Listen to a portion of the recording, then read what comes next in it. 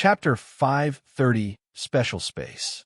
The Candlelight trading firm developed very quickly, and it constantly recruited lifestyle players despite the Candlelight trading firm having two high-end shops in White River City. They simply did not have enough space to house over 1,000 lifestyle players. For each of the three-story tall shops, the first floors were used exclusively for selling products. The second floor housed the various workshops, and the third floor housed the warehouse, offices, and lounges. Hence, not many workshops in each shop were available for the firm's lifestyle players' use. As a result, Melancholic Smile had no choice but to send the lifestyle players to the various lifestyle associations to produce items. Although the matter of space could be resolved this way, it significantly increased the firm's expenditures. Renting the workshops in the lifestyle associations required money. A basic workshop's impact on a player's success rate was insignificant, so Melancholic Smile mostly rented intermediate workshops for the firm's lifestyle players. Meanwhile, renting an intermediate workshop cost 1 silver per hour. If she rented workshops for 100 people, that was 1 gold per hour. If she rented enough workshops for 1,000 people, that was 10 gold per hour, 10 gold coins. That was almost a small guild's total liquid funds. Melancholic Smile even considered suggesting that Sherfone purchase a few more plots of land and establish more shops. Unfortunately, in order to satisfy the current number of lifestyle players they had in the firm, they would require 2 or 3 plots of land. However, the situation had changed now. The Candlelight trading firm next to the auction house had been promoted to a 5-story building. Although it seemed that it had only gained 2 more floors, it was equivalent to having 2 more shops worth of workshops. In fact, the space inside the shop had also grown. It was now roughly a little more than twice the original size. With so much space, the Candlelight trading firm could save a lot on rental fees. Melancholic Smile only wished that Sherfone would upgrade all of the Candlelight trading firm shops. That way, the firm would not have to spend any money on renting workshops. Sherfone could not help but laugh at Melancholic Smile's reaction in the past. Even after God's Domain had operated for over a year, countless players were unable to promote their 1-star shops to 2 stars. It was purely due to luck that the Candlelight trading firm had obtained the promotion order so quickly. It was practically impossible to obtain another shop promotion order from the Twilight treasure chest, though if he could upgrade the Icarus's heart to epic rank, there might be a small chance for Sherfone to obtain a second 1 Sherfone. Then had Melancholic Smile meet him in the meeting room on the 5th floor of the firm with cream cocoa and roasted Ironheart. The benefits a 2-star shop offered were not limited to an increase in space. Otherwise, there wouldn't have been so many players desperately trying to upgrade their 1-star shops to 2-star shops in the past, willingly spending tens of thousands of gold to obtain a shop promotion order. Meanwhile, the news of the Candlelight trading firm owning a 2-star shop spread quickly. After all of White River City knew of the Candlelight trading firm. A majority of the players residing in the city had shopped at the trading firm at least once before. Now that one of the shops had mysteriously grown, it would definitely attract a lot of attention. Young Master Phone, there is some movement over at the Candlelight trading firm. They have actually managed to establish a 5-story shop. When I went over to investigate, I found that the first floor has doubled in size. The number of items they can put on display has also significantly increased. A player specifically tasked to investigate the Candlelight trading firm reported 5 stories, larger than before. Feng Xinyang could not help but sneer. The Candlelight trading firm is certainly ambitious. While producing lightstones, they also expanded their shop to prepare for the new sales. What a pity. Truly a pity. So what if they have a larger space? Now that I have stolen the 3 of the advanced forging apprentices capable of producing the lightstones, that shop will only have empty shells to show off. He still felt the sting from the large amount of money he had spent to poach those 3 advanced forging apprentices. However, the thought of how the Candlelight trading firm could no longer produce the lightstones soothed the pain in his heart. Right, how are we developing in Maple City? Feng Xinyang asked the somewhat chubby man beside him. I heard that the Candlelight trading firm has set up a shop close to the Overwhelming trading firm. This should have significantly impacted the Overwhelming trading firm's business. Young Master Feng, please rest assured. Although the Candlelight Trading Firm is impressive, Maple City is our home ground. Moreover, Miss Yulan has succeeded in inviting that great personage to help us. The magic damage potions they have produced have single-handedly driven the overwhelming trading firm's business. Candlelight has no chance against us. It won't be long before the overwhelming trading firm stabilizes its status as Maple City's #1 trading firm. Also, when that great personage's alchemy proficiency advances, or when we obtain an item that increases success rate, he will be able to produce that item. At that time, not even the Candlelight Trading Firm in White River City will be a challenge, the chubby man said, giggling good. It's as expected of the woman who the higher-ups favor. As long as the overwhelming trading firm conquers White River City, my status will rise along the tides. At that time, my succession of the household will be set in stone. Feng Xuanyang's eyes suddenly glowed. He truly never expected that Yulan would successfully recruit that great personage from Underworld. That great personage was only a lifestyle player. However, by relying on his superb talents, he had profited Underworld in many virtual reality games, and gradually throughout the years, he had become a force to be reckoned with in the organization. Even Underworld's upper managers tread carefully when around him. Although Feng Xinyang had thought of trying to invite that great personage before, he simply did not qualify to do so. Meanwhile, the fact that Yulan had recruited that great personages helped show just how capable she was. It seems that I'll have to rope that woman in the future. Feng Xinyang licked his lips as he pondered. Although he had only been interested in gentle snow in the past, Yulan's temperament, figure, and appearance were not one bit inferior to gentle snows. In certain aspects, Yulan was even superior to the snow goddess. If he could make Yulan his woman, it would benefit him greatly in the future. His chances of becoming the master of his household would increase. In the meeting room on the 5th floor of the Candlelight Trading Firm, Shifeng noticed Melancholic Smile and the others stand to greet in the moment. He entered guild leader. Seeing as you were in such a hurry to look for us, do you have some sort of surprise for us? Cream Cocoa revealed her anticipation as she gazed at Shifeng with her large eyes. She knew that Shifeng would never call for a meeting with them for no reason. And in every meeting, Shifeng always had something prepared for the three of them.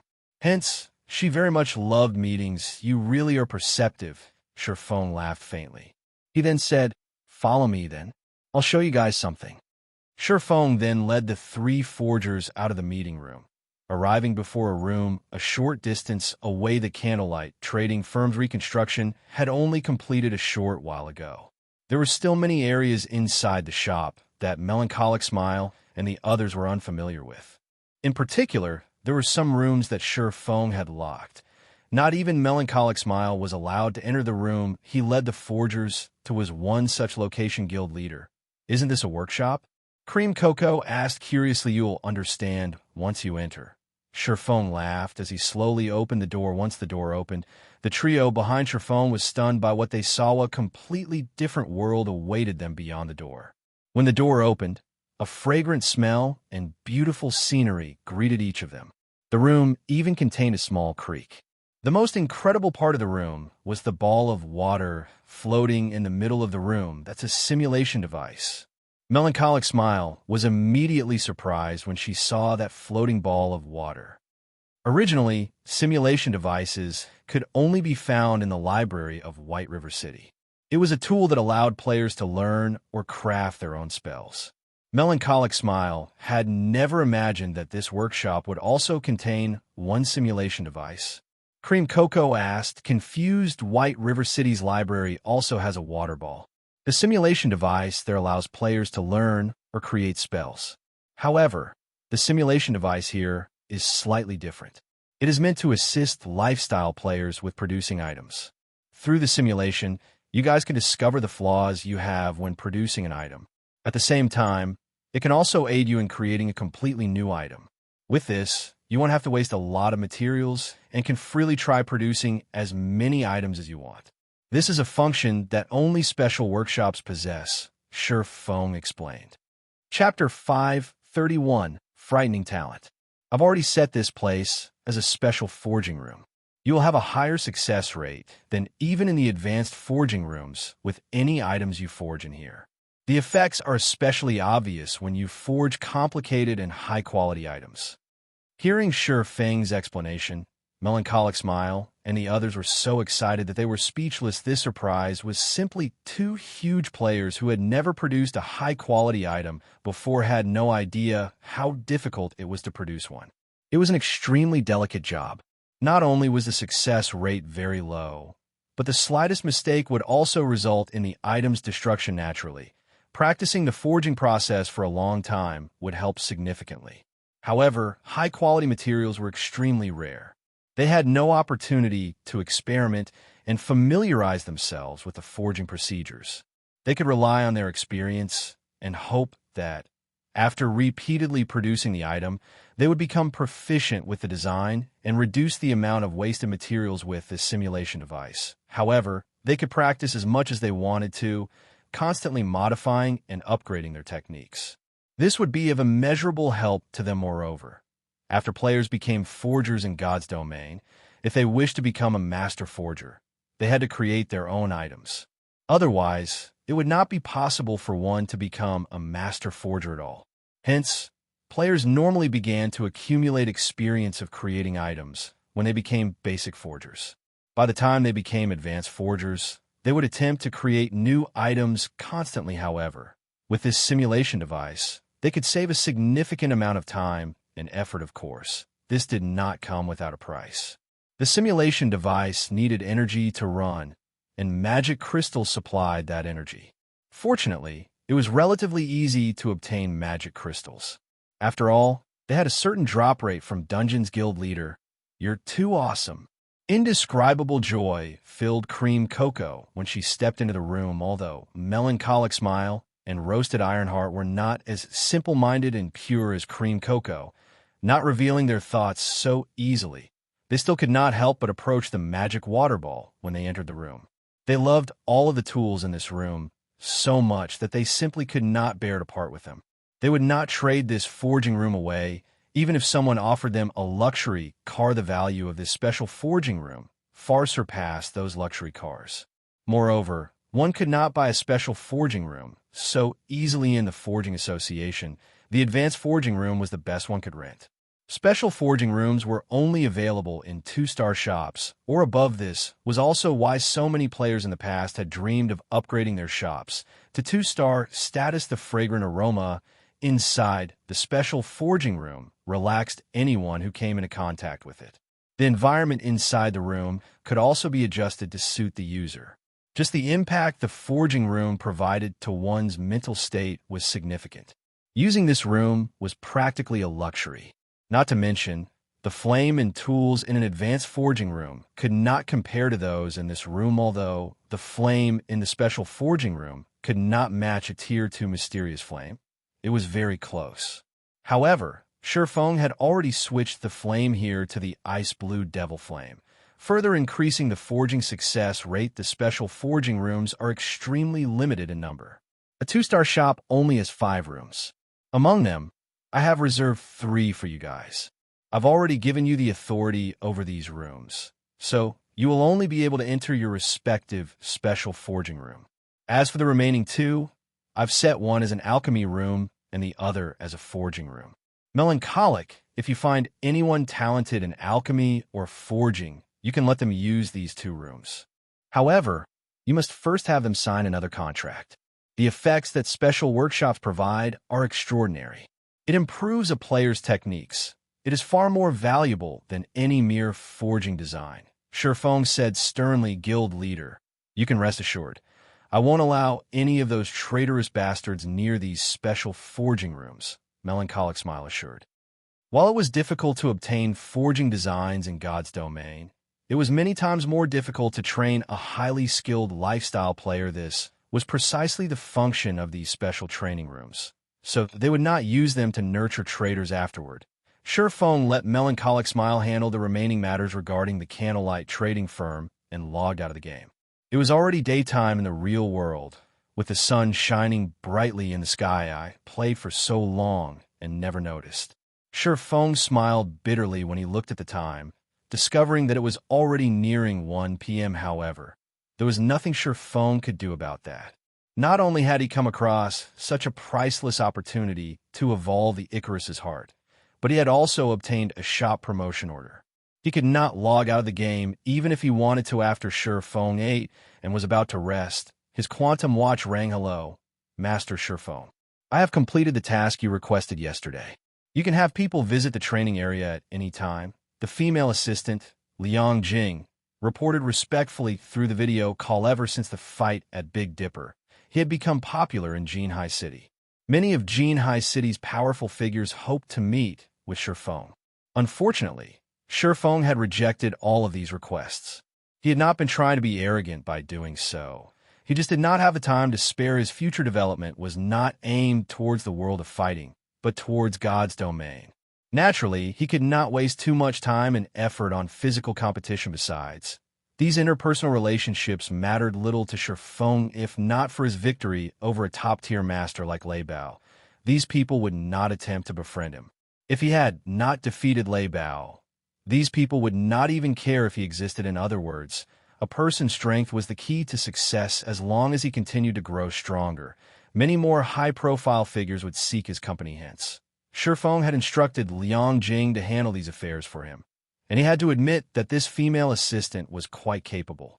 Not only had she managed to dismiss all those who wanted to meet him, but she had also done it in a way that satisfied everyone. However, all these were only small matters.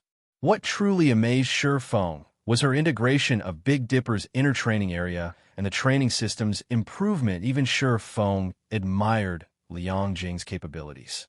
She had actually accomplished all of this in such a short time. No wonder Chairman Xiao had her as his head assistant.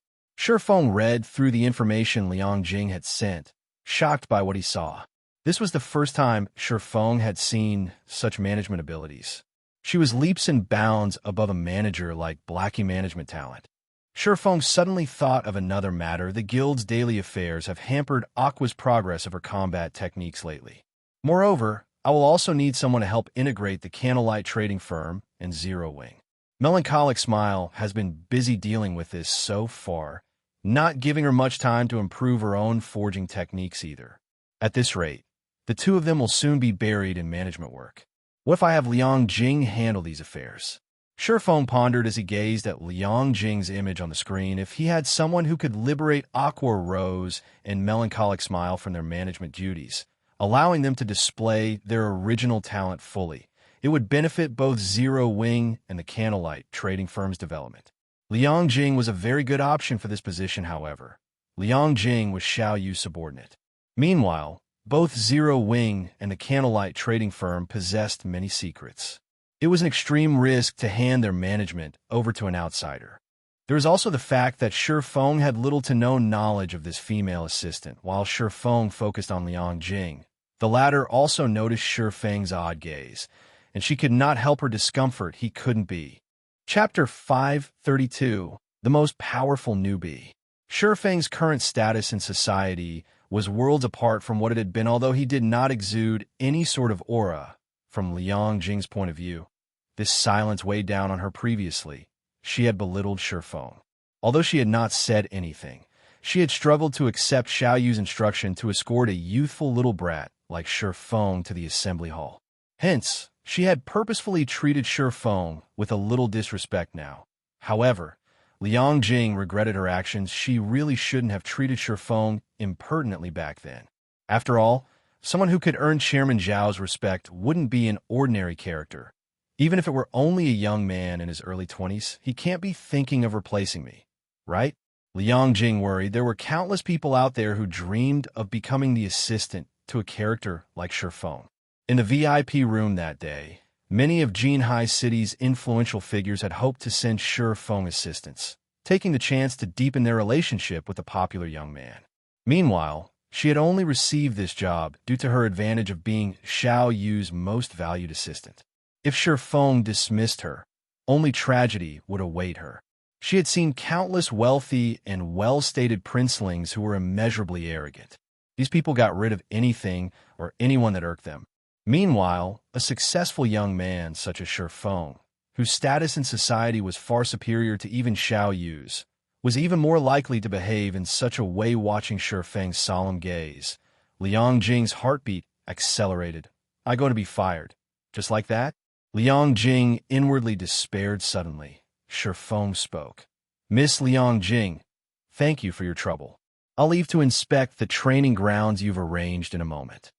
Although Shifeng might appear to gaze at Liang Jing solemnly, in reality, he was simply pondering how he should go about making Liang Jing one of his people, liberating both Aqua Rose and Melancholic Smile's potentials.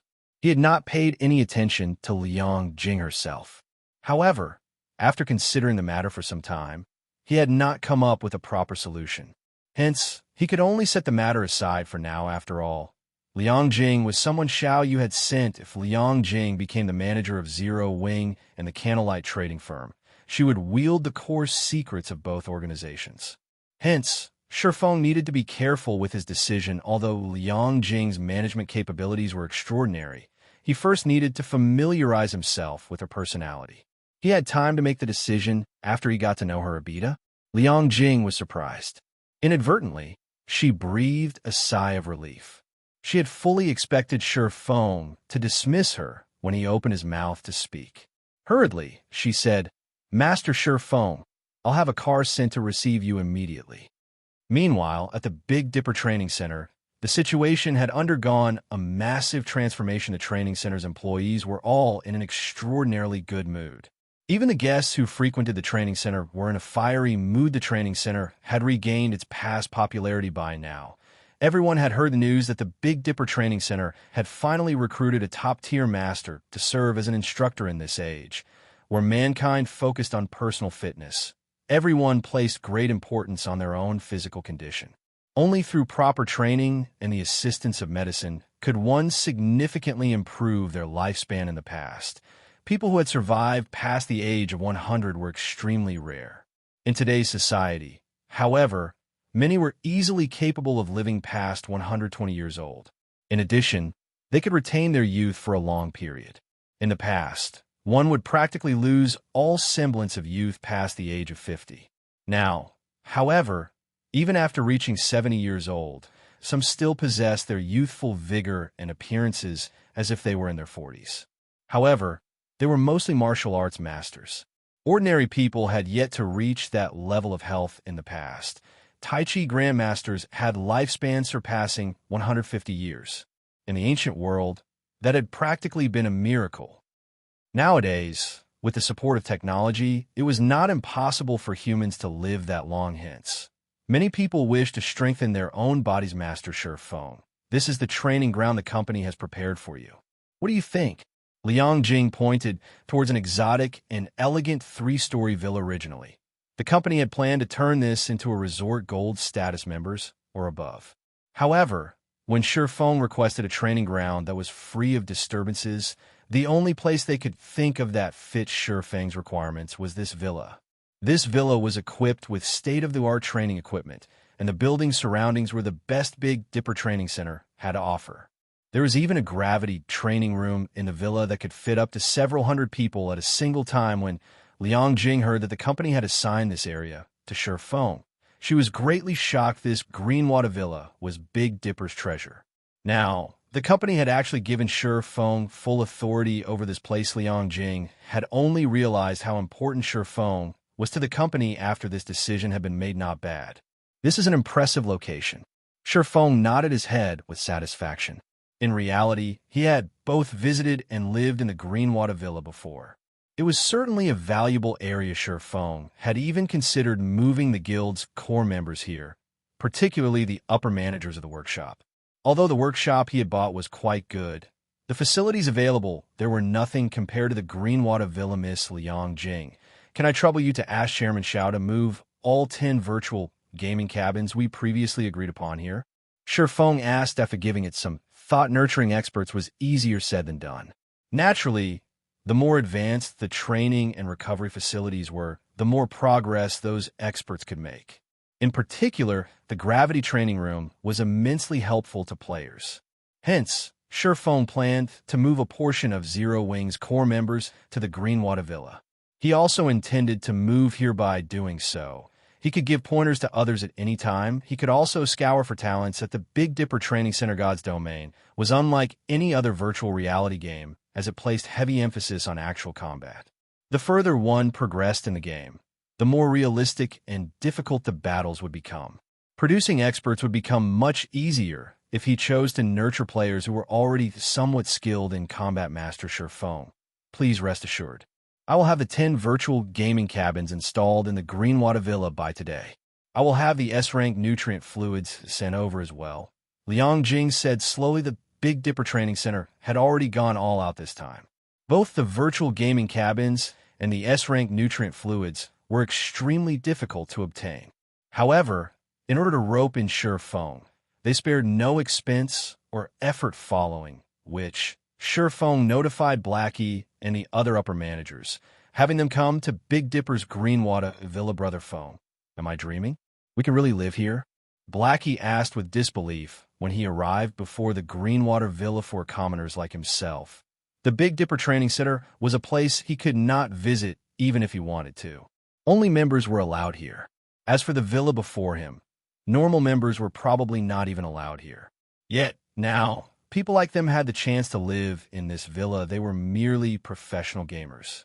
To a massive existence like the Big Dipper Training Center, they were negligible. Even Fire Dance, Violet Cloud, and the 5 demon generals standing beside Blackie were stunned into silence. They were just commoners in real life. They did not dare consider entering such a high-class location. Even the Zero-Wing workshop Sherfong had established had surprised them. They had never known that a gaming workshop could be so luxurious. Now, they were even more surprised. They were actually going to live in such a high-class villa. Everyone had yet to learn about Sherfong being a martial arts master, much less about the fight that made him famous overnight. Big Brother Sherfong, I heard that the daily rental here is very expensive. Violet Cloud worriedly commented. That's right. Normally, each person has to pay several thousand credits per day to stay here. However, from today onwards, this will be Zero Wing's training base. Sherfong nodded. It is not as easy to mingle in God's domain as you think it is. Hence, from today onwards, I will work with all of you frequently. However, I will only instruct you on your combat techniques in God's domain. I'll leave your training in the real world to someone else. Someone else? Everyone was surprised. That's right. This is Master Lei Bao. He has only recently joined Zero Wing, and from today onwards, he will handle your daily training. This is a rare opportunity that many will never have, no matter how much they wish for it. So you must cherish it. Sherfong introduced the martial arts master. Although he was skilled in God's domain combat, he did not know how to train people in the real world. On the other hand, Lei Bao was a bona fide top-tier master, someone who was only a short distance away from reaching the realm of Grandmaster. When it came to training people in the real world, Lei Bao was far more qualified than he was. Chapter 533, Overwhelming Force. When the group heard Sherfang's introduction, they were dumbfounded. Everyone present knew just how precious a martial arts master was. Many professional fighters would do anything just to receive advice from a martial arts master, let alone personal tutorage. Moreover, their instructor was a top-tier master. Never in their dreams would something like this happen. For a second, Blackie and the others even thought that they had heard wrong. However, after spending time in God's domain, everyone's senses had improved considerably. By now, they were already capable of making a rough estimate of another person's strength. Lei Bao also made no attempt to hide his beast-like aura in the slightest. Just basking in his aura made their bodies feel heavier. If not for Sherfong standing beside Lei Bao, they would have fled immediately, as this oppressive feeling was truly unbearable. When none of them knew Lei Bao's exact strength, none of them doubted that Lei Bao could wipe the floor with all of them in less than 10 seconds. Master Lei Bao, I'll have to trouble you then. Sherfong could see everyone's surprise and knew how incredulous of a situation was. However, this was all definitely real. Not even famous professional fighters would have access to these benefits. If Blackie and the others could not improve with Lei Bao's help, then he really had no other means of helping them in the past. Under Shadow's arrangement, Sherfong had sought out many masters to learn from. He had not been as lucky as Blackie and the others. Being stood up by a martial arts master after several weeks of waiting was a normal occurrence to Shurfeng. As for personal tutorage, that was just a dream, no problem. Since we agreed upon this beforehand, I will hold up my end of our bargain. Lei Bao nodded. He then shifted his gaze to Blackie and the others. Faintly smiling, he said, "All of you, follow me. I'll have a look at your foundations before planning your training." Under Lei Bao's watchful gaze, everyone felt their hair stand on end. They all had a bad premonition about what was to come. Unfortunately, with Lei Bao's personality, even if they did not want the training, he would not show any mercy guild leader. The group sent pitiful looks toward Shurfeng, however. Shurfeng only waved them off with Lei Bao's training. Shurfeng hoped that they could learn how to control their bodies more efficiently. Once they learned that control, they could display frightening combat power in God's domain when it came to control over one's body. Lei Bao had reached perfection. That he had reached the standard of tiger roaring showed that Lei Bao knew a unique method to train his physical control. Otherwise, he could never train his body to the degree of merging his internal and external power. Compared to a half-baked martial arts master like Shurfeng, Lei Bao was a powerhouse while Lei Bao trained Blackie and the others. Shurfeng did not remain idle as he headed towards the Greenwater Villa's gravity training room now that Shurfeng's brain activity had significantly improved. If he wished to control the lock on his physical power completely, he needed to possess sufficient strength. Otherwise, his body would crumble, unable to withstand the sudden release in power. Lei Bao, on the other hand, was different. He was a true martial artist, someone who had trained in the arts since he was young. Even if he released the limiter his brain had placed on his body could easily handle the additional power the gravity training room would help enhance physical toughness immensely. There were also various medicine and healing cabins available for one to recuperate as they needed. Since Shurfeng had access to these facilities, he had to train as much as he could. After Shurfeng had spent half the day training, Liang Jing had finished with her tasks at the Greenwater Villa. Currently, every Zero Wing member had a virtual gaming cabin in their room, coupled with an unlimited supply of A-rank nutrient fluids. However, the most valuable item was still the S-rank nutrient fluids. Each person had received one bottle. With it, everyone could fully replenish their brain's energy. Such expenditure had left even Liang Jing, someone who had seen various aspects of high society before, stunned. Not only was there a top-tier martial arts master serving as an instructor, but everyone had also been provided with a bottle of S-rank nutrient fluids. How was this supposed to be training for professional gamers? Those who did not know better might even think that these youths trained to participate in a national fighting competition. Was such extravagance necessary just to play a game? Shurfeng could very much relate to Liang Jing.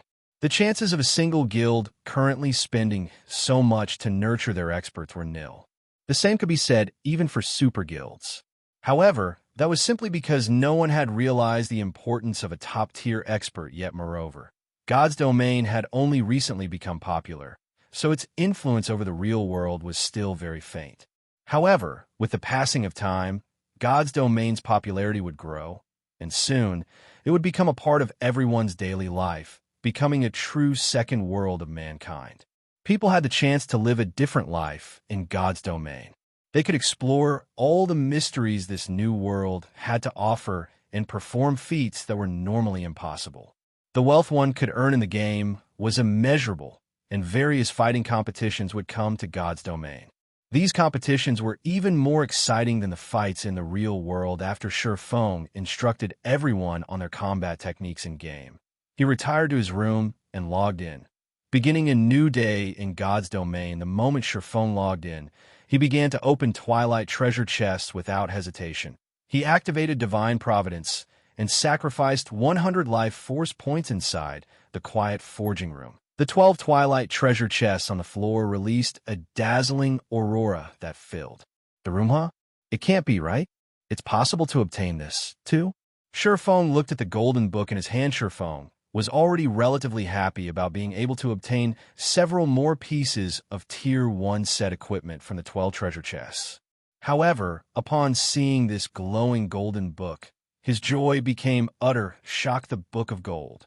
This was the best possible item a lifestyle guild could obtain from the Twilight Treasure chest. This book was not any ordinary item.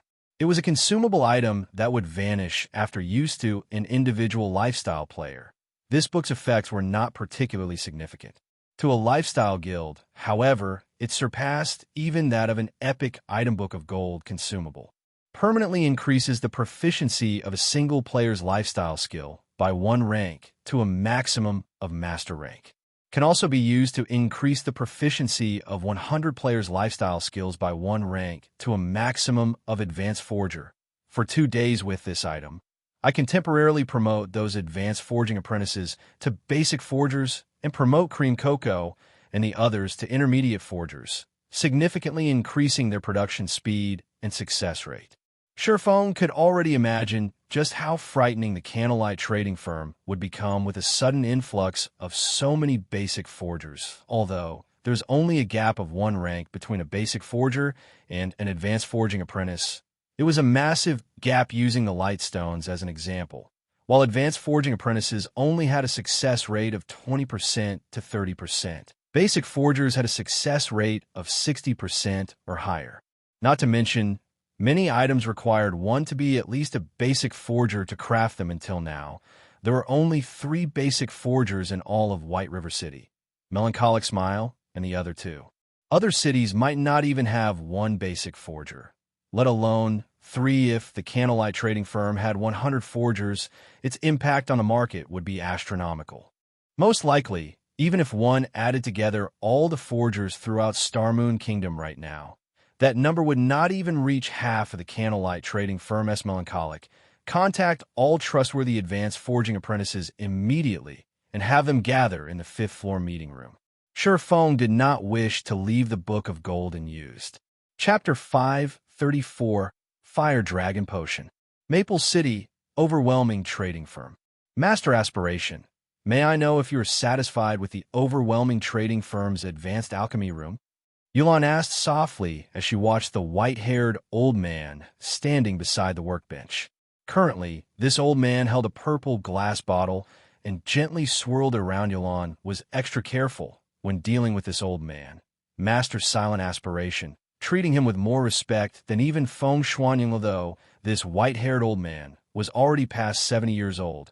Even Underworld's upper management had to show this man great respect, much less a young woman like herself before Yulon had even been born. This old man had explored virtual reality games for many years.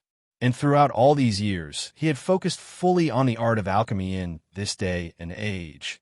Nobody in the virtual gaming world's alchemy industry did not know the name Silent Aspiration. Old man Silent Aspiration was already a basic alchemist. Meanwhile, if Surephone could see the potion this old man was concocting right now, he would find it both shocking and familiar. The potion in the glass bottle was a fire resistance potion. However, it was not just any fire resistance potion. It was a modified variation. In the past, this potion had been known as the Fire Dragon Potion and had been extremely famous throughout God's domain. Not only did it provide more fire resistance than a basic fire resistance potion, but its duration was also much longer. Most importantly, the Fire Dragon Potion increased a player's strength by 10 points during its duration. The Fire Dragon Potion's effects could also stack to a maximum of 50 strength and 100 fire resistance to an ordinary player. 50 strength was a significant increase, not to mention experts not bad. I never expected that you, little girl, could actually obtain such a good bottle. This has finally allowed me to complete my newly developed potion. Silent Aspiration smiled at the red liquid inside the purple bottle. Satisfied, he said, "Sure enough, it is as I surmised. Not only will the fire resistance stack, but the strength bonus will also stack. Seeing as the basic version of the potion already possesses such wonderful effects, let's call this the Fire Dragon Potion. Little girl, consider yourself lucky. Master Aspiration, you truly are amazing. You are actually capable of producing such a powerful potion. May I know the success rate for this Fire Dragon Potion?" Yulon's eyes lit up with joy when she saw the Fire Dragon Potion's effects in order to convince Master Silent Aspiration to come to Maple City and help Overwhelming Smile. She had to go through much difficulty to obtain this set of mysterious iron alchemy equipment, however. Compared to the value of this fire dragon potion, a set of mysterious iron alchemy equipment was nothing considerable relax. If this old man crafts the potions personally, my success rate is 50%. And though the success rate of other alchemists might be below 30%, the materials I've used to concoct this potion are all common. It won't do much harm to waste some. Silent Aspiration laughed to develop the fire dragon potion. He had invested a lot of time. Otherwise, he would have long since become an intermediate alchemist. By now, many thanks for Master Aspiration's help. Now that we have the fire dragon potion, as long as we nurture a large number of alchemists, the Candlelight Trading Firm will no longer be a problem. Yulan said confidently. As the creator of the fire dragon potion, Silent Aspiration could distribute its recipe to as many people as he wanted. It would be extremely easy for the Overwhelming Trading Firm to develop a small army of alchemists. Moreover, the Overwhelming Trading Firm would have exclusive rights to sell the fire dragon potion. It was far more precious than any rare forging design or recipe. It was impossible for anyone outside the trading firm to produce it. With this potion, who could possibly challenge the Overwhelming Trading Firm? I've already produced what you requested. Little girl, if you wish to keep me here, you need to remember the secret silver equipment you promised me. Silent Aspiration reminded her to this old man. Nothing was more valuable than refining his alchemy. In particular, the alchemy in God's domain was unbelievable. If possible, he would have immersed himself in research every day. Unfortunately, his equipment was not good enough. Otherwise, he would not have bothered helping Yulan Master Aspiration. Please rest assured. I have already found some clues leading to the set. I believe that it won't be long before we obtain a set of secret silver alchemy equipment for you. Yulan guaranteed. In the meantime, however, I will have to trouble Master Aspiration to produce a few more fire dragon potion recipes. That way, I can earn the money required to buy the alchemy equipment quickly. This is a simple task, Silent Aspiration laughed. As time passed by, the various guilds throughout God's domain no longer competed over dungeons. Instead, they had shifted their focus to competing in trade. This competition only grew fiercer as more time past this shift had occurred because everyone had seen just how profitable the Candlelight Trading Firm was after just 2 short days. Many guilds had opened their own shops. Even Ouroboros had opened a shop in Starmoon City, though the shop was nowhere near the central district. However, Gentle Snow had not had much choice. She had seen just how much money the Candlelight Trading Firm raked in every day. By the time Ouroboros collected enough reputation points and coins to purchase a golden land, the Candlelight Trading Firm would have monopolized Starmoon City's trade. So, she made the decision to set up a shop in the city's outer district first. At the very least, the guild could gain a small income of coins this way. Meanwhile, Overwhelming Smile was even more amazing. Not only had the guild set up a shop in Maple City, but it had also opened another shop in White River City, challenging the Candlelight Trading Firm. Young Master Phone. Everything has been prepared. At noon, we should have a sufficient stockpile of the Fire Dragon Potion. At that time, our men will announce the sales of the potion throughout White River City. Even if the Overwhelming Trading Firm is not situated in the golden areas, everyone will still swarm the shop. Moreover, the Candlelight Trading Firm only has 3 people capable of producing the basic strength and armor kits. When the time comes, it will fall to the Overwhelming Trading Firm. Excellent.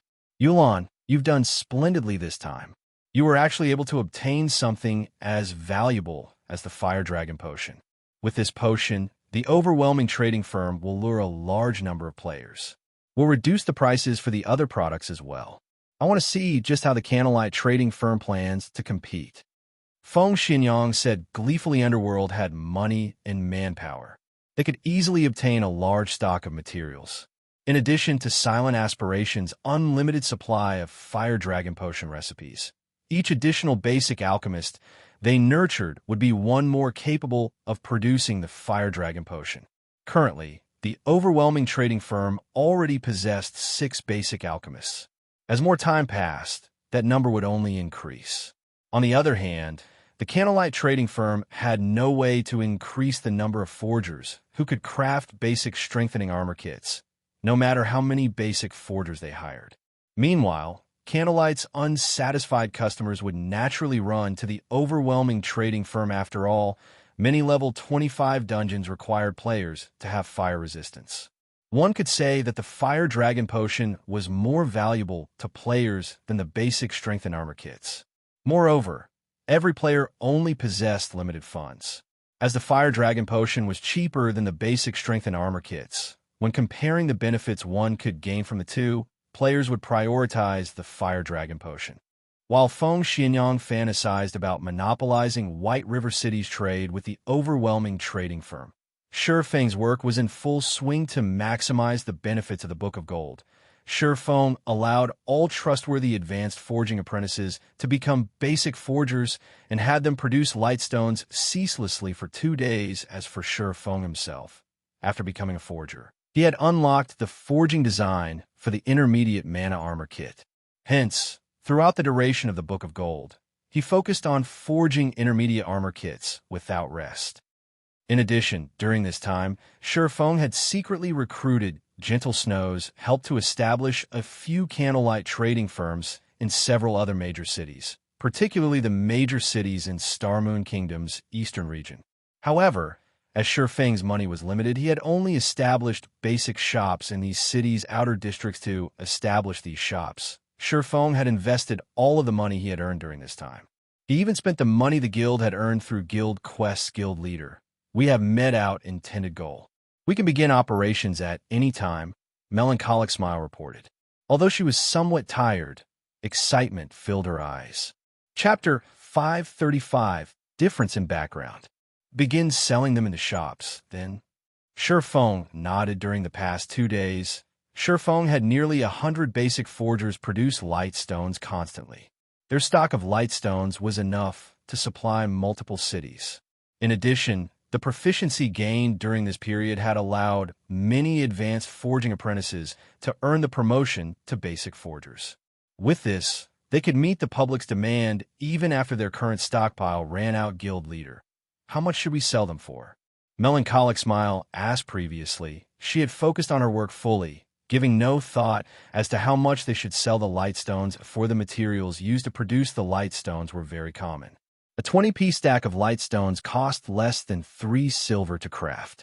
Factoring in a basic forger success rate, which was just slightly above 50%, the total cost would be around 6 silver per stack. Simple. Sell each piece for 1 silver and each stack for 19 silver. Shifeng stated directly. Unlike the basic strengthened armor kits, which are considered luxury items to most ordinary players, lightstones were commonly used items. So, its price was also very low in the past. The starting price for lightstones had also been roughly 1 silver per piece. Any higher, and players would begin to feel cheated. However, as the number of players who could produce the item increased, the lightstone's price would eventually fall to 50 copper per piece and 10 silver per stack. What about the intermediate mana armor kits? Melancholic Smile asked. In reality, Melancholic Smile didn't believe that the lightstones were Candlelight trading firm's trump card. Rather, she believed that their success lay in the intermediate mana armor kits. Only Shifeng could produce the intermediate armor kit, as nobody else had the design. This was the Candlelight trading firm's greatest advantage. Others might not realize this, but the reason behind Starstreak trading firm's fierce competitive edge was the basic mana armor kit. Even now, the basic mana armor kits were still highly sought after by elite players. Intermediate mana armor kit can be made into either physical or magical intermediate armor kit bound to character after equipping intermediate physical armor kit. Defense plus 200, Strength plus 10, Endurance plus 12, Agility plus 10. Maximum binding limit per character 3. Can only be bound to level 25 equipment or above intermediate magical armor kit. Defense plus 60. Intelligence plus 10, Endurance plus 12, Vitality plus 10. Maximum binding limit per character 3. Can only be bound to level 25 equipment or above if a player equipped 3 intermediate mana armor kits. The total attributes they received would be the equivalent of wearing an additional piece of level 25 dark gold equipment. One could not buy level 25 dark gold equipment through the market, even if they had the money. Many people offered prices of 20 gold or more for non-MT dark gold equipment, not to mention dark gold weapons and equipment for MTS currently. God's Domain's elite players were around level 25, so they could conveniently use the intermediate mana armor kits. Hence, now was the best time to sell them, however. It was also this reason that made it difficult for Feng to set the price for the kits. He could neither sell it too cheap nor too expensive. Moreover, there was also the fact that he wouldn't have a lot of free time to produce the intermediate mana armor kit. Let's set them of 5 gold for now, Feng said after pondering for a long moment. Although the various guilds currently busied themselves with commerce and had already spent a significant sum of money, they should still possess a small amount of gold. To claim the first clears of large-scale team dungeons, they would have no qualms about spending several hundred gold to equip a team fully with intermediate mana armor kits following, which, Melancholic Smile began to prepare. Meanwhile, the overwhelming trading firm had also begun selling the Fire Dragon potions. This Fire Dragon potion is awesome. It can stack attributes and fire resistance. With this potion, raiding level 25 team dungeons will be a breeze. The only downside is the price. Each bottle actually costs 10 silver. The MT alone will require 5 bottles per run. Everyone else in the team will have to drink at least 1 bottle as well. What can you do about it? The overwhelming trading firm is the only place that sells this potion. However, if we can successfully raid 10 and 20-man hard mode team dungeons, we will more than earn back the cost. Overwhelming Smile's advertising had been very well timed. As the Fire Dragon potions went on sale, people began to promote the potion at the various lively locations throughout White River City. As a result, many teams who had struggled with the level 25 dungeons that require high fire resistance grew interested, and they had promptly run towards the overwhelming trading firm to purchase the Fire Dragon potion. Shortly after the Fire Dragon promotion went up for sale, some of the players visiting the Candlelight trading firm to purchase daily necessities discovered that something had changed. There were several new counters in the hall on the first floor. Initially, due to the recent increase to Candlelight space, the first floor had felt relatively empty. Now, however, it was just right. What is this? Curious players quickly flocked around the new counters. Hello, sir. This is our Candlelight trading firm's newest product, the Lightstone. With this item, you won't have to worry about not being able to grind at night. The NPC Beauty slowly explained to ordinary players, nothing was more of a headache than grinding at night. At night, not only was monsters' vision unaffected, but there was also a certain increase to monsters' combat power.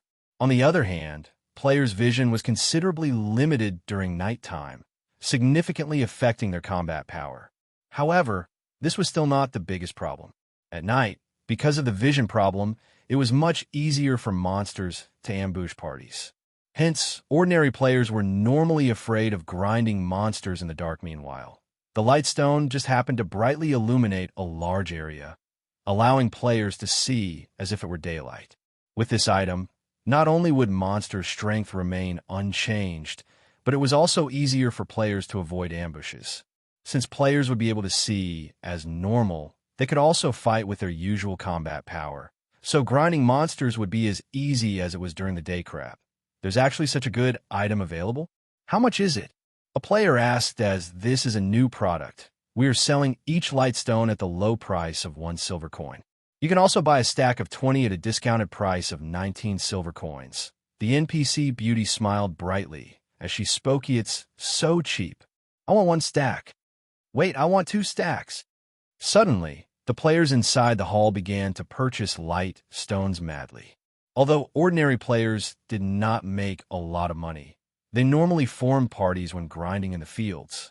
If they split the cost of 19 silver between each party member, they could easily afford the light stones. Moreover, each stack of light stones could last a party up to 2 nights as long as one casually tallied up the accounts. The majority of the independent players would not miss out on this opportunity. An ordinary party could definitely earn more than 19 silver coins from 2 nights of grinding. Not to mention an elite party very quickly. News of the Lightstone spread. Players who received the news immediately disregarded whatever they were currently doing and hurried to the candlelight trading firm for a time. The Lightstones became far more popular than the Fire Dragon Potion. You're saying that the candlelight trading firm is selling Lightstones in large quantities? Feng Xinyang was baffled when he heard this latest report from his subordinate. How is that possible? We even have to limit the number of Fire Dragon Potions we sell each day. How could they possibly afford to sell Lightstones in large quantities? Where are they finding so many people to produce them? He had spent more than 50 million credits just to poach the 3 people capable of producing the Lightstones from the candlelight trading firm. Yet, now, the trading firm was still able to offer so many Lightstones. How could he possibly believe such a ludicrous report?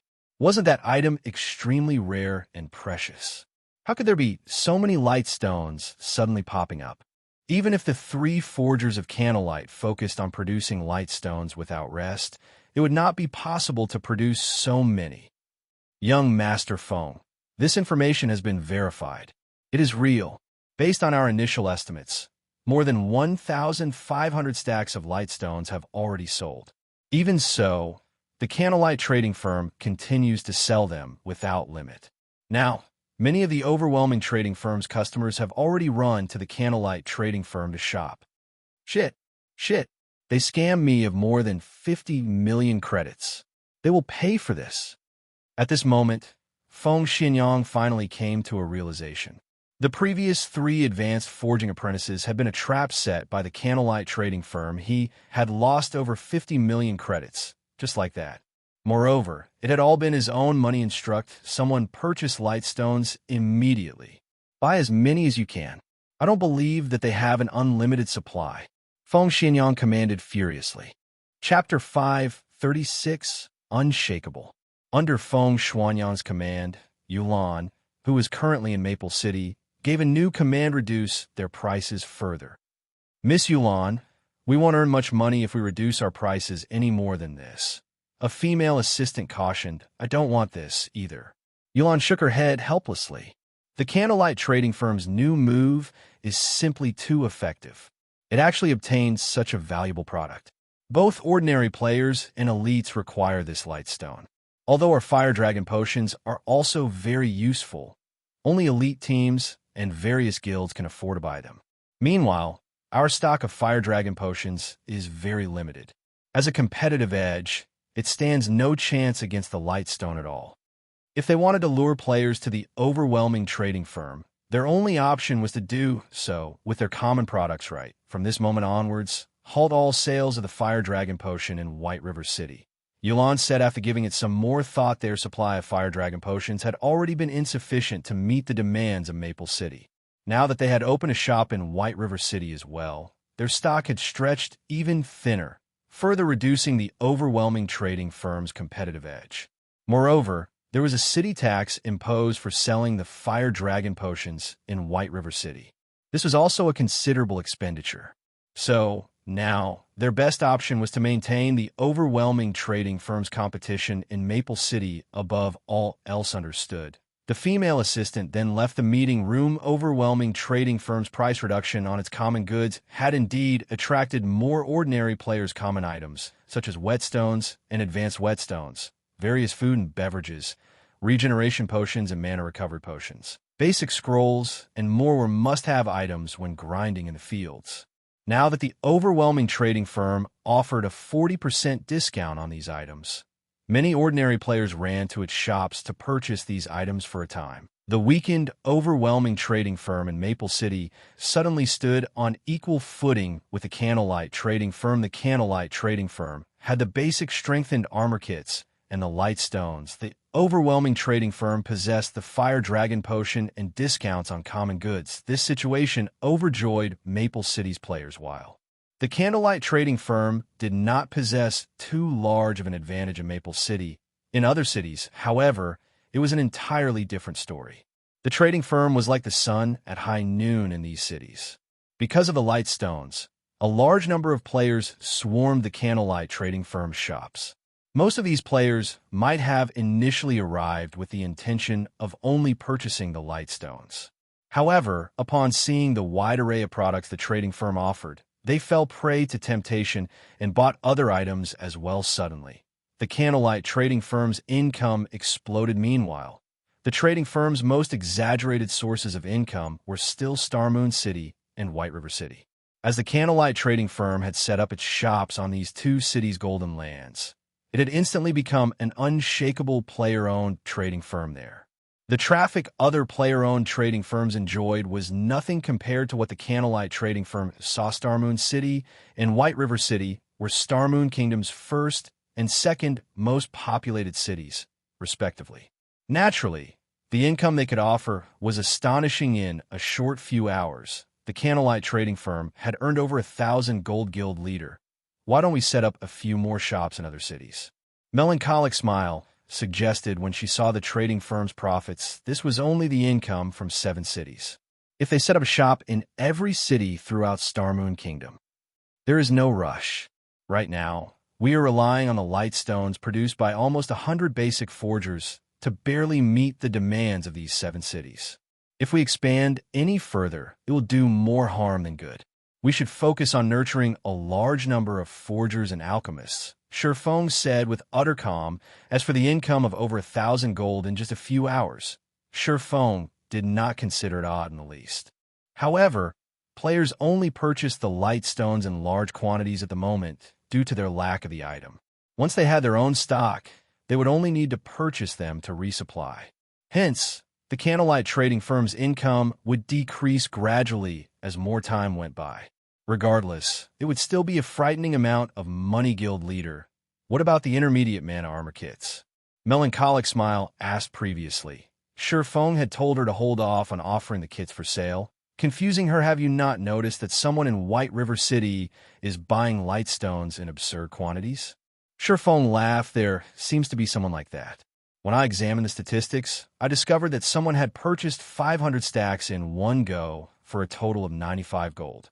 Afterward, 2 others had purchased 300 stacks and 400 stacks, respectively. Even if these people bought the light stones for their own guilds, they should not need to buy so many. Melancholic Smile nodded. Someone is intentionally trying to clean out our stock of light stones. If we push out the intermediate mana armor kits right now, what would we do if that person stops buying our light stones?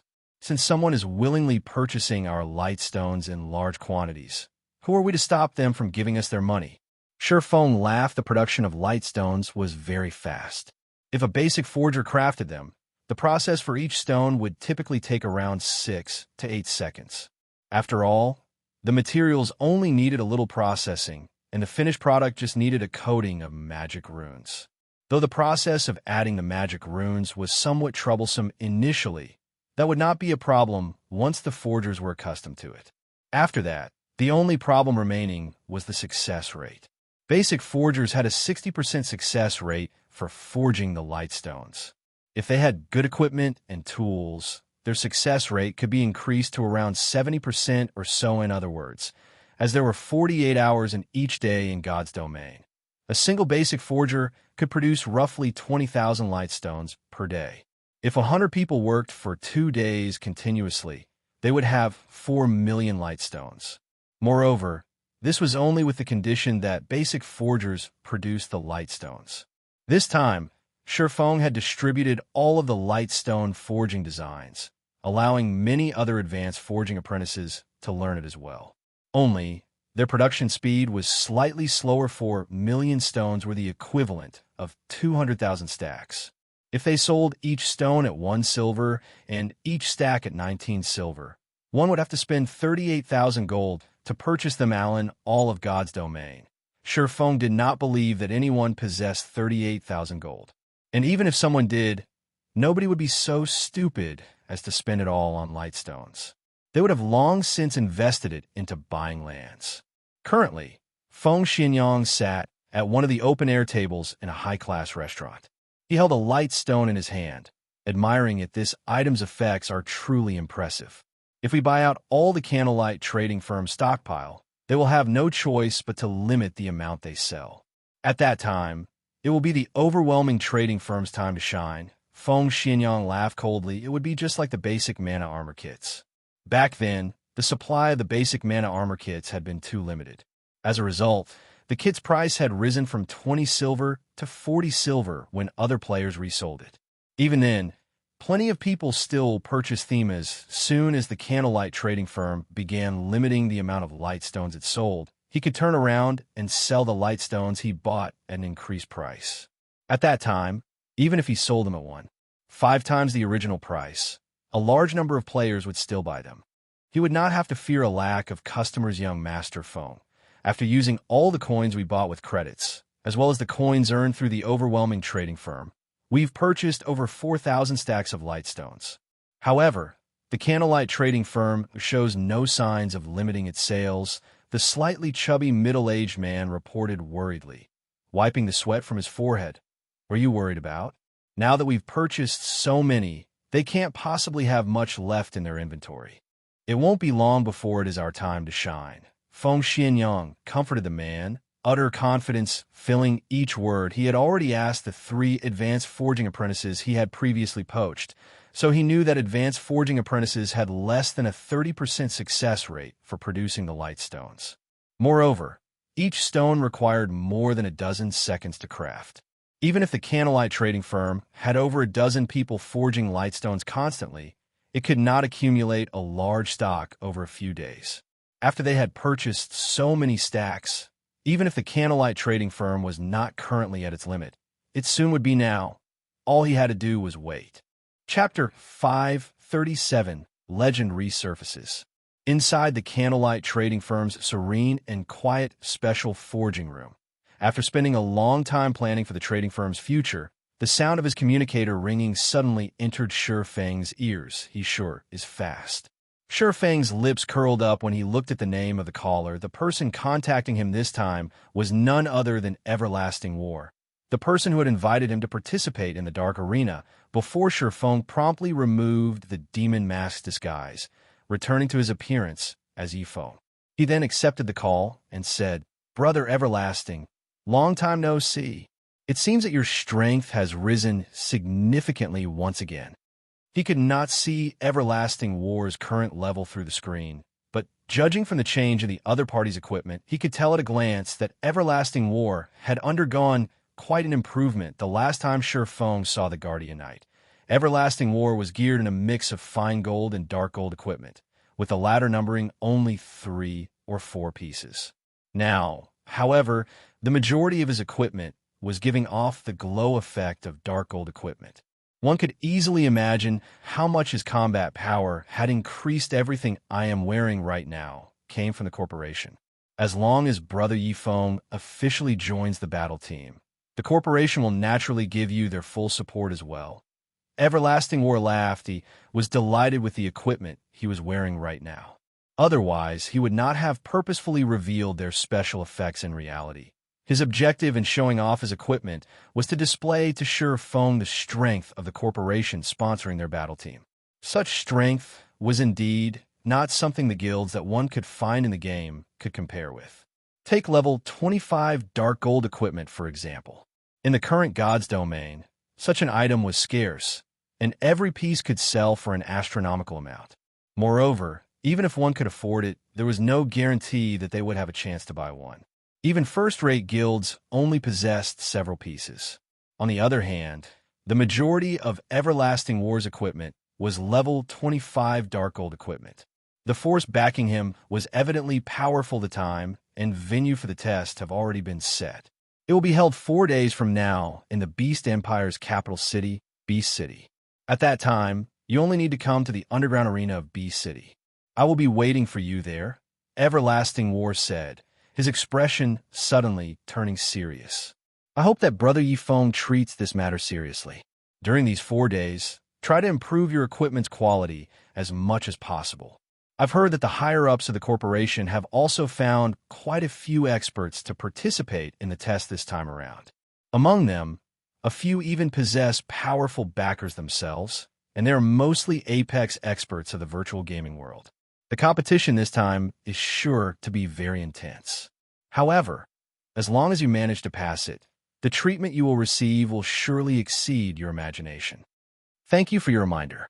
I will make sure to arrive on time. Shi Feng laughed, not bothering to add anything else. He is for Everlasting War's advice for him to upgrade his equipment. Shifeng had previously thought about doing so before. However, how could epic equipment possibly be that easy to obtain? Epic equipment? Shifeng could not help but ponder at this point. He had already used up all the excess life force points he had saved up in the Icarus's heart. If he wished to upgrade the necklace to epic rank, he would have to collect the full 5,000 life force points required. However, after using that many life force points to open Twilight treasure chests, he had also obtained quite a harvest currently. He had also completed the Tier 1 set equipment for Shield Warriors and Guardian Knights. There were even a few extra set pieces for a second set. He had also completed the Tier 1 set equipment for Assassins, Elementalists, and Clerics. As for Berserkers, Rangers, and Druids, he was still missing one set piece for each class. He also obtained 2 extra set pieces for Swordsmen other than these Tier 1 set equipment. He had also obtained plenty of level 30 fine gold and dark gold equipment. Overall, his harvest was quite bountiful. It's been some time since I last targeted Overwhelming Smiles members. If I go for them again right now, they should not be too on guard against me. Shifeng licked his lips. There weren't many Twilight treasure chests remaining. If he could upgrade the Icarus's heart to epic rank and obtain another shop promotion order, at that time, the Candlelight trading firm would truly become unstoppable. Saying so, Shifeng immediately went into action. After leaving the special forging room, he immediately headed towards the teleportation hall. Though it was somewhat inconvenient to take action during daytime, with his standards, he would have no problems ambushing a bunch of elite players. Just as Shifeng arrived at Maple City, Melancholic Smile called him guild leader. That group of people has finally stopped buying lightstones in bulk. Do we begin now? Melancholic Smile asked with anticipation. It had been quite some time since the lightstones first went on sale. Now, the Candlelight trading firm's income was gradually decreasing as the enthusiasm of players began to cool down. If they added more fuel to the fire at this moment, they were bound to deal the other player-owned trading firms a significant blow, as well as solidify the Candlelight trading firm's position further. Okay. Since we've wrung them dry already, begin selling, then? Shifeng nodded. The reason why he chose not to sell the intermediate mana armor kits until now was his concern that some people would intentionally purchase them in bulk. Then, when the Candlelight trading firm's supply of the kits ran out, these people could take advantage of the situation to deal with the Candlelight trading firm, as well as earn a fortune while they were at it. Hence, Shifeng planned to utilize the lightstones first to deplete the funds of these people soon. Another new counter appeared simultaneously in the first floor halls of the various Candlelight trading firms. Why was another counter added to the Candlelight trading firm? A berserker who had come to purchase lightstones asked curiously, "Hello, sir, this here is our Candlelight trading firm's latest product, the intermediate mana armor kit. This item will greatly increase your attributes. Moreover, you can equip up to 3 kits at a time." The beautiful NPC saleswoman explained. What? This is the intermediate mana armor kit. The berserker was stunned. The basic mana armor kits had long since become a legend in the city. Currently, each kit sold for 50 silver. Even so, many still wished to buy it. Unfortunately, there just was no supply for the item. Now that the intermediate version of the kits had suddenly appeared, how could this not be surprising? After the berserker read the item description of the intermediate mana armor kit multiple times, he was finally sure that he was not hallucinating such powerful attributes.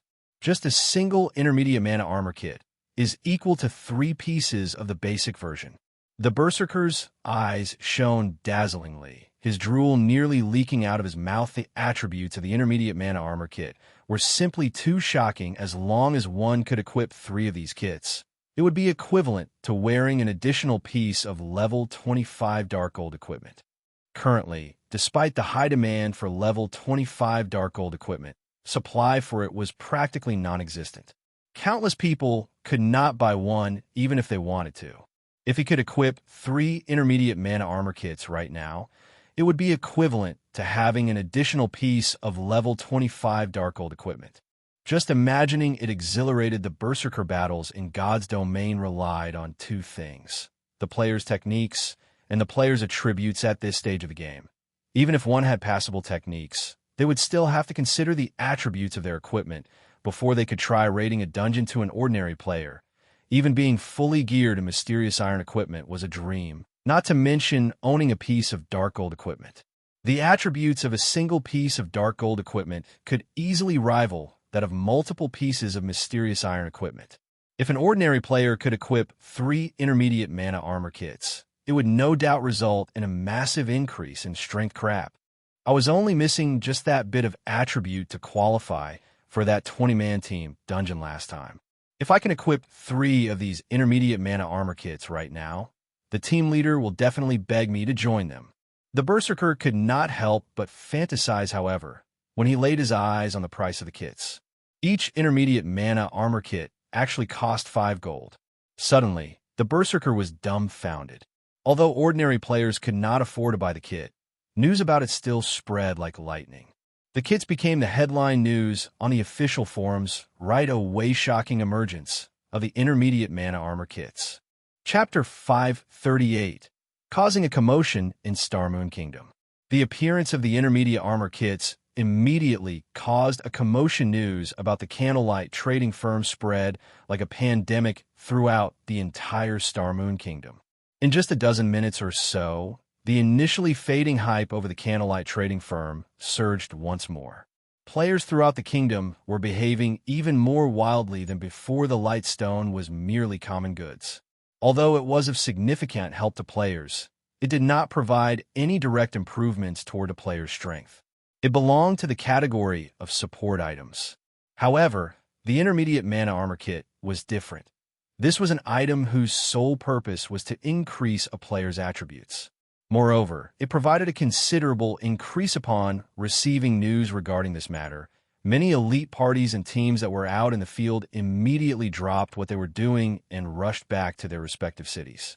They made a straight dash to the Candlelight trading firm to purchase the intermediate mana armor kits. If they were even a little too slow, other players would no doubt buy out the kits. It would be just like the basic mana armor kit, which had already passed in a legend. According to the legend, many players who had managed to purchase the basic mana armor kits when they were initially released had already become experts by now. Some ordinary teams had also become top-tier teams capable of challenging hard mode, and even hell mode, team dungeons. However, hell mode was only limited to 10-man dungeons to the majority of independent players. 20-man team dungeons were simply too difficult to challenge. The requirement of such dungeons on a player's equipment foundation was just too high. The requisite level in combat techniques was also extremely high. Only a small number of guild elite teams could clear such dungeons. Team leader, I've just received news that the intermediate mana armor kits are selling for a fraudulent price of 5 gold per kit. We can't afford them, even if we want to buy them. They are indeed expensive. Even so, we still have to buy them. We must obtain them, even if we have to borrow money to do so. I have deeply regretted not getting the basic mana armor kits. You should know our performance inside team dungeons as well. We are always short of just that small amount of damage and defense. Unfortunately, no matter what we do, we aren't able to upgrade our equipment any further. In the end, those teams that had the luck to buy 3 basic mana armor kits managed to brute force their way through the bosses. Right now, a single intermediate mana armor kit could match up to 3 basic mana armor kits.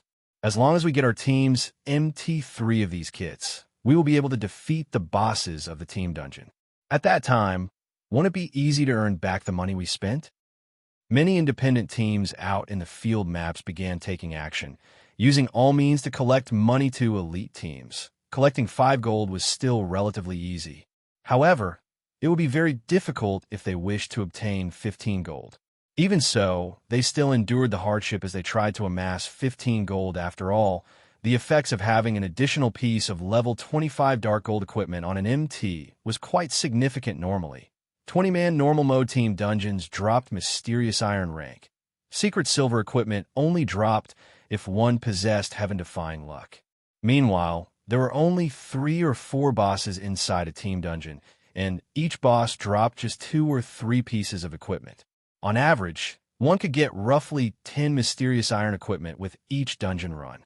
After factoring in the money and items obtained from the dungeon monsters, A team earned around 4 gold to 5 gold each time they raided a 20-man normal mode team dungeon. There was also the need to factor in the team's various expenses, loss of EXP, and such, which further reduced the team's profits. Not to mention, the team's 20 members would split this profit.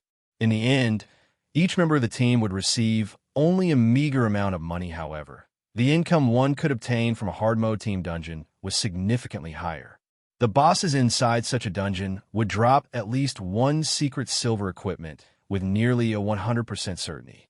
There is even the possibility of bosses dropping 2 or 3 pieces of secret silver equipment at the same time. Even the monsters of the dungeon had a fixed chance of dropping mysterious iron equipment. Another point was that only hard mode team dungeons dropped certain necessary raw materials. After adding up the various types of income, a team would typically earn at least 10 gold from every dungeon run, more than double that of normal mode team dungeons. If a team managed to clear a normal mode team dungeon, they would be able to sate their hunger at most. However, if they succeeded in raiding a hard mode team dungeon, they would be able to dine like kings every time in sidebars. There was bound to be some amazing teams celebrating their successful raid over a hard mode team dungeon, earning the envy of the surrounding players now that everyone received such an opportunity again. The players naturally had to make a desperate effort for it for a time. Players swarmed the Candlelight trading firm. However, a majority of the players who came were only here to act as a placeholder for now. That was right. A placeholder. The teams backing these players were currently still in the midst of collecting money. As soon as they gathered enough, they would immediately purchase the intermediate mana armor kits from the trading firm, afraid that the kits would sell out. Although few independent players could afford the intermediate mana armor kits, it was an entirely different story for guilds. Guilds were already willing to invest thousands of gold in a single shop, not to mention spending several hundred gold to equip their core teams with intermediate armor kits.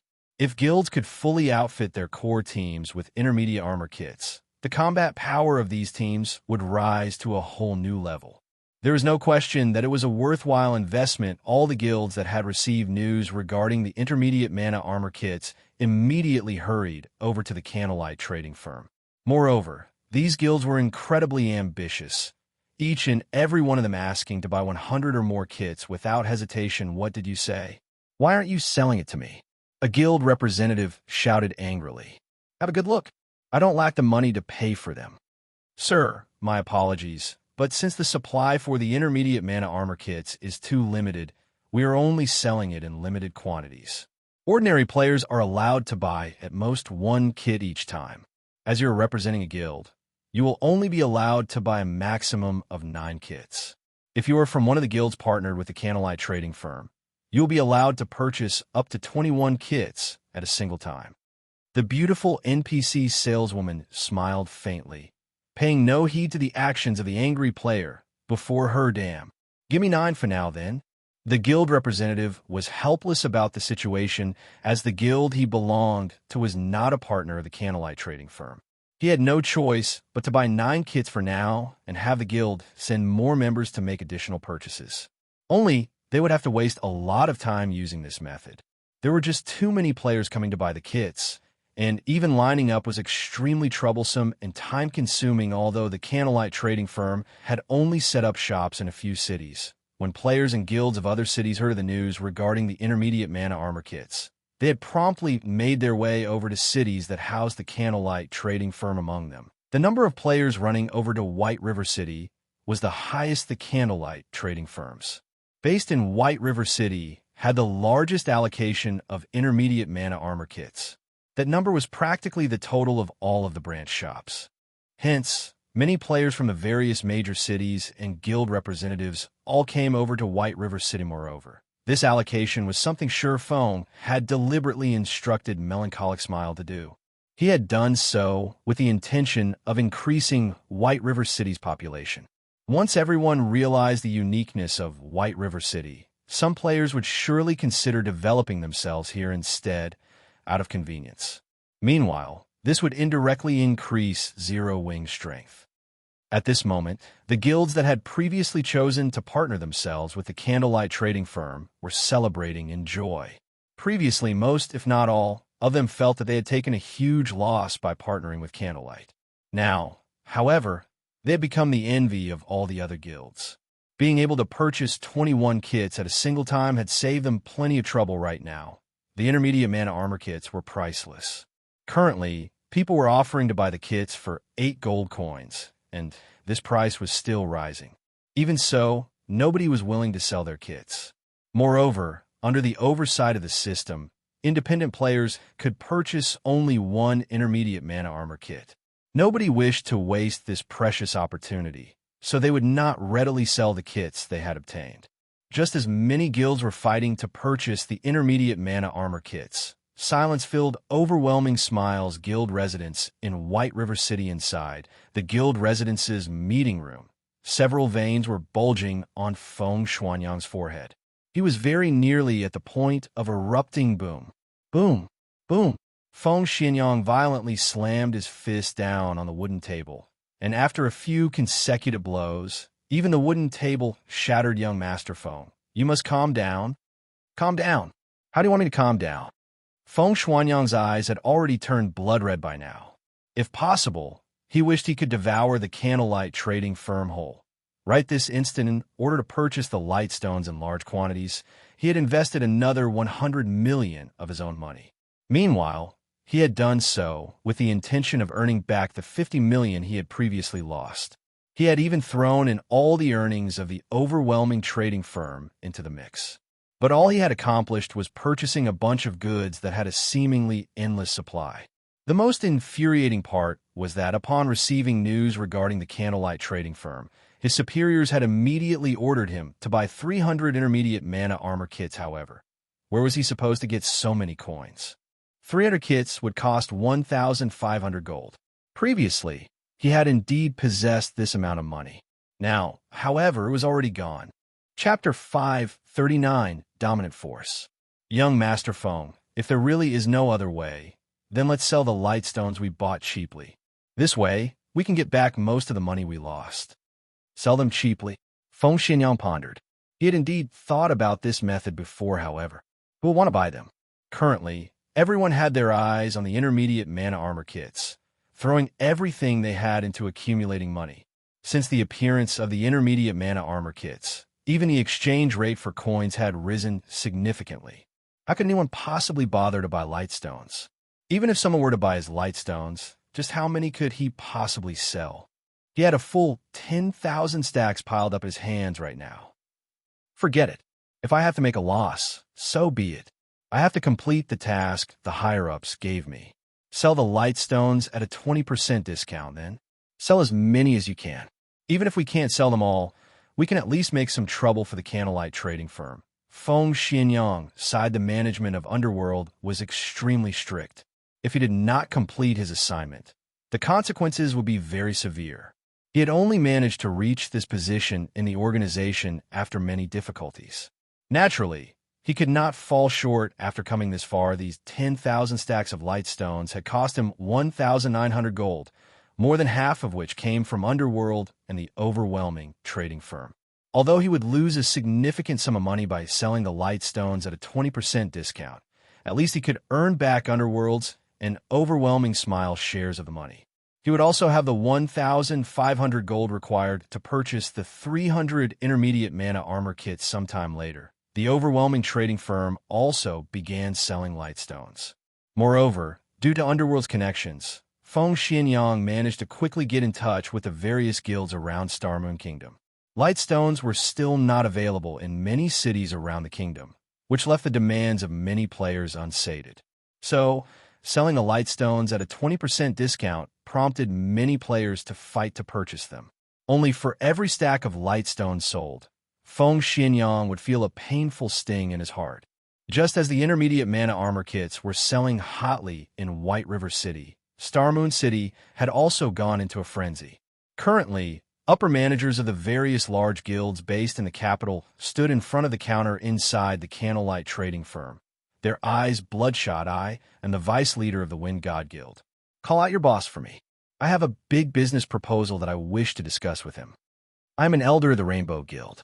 Why aren't you calling your upper management to come to greet me yet? Various guilds in Starmoon City were thinking of ways to contact the upper management of the candlelight trading firm. Unfortunately, No matter what words they used, the NPCs hired by the Candlelight trading firm completely ignored them. Leaving them restless initially, the various large guilds in Starmoon City were only somewhat surprised when the Candlelight trading firm had set up a shop in the city. They never expected that someone could actually afford to buy a plot of land in the golden area of the city and even set up a shop there. Now, however, they could not help but wish they could purchase the entire Candlelight trading firm.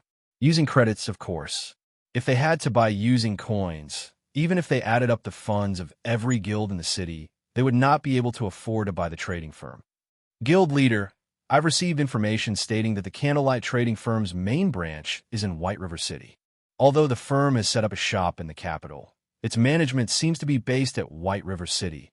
A graceful and elegant female elementalist reported to the strong and dignified-looking man beside her. Meanwhile, inside a coffee shop a short distance away from the Candlelight trading firm, many male players had promptly shifted their gaze to this tall beauty upon noticing hair in this day and age. With the popularity of nutrition and fitness, one could easily find handsome men and beautiful women. However, it was still extremely difficult if one wished to have a top-tier beauty accompany them inside the game. Not to mention, that beauty appeared to be that man's young secretary. Bro, when do you think we can live like that, guy? A level 24 Guardian Knight muttered enviously. What nonsense are you spouting? The level 25 Ranger beside the Guardian Knight scoffed. Do you know who that man is? Isn't he just a little rich? What's there to be proud of? If I had that kind of money, beauties would surely throw themselves at me. I could also look for a group of little secretaries to play God's domain with me. The Guardian Knight replied with disdain. Look at yourself. It's no wonder you've been in this pitiful state all your life. The level 25 Ranger slowly explained. Let me tell you, that man is not just some useless Prince Charming. He is someone who has achieved success due to his own efforts.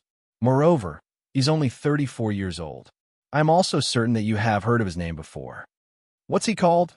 The Guardian Knight asked. Curious lies the Star Alliance's guild leader, Galaxy Past. The Ranger laughed. He then looked towards the woman standing beside Galaxy Past, adding, that beauty is also no ordinary person. She is Purple Eye. She was ranked 931st in the latest God's Domain ranking list. Although her rank is lower than Red Feather's, her strength is even superior to his. Do you think you can hire such a beautiful expert as your secretary just because you have money? The Guardian Knight fell silent, no longer daring to speak another word. Star Alliance was currently one of the two top guilds in Starmoon City. However, as Ouroboros recently had a change in leadership and was facing problems with internal strife, Star Alliance had more or less become Starmoon City's #1 guild. He would simply be seeking his own death if he dared to fool around with Galaxy Pass little secretary inside Starmoon City. He might even end up returning to level 0 in the very next day. Guild leader, do you think they're talking about you? Purple Eye laughed. How could it possibly be me? They are clearly talking about the great beauty at my side. Galaxy Pass laughed. All right, ignore them. We have more important matters to address. Now that the intermediate mana armor kit has appeared, nobody in Starmoon Kingdom can afford to sit still and do nothing. It seems that we'll have to make a trip to White River City. Starmoon Kingdom's eastern region has always been secretly controlled by that mysterious organization named Underworld. We have always minded our own business. If we head over to their territory right now, I'm afraid that it would bring about negative effects. Purple Eye warned, I don't care. If we let Underworld monopolize the intermediate mana armor kits, what will we do about our development then? A cold glint flashed across Galaxy Past's eyes as he said, in reality, Underworld has long since been an eyesore. Unfortunately, the organization's strength is altogether too massive and extensive. It has spread its influence across multiple kingdoms and even into the Black Dragon Empire. So, before this, I would only avoid looking for trouble with Underworld if possible. However, if Underworld thinks it can monopolize the intermediate mana armor kits, they can think again. The impact of the intermediate mana armor kits was too massive. Just being able to have every member of their core team receive the attributes of an extra piece of level 25 Dark Gold equipment was already very frightening. Moreover, these kits would not drop upon death. If they could equip even their guild's elite members with these kits, their guild would practically be invincible. Meanwhile, inside Ouroboros's guild residence. "Snow, are you really going to go?" Zhao Yuuru asked, her brows knitted together. "We've just managed to stabilize the situation over here recently. If you head over to White River City, it will be troublesome if someone tries something in Star Moon City while you are away. Yuuru, you should know that I don't wish to leave at such a time, either. However, I must make a trip there personally for this matter." Gentle Snow shook her head. "I'll leave this place to you for now. I'll try to return as quickly as possible." At the same time, the upper managers of the various large guilds in Star Moon City had also begun bringing along their men to White River City. Chapter 540, Grand Gathering. While Shi Feng hunted and harvested members of Overwhelming Smile, White River City had become the focal point of Star Moon Kingdom. Many upper managers from first-rate and second-rate guilds had arrived in White River City. What's going on? Why are so many guilds in White River City? I've never seen many of them before. I heard that they've come to partner with the Candlelight trading firm. There are even guilds from the surrounding kingdoms, including the Black Dragon Empire, who have shown up, let alone Star Moon Kingdom's guilds. Weren't others saying how Empire players were much stronger than Kingdom players? That doesn't seem to be the case to me. In the end, haven't they still come over to our White River City for some advantage? They've only come here because of the Candlelight trading firm. Look at the other kingdoms. Which one of them possesses a shop that sells intermediate mana armor kits? Right now, nobody has any level 25 dark gold equipment for sale at all. Meanwhile, the intermediate mana armor kits are even more powerful than level 25 dark gold equipment, and the Candlelight trading firm can produce it in large quantities. Having it and not can make a huge difference to dungeon raiding progress and PvP fights. Naturally, these guilds realize how important such an item is. The players filling White River City streets and alleyways discussed the large number of guilds gathering in White River City, and a sense of pride bloomed in their hearts. No one would have thought that a lifestyle guild could possess so much influence. Damn. Why have so many people come here? At this moment, Feng Xinyang watched the growing number of guild representatives enter the Candlelight trading firm, wrathful flames burning in his eyes to collect the required 1,500 gold. He had gone through a lot of trouble to sell the light stones. He also had to add in a large sum of his own credits. Meanwhile, it was obvious that the reason many guilds had come here today was none other than to purchase the intermediate mana armor kits. The Candlelight trading firm did not offer a large supply of intermediate mana armor kits. It had been a huge challenge for him to buy 300 kits for himself. Now that more competitors had appeared, his chances of fulfilling that quota had shrunk further among the guilds that had arrived. The Dragon Phoenix Pavilion for the Black Dragon Empire was the most powerful. It was the first-rate guild that was the closest to becoming a super guild. Unfortunately, the pavilion was younger than those true super guilds, having been established later. Otherwise, it would have joined the super guild's ranks by now. Meanwhile, the force and financial prowess backing the Dragon Phoenix Pavilion was no less than that of an organization like Underworld. Currently, the pavilion was the Black Dragon Empire's #1 guild. Other first-rate guilds stood no chance against it. The Dragon Phoenix Pavilion had sent one of its 2 pavilion masters, the Dragon Pavilion Master, as its representative. In the guild, the Dragon Pavilion Master status was only below that of the Great Pavilion Master. The Dragon Phoenix Pavilion's management style was different from other guilds. Normally, a guild's management personnel consisted of the guild leader, vice leaders, elders, and so on. On the other hand, the Dragon Phoenix Pavilion could be split into 2 pavilions, the Dragon Pavilion and the Phoenix Pavilion. Each pavilion was the equivalent of a single guild, and both pavilions developed themselves independent of each other. Meanwhile, a pavilion master governed each pavilion. One could say that the pavilion masters were the equivalents of the guild leader of a guild. Moreover, the influence each pavilion wielded equaled that of a top-tier first-rate guild. With both pavilions merged, one could just imagine how powerful the Dragon Phoenix Pavilion was. The Great Pavilion Master managed the coordination between the 2 pavilions. This Great Pavilion Master was extremely mysterious and secretive. Even until now, there had yet to be anyone who knew the Great Pavilion Master's identity. However, The fact that this person was capable of managing two first-rate guilds at the same time showed how capable they were. Young Master Feng, we should be celebrating, the slightly chubby man beside Feng Xinyang said, smiling. Celebratory alcohol? What are you trying to say? Feng Xinyang frowned, saying, with so many competitors here right now, how will I possibly be able to buy 300 intermediate mana armor kits? Young Master Feng, hasn't our initial goal been to defeat the Candlelight trading firm and establish our own trade empire in White River City? Celebratory alcohol slowly explained, if only little fish and shrimp visit the firm, it would indeed be a good thing for the Candlelight trading firm. However, those who have arrived are all tigers and leopards. This is not good news for the trading firm. Think about it. The people that have shown up are either here to purchase the Candlelight trading firm or seek a partnership.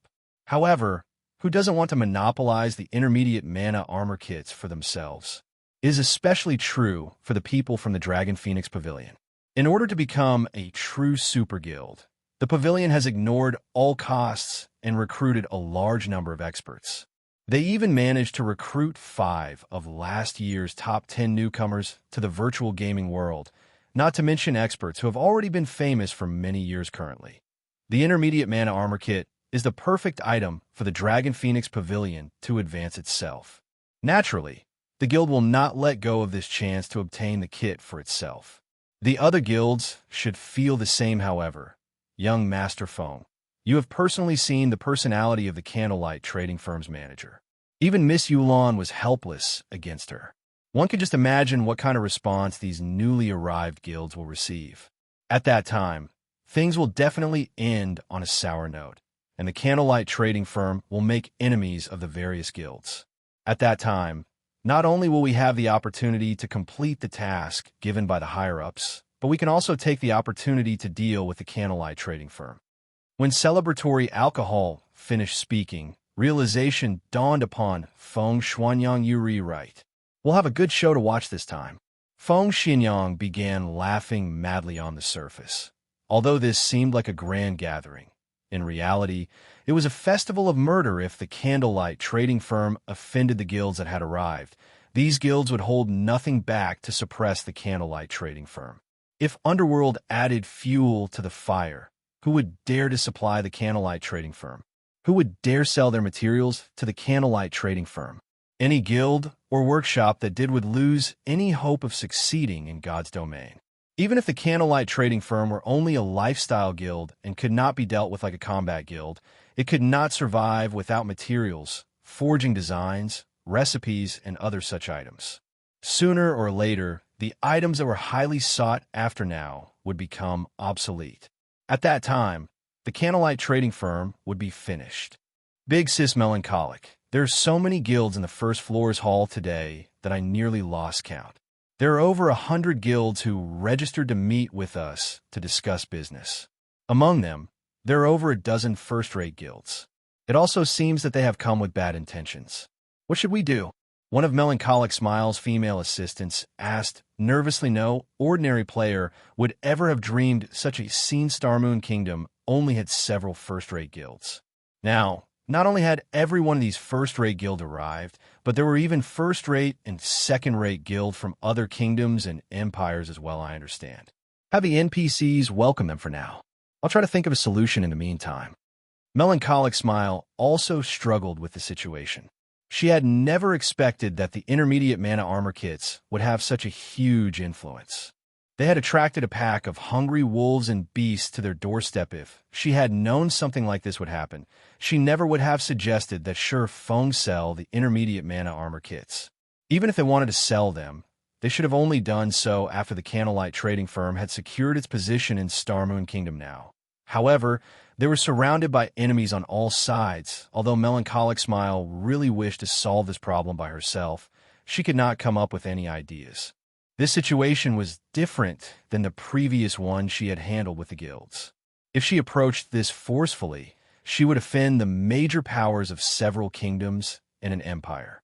To put it simply, she would be seeking her own death. Helpless, Melancholic Smile had no choice but to contact Feng. She was truly out of options, and she could only hope that Feng had something up his sleeve. Chapter 541, Terrifying Great Demon King.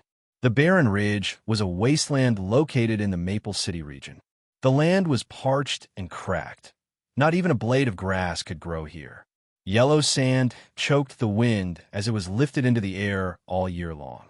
Yet, at this moment, many players could be seen grinding and leveling in this desolate area. The Barren Ridge was a level 25 to level 32 leveling map.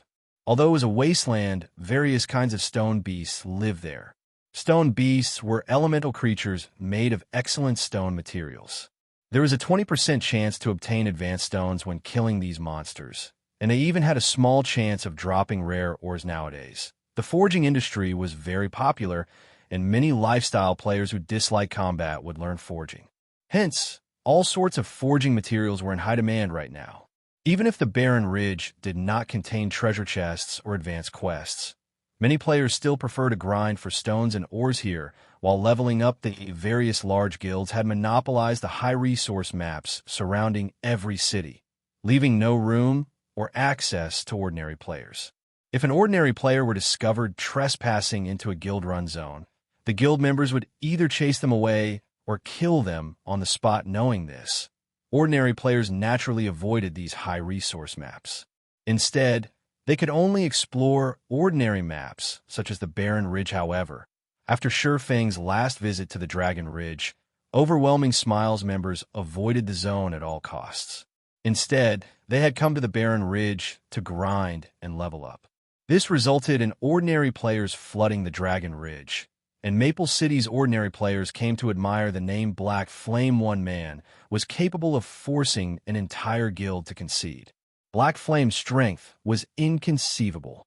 Laughing Heaven, Overwhelming Smiles guild leader, wanted nothing more than a hack Surefang into thousands of tiny pieces. Unfortunately, even Laughing Heaven's hands were tied. Based on Warwolf's report, Surefang's base attributes were simply too high. He was far beyond experts like them. If they wanted a fighting chance against him, they needed to upgrade their equipment and base attributes first. Before that happened, however, they could only try their best to keep hidden. Of course, there were other methods they could use, such as hunting Surefang in large teams. However, a team of several hundred players would not be enough. A single large-scale destruction spell would be more than enough to annihilate most of the team. At the very least, they needed to mobilize armies of over 1,000 players. Unfortunately, Surefang's whereabouts were unknown. It was practically impossible to trap him with thousands of players. So, they had no choice but to endure until they possessed a strategic-level expert capable of rivaling Black Flame. Damn. Just how long do we have to grind here? A level 24 summoner from Overwhelming Smile grumbled. Since when have Overwhelming Smile members ever suffered such a loss before? We're actually forced to this godforsaken place. Isn't he just one expert? I don't believe that we can't take him out if several hundred of us gang up on him. Chill. Be quiet. What if your big mouth really summons that person? The level 25 elementalist serving as the team's leader warned the summoner softly, frowning as he carefully observed his surroundings. You were lucky that you weren't out that night. If you experienced that volcanic power, you would know that even a team of hundreds of players would be no different than ants. Moreover, not even the shield warriors and guardian knights with high HP and defense survived a single hit from that expert. Many among the team nodded their agreement to the elementalist's words. Although it was currently daytime, they could still recall the madness of that night, as if it had happened yesterday. Team leader, aren't you over-exaggerating? Although our current equipment isn't top tier, even someone fully geared with level 25 Darkhold equipment should not be able to kill our team's guardian knights and shield warriors in one hit, right? The summoner replied, refusing to believe his team leader's claim. Moments after this summoner finished speaking, a black figure suddenly descended from the sky. Don't believe it. Why don't you experience it yourself then? The person who had flown down from the sky was none other than Surefang himself. The Barren Ridge was ridiculously large, and Overwhelming Smiles members had scattered across the map. For efficiency's sake, Surefang had no choice but to activate Wind Rider to hunt these people. When Surefang noticed this 100-man team from Overwhelming Smile, He had immediately flown towards them the instant Sherfone descended. He switched the aura of wind to the aura of fire and launched a firestorm from above. Covering a radius of 30 yards, flames filled the sky, burning everything in its vicinity to ash and dust. Even the level 27 stone beasts, which possessed high magic resistance and 5,000 HP, died with the first wave of damage. Not to mention players whose HPs were below 5,000 and had 0 magic resistance in the blink of an eye. Less than 30 players remained of Overwhelming Smile's 100-man team. The Re2 spread out. After landing, Sherfone frowned slightly when he noticed that many had escaped his firestorm. However, the massive AoE had dumbfounded Overwhelming Smile's members. Crap. It's the Great Demon King. Split up and run. Contact the guild leader and notify everyone else immediately. The Elementalist team leader responded quickly as he shouted in the team chat. Team leader, what should we be afraid of? He's just one person. Watch me take care of him. Although the summoner was also stunned by Sherfang's firestorm, he quickly began chanting an incantation and summoned a flame beast, ordering it to attack the newcomer. The flame beast was a fire-type elemental creature possessing extremely high flame damage. Moreover, it also had a very powerful skill self-detonate. When activated, the flame beast would self-destruct and cause 300% damage to all enemies within a radius of 10 yards. It was a considerably powerful AoE skill. However, upon activating self-detonate, the flame beast could not be summoned again for another 4 hours.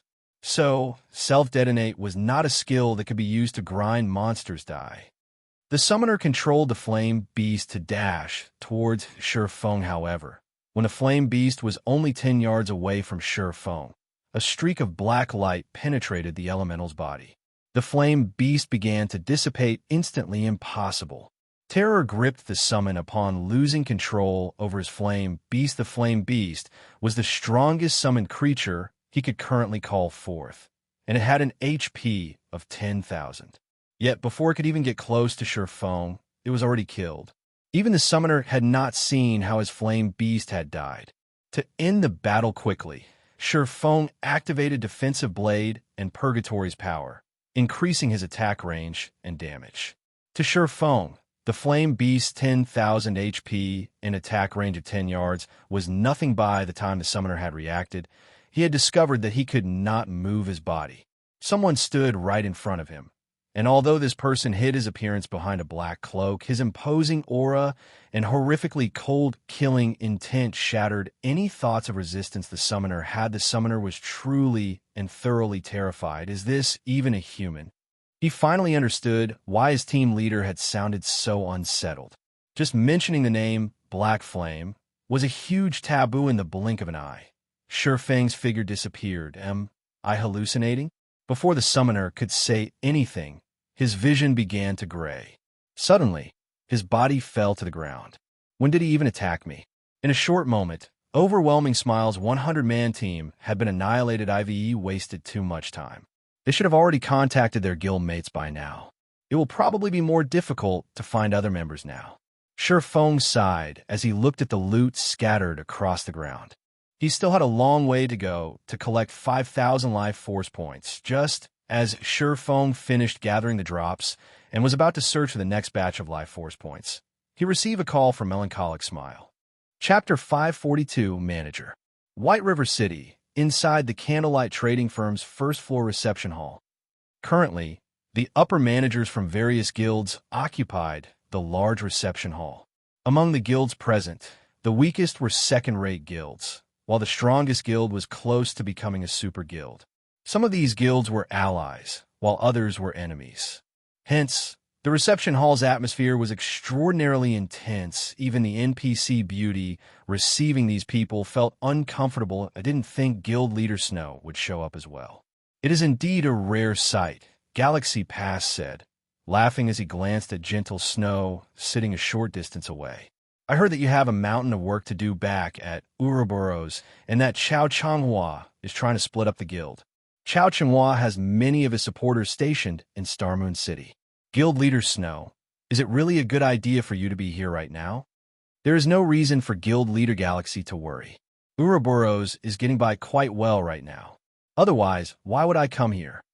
Gentle Snow did not reveal a trace of weakness as she replied. On the contrary, aren't you, Guild Leader Galaxy, having a bad time right now? I've heard that Star Alliance's branch in the Lion Kingdom has suffered a major loss, losing over 10,000 people in a single guild war. In the end, you even allowed others to profit. First-rate guilds would usually develop themselves in several major regions. Naturally, the Star Alliance was no exception. The Lion Kingdom was west of the Star Moon Kingdom. Though the kingdom only occupied half as much area as the Star Moon Kingdom, the kingdom's player population was still significant. 2 first-rate guilds and multiple second-rate guilds constantly fought over the Lion Kingdom. The Star Alliance was one of the 2 first-rate guilds. However, in order to fight over a treasure, many of the guilds in the Lion Kingdom had gone all out. In the end, the Star Alliance had suffered heavy losses. To make matters worse, the other first-rate guild had snatched the treasure despite Gentle Snow striking a sore spot. Galaxy Past did not grow angry. Instead, he laughed and said, "As expected of Guild Leader Snow, you really are well informed. You truly do possess some of your brother's aura from when he controlled Ouroboros. Unfortunately, the Ouroboros of today is not the Ouroboros of the past."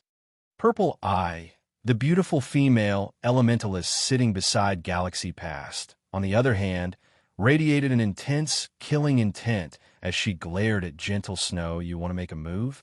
Gentle Snow laughed. Suddenly, a frightening aura surged forth.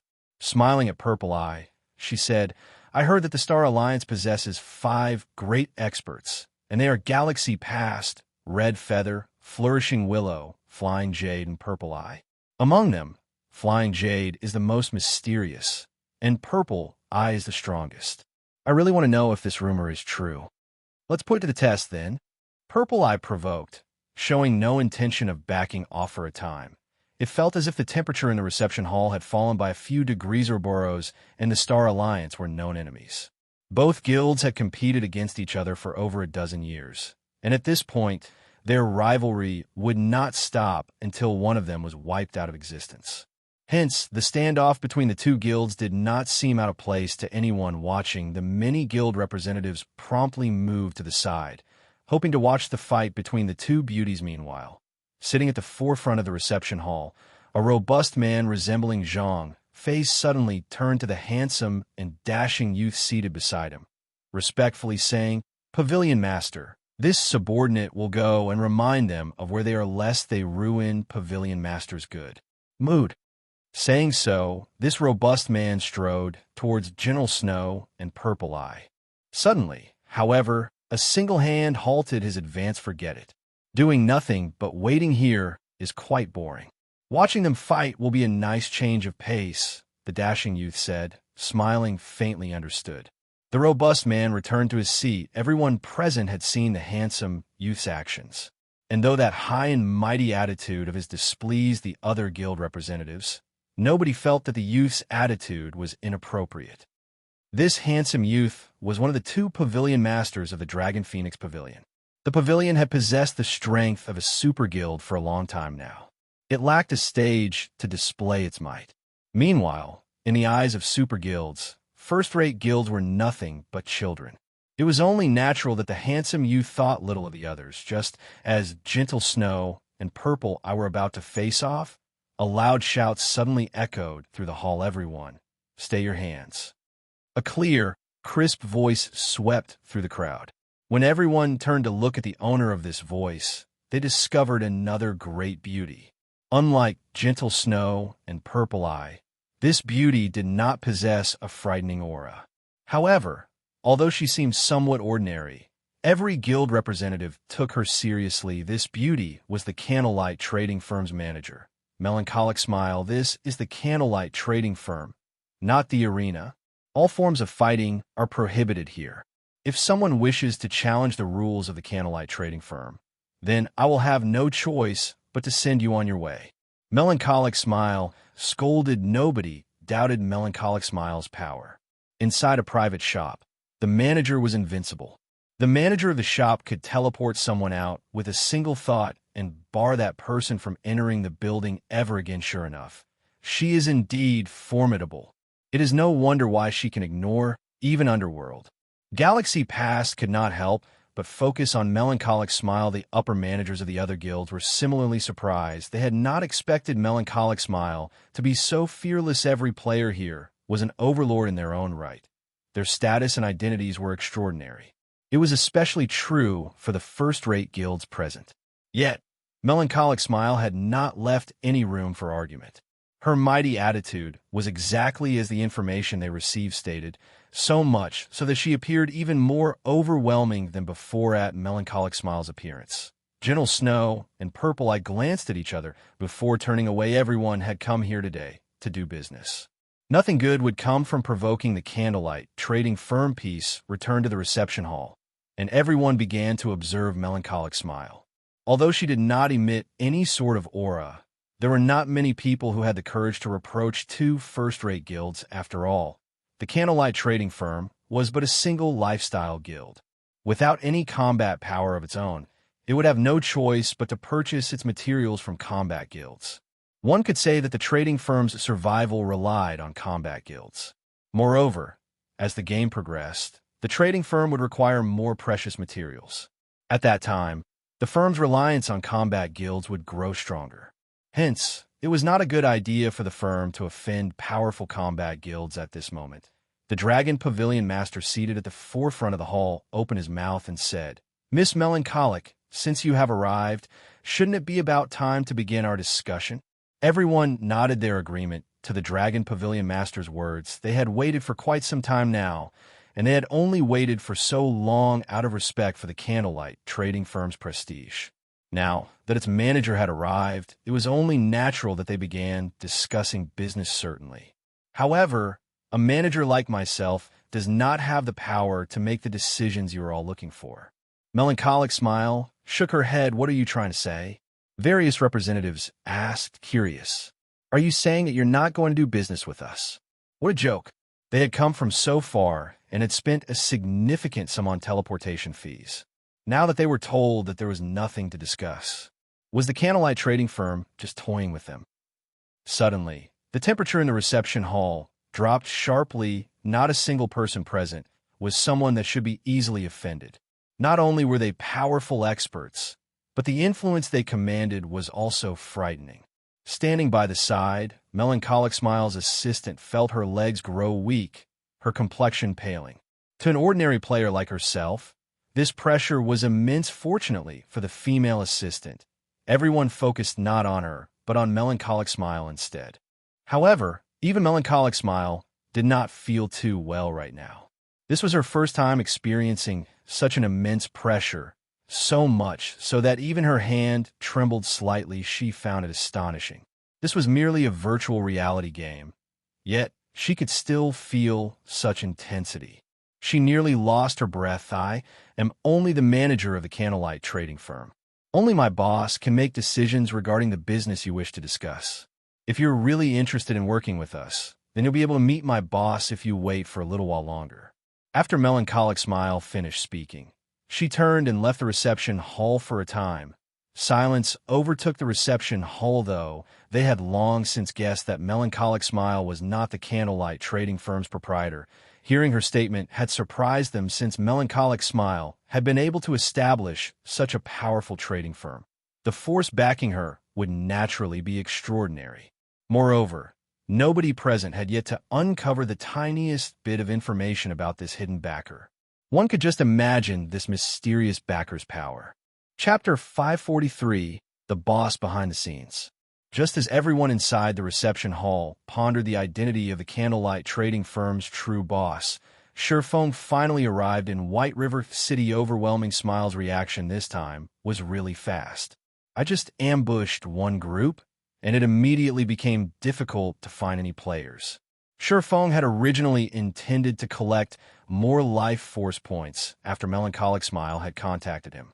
However, he never expected Overwhelming Smile to have such decisive precautions. In the end, He had to give up on his endeavor. It was indeed possible for a single top-tier expert to delay the development of an entire guild. However, it was not possible for a person to single-handedly annihilate a large guild, particularly a cautious guild. Otherwise, many guilds would have long since fallen into ruin after returning to White River City. Shifeng noticed that both the number and quality of players had increased significantly. I wonder what has happened to Zero Wing's recruitment? Shifeng then called up the guild system. Shifeng had busied himself with the candlelight trading firm. He had paid no attention to Zero Wing. He had left the guild's management to Aqua Rose and Blackie. If the two of them had not encountered any major issues, they normally would not contact him. So, Shifeng was not all that worried that anything had happened to the guild while he had been away currently. Zero Wing was White River City's publicly acknowledged #1 guild. It stood at the very forefront in every aspect, although Zero Wing continued to wage war on overwhelming smile, and plenty of battles still occur between both guilds every day. With the candlelight trading firm's financial support, this kind of expenditure was practically negligible. On the contrary, the ongoing war had stimulated guild members' motivation, allowing them to improve their combat techniques continuously. They had even made a huge profit through killing their enemies, killing 2 birds with 1 stone upon opening the guild's system panel. Shifeng suddenly noticed that the guild's population had greatly increased previously. The member count had balanced around 40,000. Now, however, there were already more than 50,000 players in Zero Wing. Moreover, this number continued to rise throughout this time. Zero Wing had never changed its recruitment standards. On the contrary, the minimum requirements had been raised further in order to increase the quality of the new players. However, instead of seeing a decline in the number of players joining the guild, the opposite had happened. 50,000 people. Shifeng pondered the situation during the initial stages of God's Domain. A guild with 50,000 members could definitely be considered a large guild. Normally, such guilds would split its members and develop themselves in multiple cities. Even for a major city like White River City, having 50,000 members at a time was about the limit. As for why there was a limit, it was because there was a limit to the number of high-resource areas available. Once the player population reached a certain level, the high-resource areas would reach full capacity.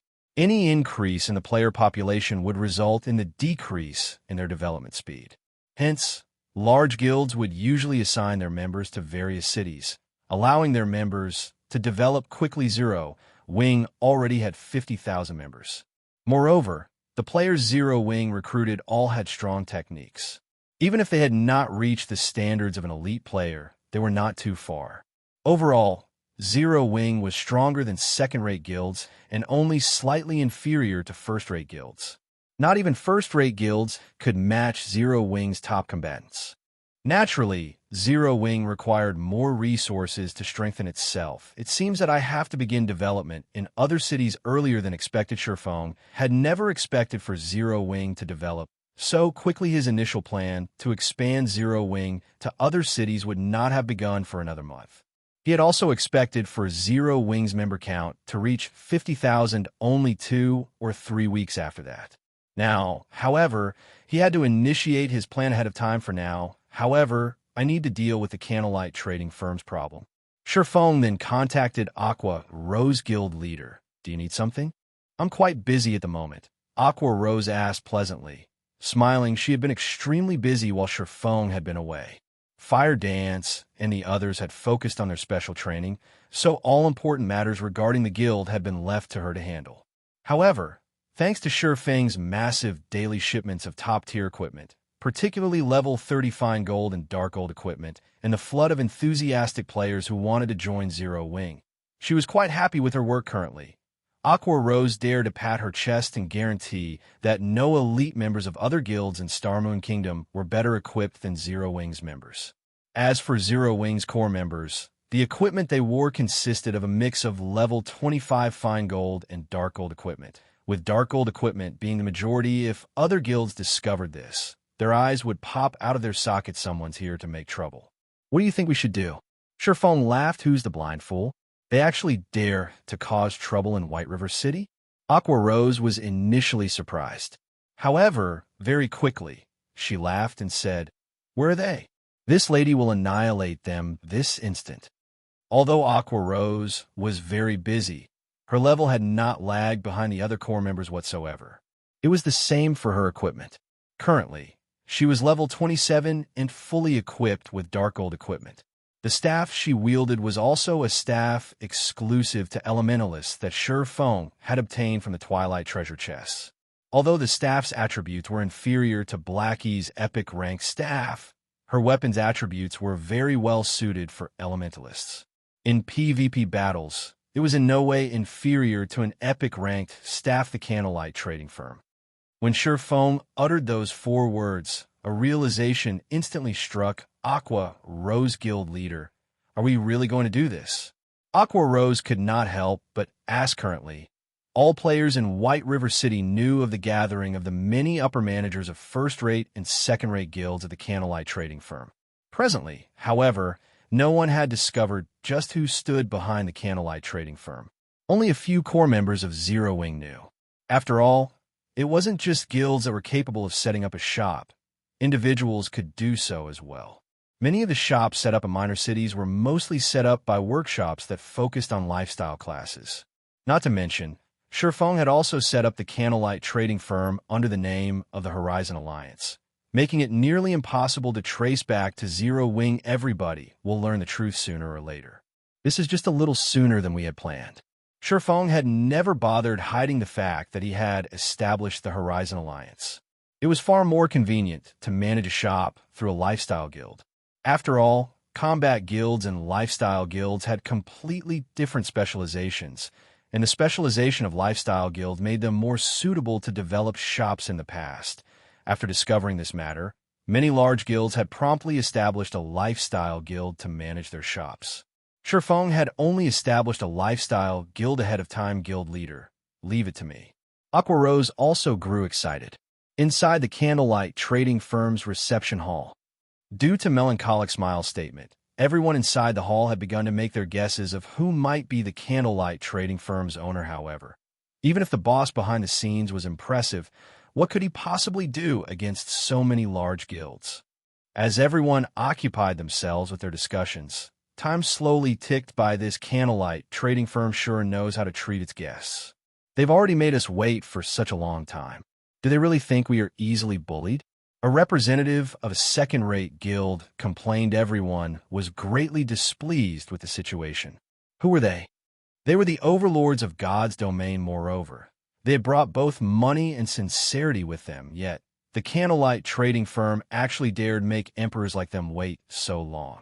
Whoever was behind the firm must truly be tired of living. Meanwhile, seated in a corner of the hall, Feng Xianyang watched the souring situation with a smile. The Candlelight trading firm might have been able to get away with angering the various small guilds of White River City, but if it angered all of these large guilds, who would dare supply the firm?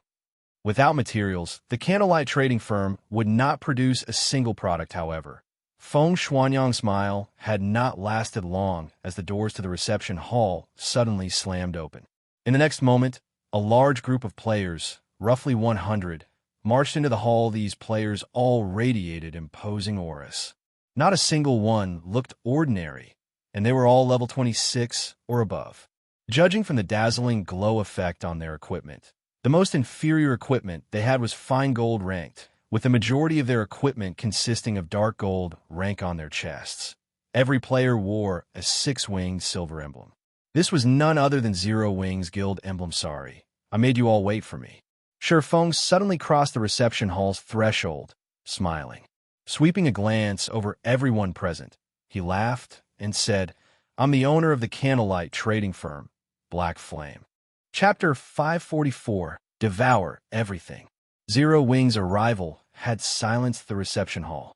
At this moment, practically every guild representative in the hall focused on Shi Feng. Why does it have to be him? So that's the case. It is no wonder the Candlelight trading firm set up its headquarters in White River City.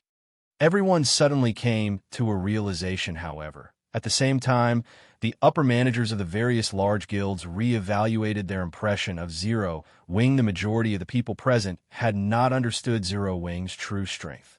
They had only read some reports about the guild before arriving in White River City. Each guild had investigated the various guilds residing in White River City. The reports had contained a lot of information about Zero Wing.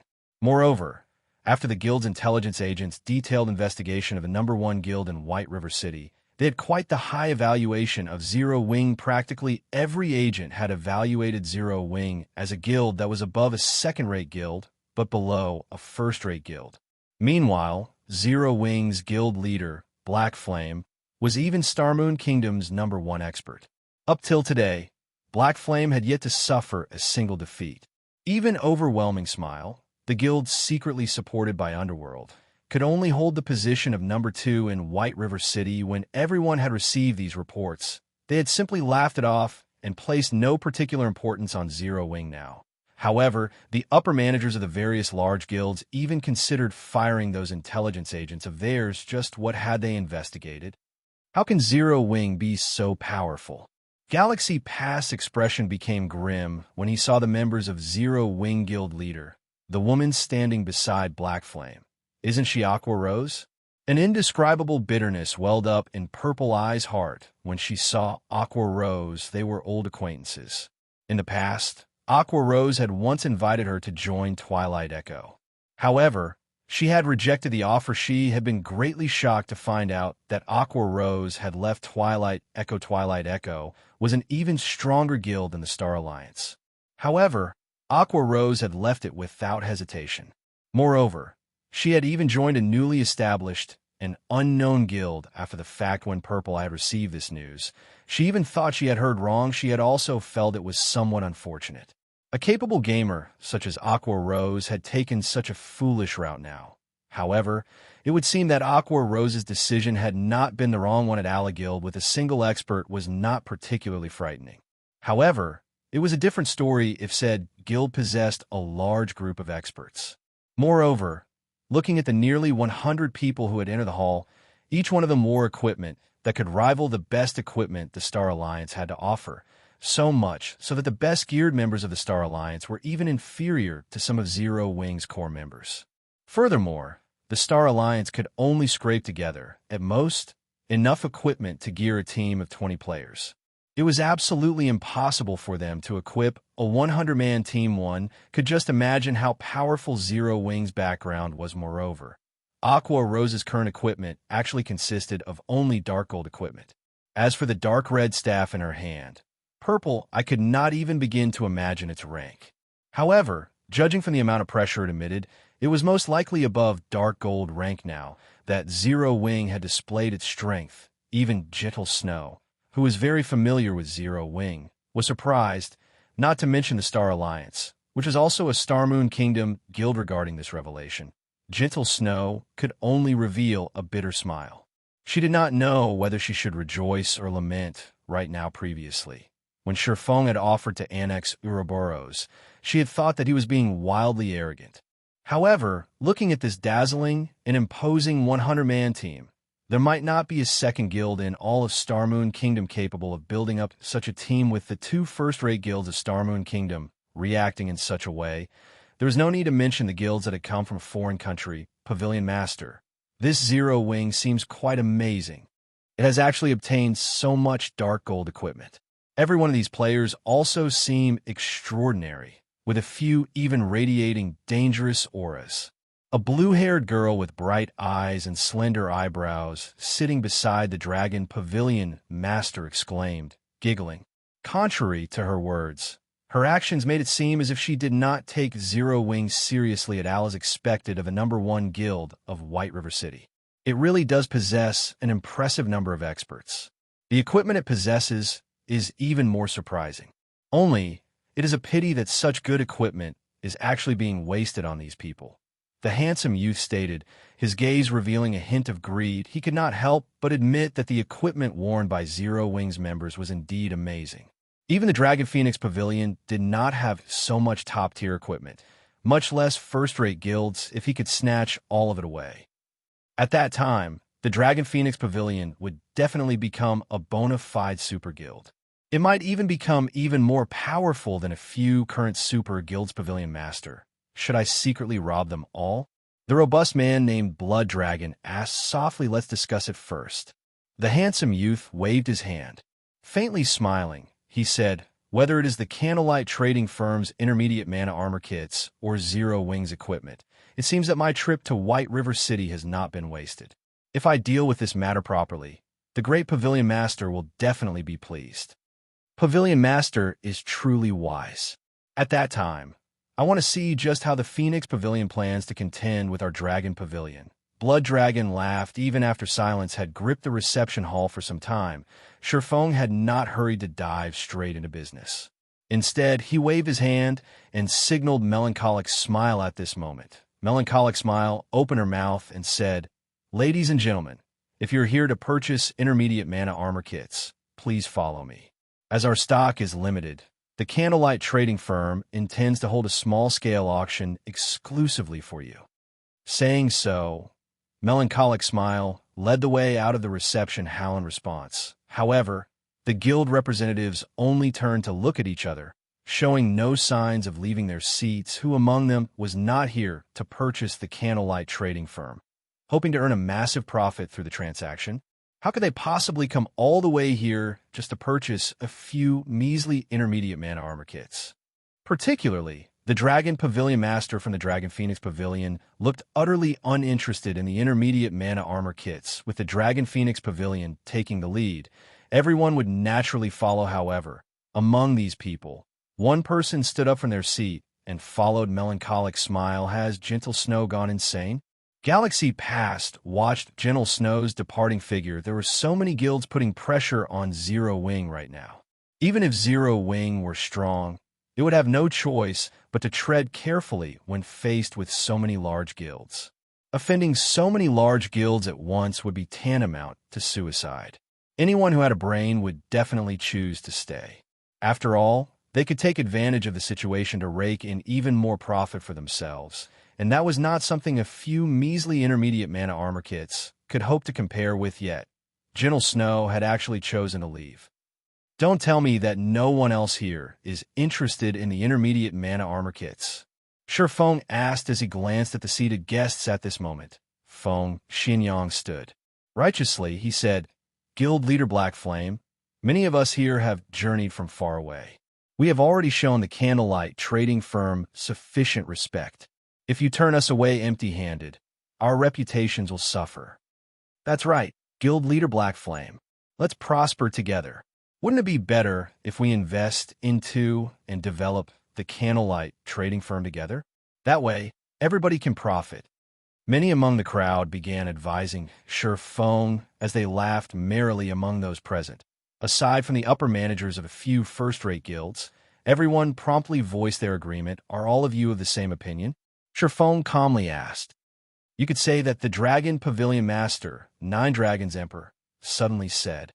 "However, aside from my interest in intermediate mana armor kits, I'm also very interested in the equipment you all wear. Why don't you state a price? I'll buy all of it." Although Nine Dragons Emperor wore a lukewarm smile, his tone indicated that he would not take no for an answer suddenly. The entire venue fell silent. Many of the guild representatives sucked in a breath of cold air initially. They had thought that the conditions they had proposed were sufficient. They had never expected that this Dragon Pavilion Master would be even greedier than they were. He actually wanted to devour both the Candlelight Trading Firm and Zero Wing. Chapter 545, Super Guild. Although Nine Dragons Emperor's words were quite arrogant, all of the various guild representatives present knew that this handsome youth before them had certainly earned his arrogance. The fact that the Dragon Phoenix Pavilion was hailed as a super first-rate guild, which was the closest existence to a super guild, was not without reason. Great strength had built that reputation in today's era. Virtual reality had long since integrated into everyone's life. Practically everyone would come into contact with virtual reality games in some form. Meanwhile, there were countless virtual gaming guilds. Any guild that the public officially recognized became a third-rate guild. Even though third-rate guilds were nowhere near the top of the gaming industry, they still stood out among the countless guilds in the virtual gaming world. Not only did a third-rate guild possess a certain degree of financial support, but it also possessed a large number of members. Normally, Third-rate guilds had also earned some form of achievement in some virtual reality games. Standing above third-rate guilds were second-rate guilds. Not only did second-rate guilds possess abundant capital, but they also possessed quite a number of experts. These experts were normally those who held some fame in the virtual gaming world. As for a second-rate guild's member count, there was no need to even mention that. Normally, a second-rate guild would develop itself in multiple cities simultaneously. As for first-rate guilds, they were normally guilds that had been crowned as overlords in at least a dozen large-scale virtual reality games. Such guilds generally had over a decade of history, having overcome countless, painstaking trials. First-rate guilds had perfected expert training programs and a large network of contacts. Most importantly, these guilds had recruited a large number of experts over the years. Practically all up-and-coming experts of the virtual gaming world would be split between these first-rate guilds. With more experts joining the guild every passing year, there would always be a large number of experts present to support, to battle for, and to bring endless glory to the guild. They were existences far above second-rate guilds. As for super guilds, they were the titans of the virtual gaming world. There were even many virtual reality games that these super guilds had produced personally. They also had their own research teams that were set up to study and improve a person's gaming skills. Super guilds had no shortage of ordinary experts. Aside from recruiting some experts who possessed extraordinary talents, they would usually nurture their own army of experts. As for the various major competitions held in the virtual gaming world, these super guilds organized practically all of them. Meanwhile, the majority of the top-tier experts that had emerged from these competitions every year were usually experts that these super guilds had nurtured. Take Purple Eye and Aqua Rose, for example. Both have been nurtured by the same super guild. After undergoing the sharpening of various major competitions and emerging victorious, both had become Rookies of the Year. They had then separated from the super guild they had belonged to develop themselves separately. In fact, this wasn't just limited to the two of them. Many well-known experts in the virtual gaming world had originated from super guilds. This was the amazing part about super guilds. With this aspect alone, super guilds were already leaps and bounds above first-rate guilds. Take the financial prowess backing super guilds, for example. All super guilds already stood at the peak of the virtual gaming industry. In a society where virtual reality was so well developed, the economic value of the virtual industry constantly rose. Whether it regarded financial prowess or influence, super guilds were not one bit inferior to international corporations.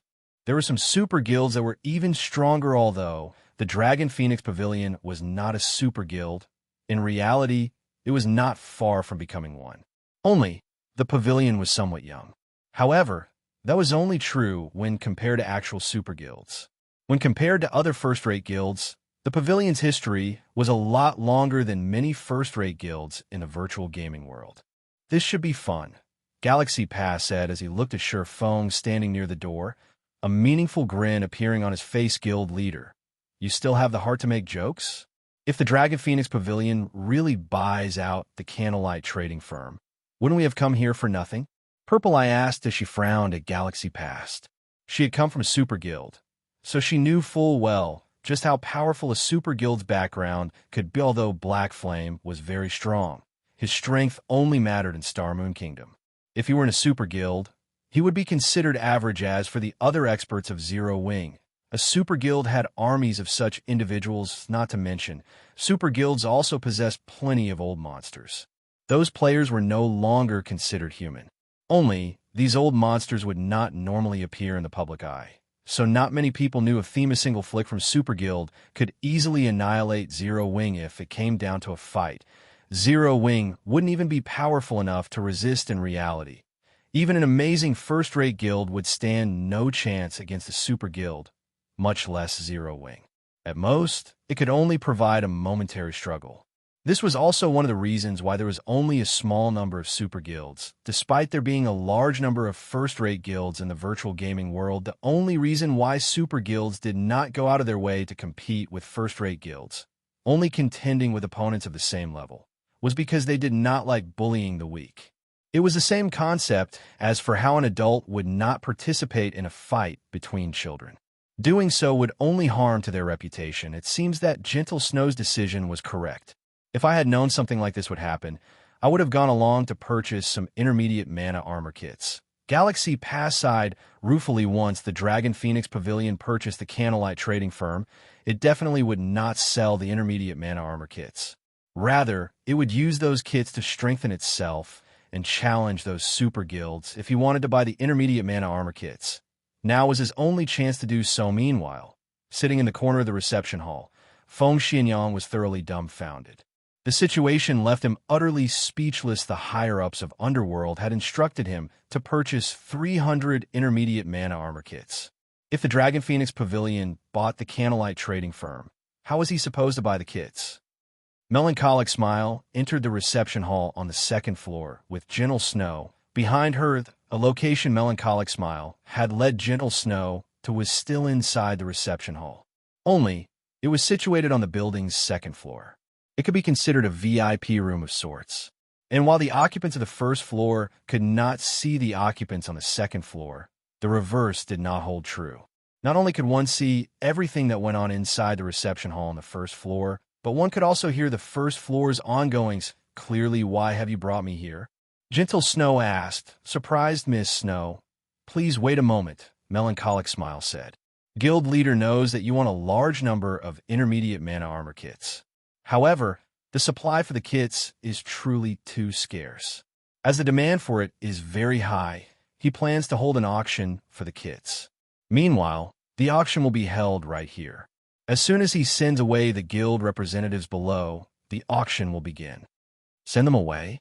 Gentle Snow could not help but glance at the Nine Dragons Emperor. She had seen the Nine Dragons Emperor many times before, so she knew this man's temper. He was the very definition of the word hypocrite. If both sides were on equal footing, then there wouldn't be a problem with discussing business. However, if the other side's strength were inferior to his, only a painful slaughter awaited them. Nine Dragons Emperor was also willing to do whatever it took to achieve his goals, and that included unscrupulous means. Hence, very few people were willing to deal with him. However, it was also this personality that had allowed him to reach the position of Pavilion Master in a super first-rate guild. It was not easy for one to reach the position of Pavilion Master. Knowing a few tricks was far from enough. One also needed strength and ability. Otherwise, one would not be able to secure their position even if they did manage to obtain it. The fact that Nine Dragons Emperor had held his position firmly for so many years spoke volumes about his strength. Hopefully, he wouldn't do anything stupid, Gentle Snow said somewhat worriedly as she glanced at Sherfone. Inside the reception hall on the first floor, silence filled the venue. Everyone had focused on Sherfone, waiting for his reply despite having already guessed what the outcome would be. You want to buy the Candlelight trading firm and Zero-Wing? Sherfone laughed, smiling at the Nine Dragons Emperor calmly. He said, Sure, but I want 60% of the Dragon Phoenix Pavilion shares. Chapter 546, Even Dragons Have to Bow. Immediately after Sherfone finished speaking, silence overtook the venue. Every guild representative in the hall was stupefied. Black Flame has gone insane. They all stared at Sherfone with dropped jaws. Who was the Nine Dragons Emperor? He was the Pavilion Master of the Heavenly Dragon Pavilion. He stood at the very top of the Dragon Phoenix Pavilion. With a single word, he could easily bring an end to the existence of any second-rate guild in the virtual gaming world. Moreover, the Nine Dragons Emperor was famed for being vicious and merciless. There was once a vice leader of an ordinary first-rate guild who had competed against the Nine Dragons Emperor in an auction for an item. Enraged, Nine Dragons had sent a notice to the first-rate guild and demanded that the vice leader in question grovel and apologize to him, as well as return the item in question. Otherwise, he would take action against this first-rate guild. How could an ordinary first-rate guild possibly hope to contend with the Dragon Phoenix Pavilion? Furthermore, the first-rate guild in question had many competitors. Nine Dragons had only needed to give the word, and many other first-rate guilds would have joined hands to take out the offending guild. Having no other option, the first-rate guild sent for the vice leader in question to apologize and offer the item. In the end, however, the Dragon Phoenix Pavilion still annihilated the first-rate guild, forcing the guild to migrate to a different virtual reality game currently. Although Feng had not outright stated that he refused to sell, the price he demanded was the same as slapping the Nine Dragons Emperor in the face, although a Nine Dragons was one of the 2 pavilion masters of the Dragon Phoenix Pavilion. He only possessed less than 10%. The majority of the pavilion's shares remained in the Great Pavilion Master's hand. Feng's demand of 60% of the pavilion's shares was no different than demanding ownership of the Dragon Phoenix Pavilion in a position above even his. The Nine Dragons Empress. This black flame is exactly as the rumors made him out to be. He is simply fearless. Galaxy Past could not help but voice his admiration throughout God's domain, other than those super guilds and a few guilds with extremely powerful corporations backing them. There were no guilds that dared provoke the Dragon Phoenix Pavilion. Even the upper echelons of super guilds would consider their options carefully before humiliating this pavilion master, though a virtual reality game was only a game. Where there were people, there was bound to be conflict. The Nine Dragons Emperor was the face of the Dragon Phoenix Pavilion. Even if Feng refused to give in to Nine Dragons' coercion, he should have handled the situation with a more delicate hand. Yet, Feng had thrown all pretenses out the window and made a mockery of the Nine Dragons Emperor. Even if it were just for his reputation's sake, the Dragon Phoenix Pavilion would now go all out to destroy him. Hence, Galaxy Past truly admired Feng's courage. He should have shown some restraint and refrained from such an impulsive comeback. If he could have endured the humiliation he has suffered today in order to retaliate another day, he would have gained more of my respect. However, with him acting like a boorish fellow, Zero Wing is truly finished this time. Purple, I said as she glanced at Feng. She then turned to look at Aqua Rose, silently lamenting as she said, "It seems that Aqua Rose has still made the wrong decision. In the end, a small guild will only ever be a small guild. Though it might triumph temporarily, it could not make it last." Meanwhile, in the second-floor reception room, "Your guild leader has gone insane. That's the Dragon Phoenix Pavilion. Moreover, that's the Nine Dragons Emperor. He is provoking. Just what is going through your guild leader's head?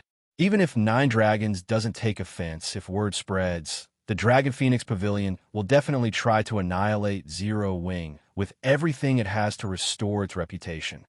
General Snow exclaimed as she stared at Melancholic Smile. Based on what she understood of Feng, the man was not ignorant. On the contrary, he was quite shrewd with great foresight, yet now he had actually offended the Dragon Phoenix Pavilion. She had no idea why Feng had done such a thing. Even I don't know what he is trying to do. Melancholic Smile shook her head. She then said, "However, after hearing the guild leader's words, I can't help but feel proud. Why are they allowed to bully us, while we are not allowed to resist?"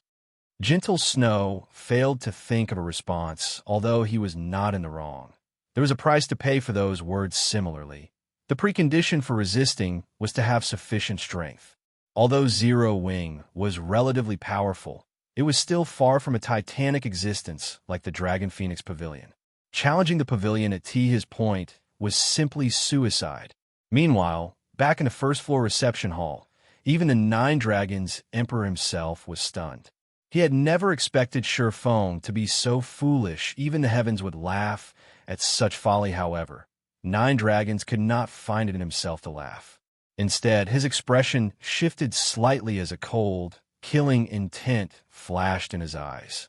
However, this killing intent quickly disappeared. In the next moment, a bright, dazzling smile appeared on the Nine Dragons Emperor's face. "Since Guild Leader Black Flame has no intentions of selling, I won't overstay my welcome. Goodbye." The Nine Dragons Emperor smiled. He then left the reception hall with his subordinates. Everyone else in the reception hall turned to look at each other. What had just happened? That's it. Wasn't he supposed to warn Zero Wing and teach them a lesson? Purple, let's leave as well then. At this moment, Galaxy Pass smiled faintly as he prepared to leave the building. Guild leader, are we not going to negotiate with Zero Wing? Are we just leaving? Purple, I asked curiously. It had taken quite some effort to embark on this trip. After all, Galaxy Past was the guild leader of the Star Alliance. If he left White River City without obtaining even the tiniest harvest, he would become a laughingstock. It will be meaningless. If even the Dragon Phoenix Pavilion has been treated in such a way, Do you think Black Flame will agree to sell the Candlelight Trading Firm to us? Galaxy Past shook his head. He then explained, also, a war is going to begin in White River City, so don't you think we should return quickly? War.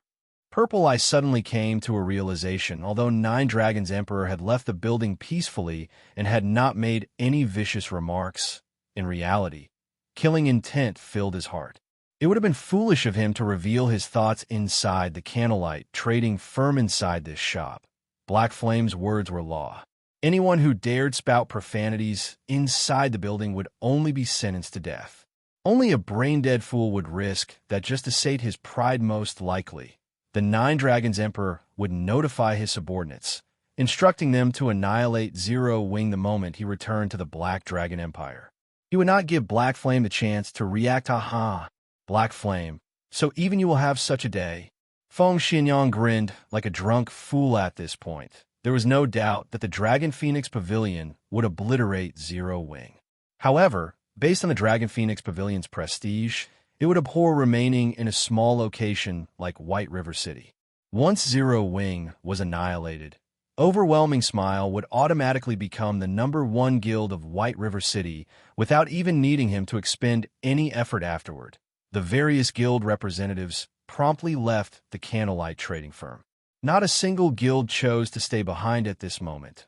Aqua Rose turned to Shurfeng, wearing a grim expression as she said, Guild leader, now that you have provoked the Dragon Phoenix Pavilion, the pavilion will not let us off the hook.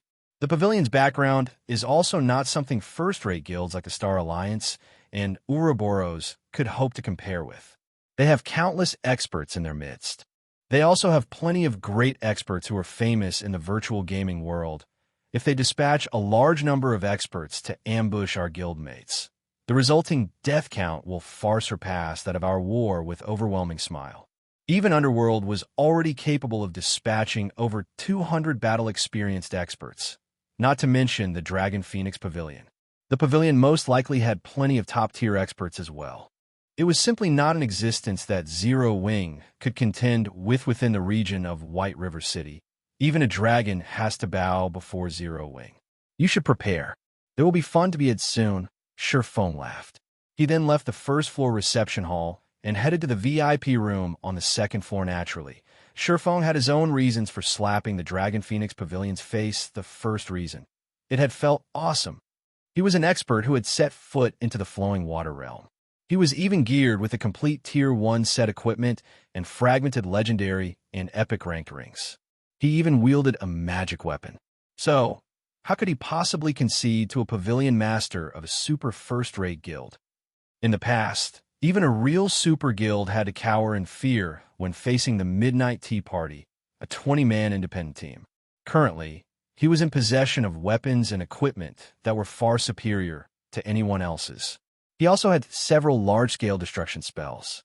Not to mention, White River City was his home ground. Why wouldn't he challenge a super first-rate guild? As for the second reason, it was to forge the guild. If one wanted to improve on their skills, they only needed to do one thing: fight. Experts were not nurtured through dungeon raids, but through live battles against other players. Overwhelming Smile was no longer a challenge, so they had to choose a stronger opponent to pit themselves against. In any case, Zero Wing did not lack money. They could afford to fight the Dragon Phoenix Pavilion. Chapter 547, Shocking God's Domain. Aqua Rose revealed a bitter smile as she watched Shurfeng's departing figure. However, when she considered the situation from a different perspective, Shurfeng's decision was not necessarily a bad thing. In the past, other than super guilds, there really weren't any guilds that had dared provoke the Dragon Phoenix Pavilion. Now that Zero Wing had made a fuss, even if they were defeated, it would be a glorious defeat. Moreover, suffering defeat in God's domain did not equal annihilation. God's domain was not as simple as other virtual reality games. Thoroughly annihilating a guild was easier said than done. It was similar to Zero Wing's efforts to chase Overwhelming Smile out of White River City.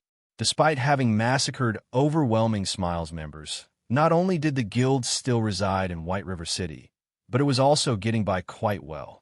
Only, the guild was forced to maintain a low profile, and its development had slowed significantly. Although the Dragon Phoenix Pavilion had a lot of experts, and its financial prowess was enormous, it would not be able to extinguish Zero Wing in White River City easily. Not to mention, Zero Wing also had the Candlelight trading firm supplying it with coins. All right, let's head back and prepare.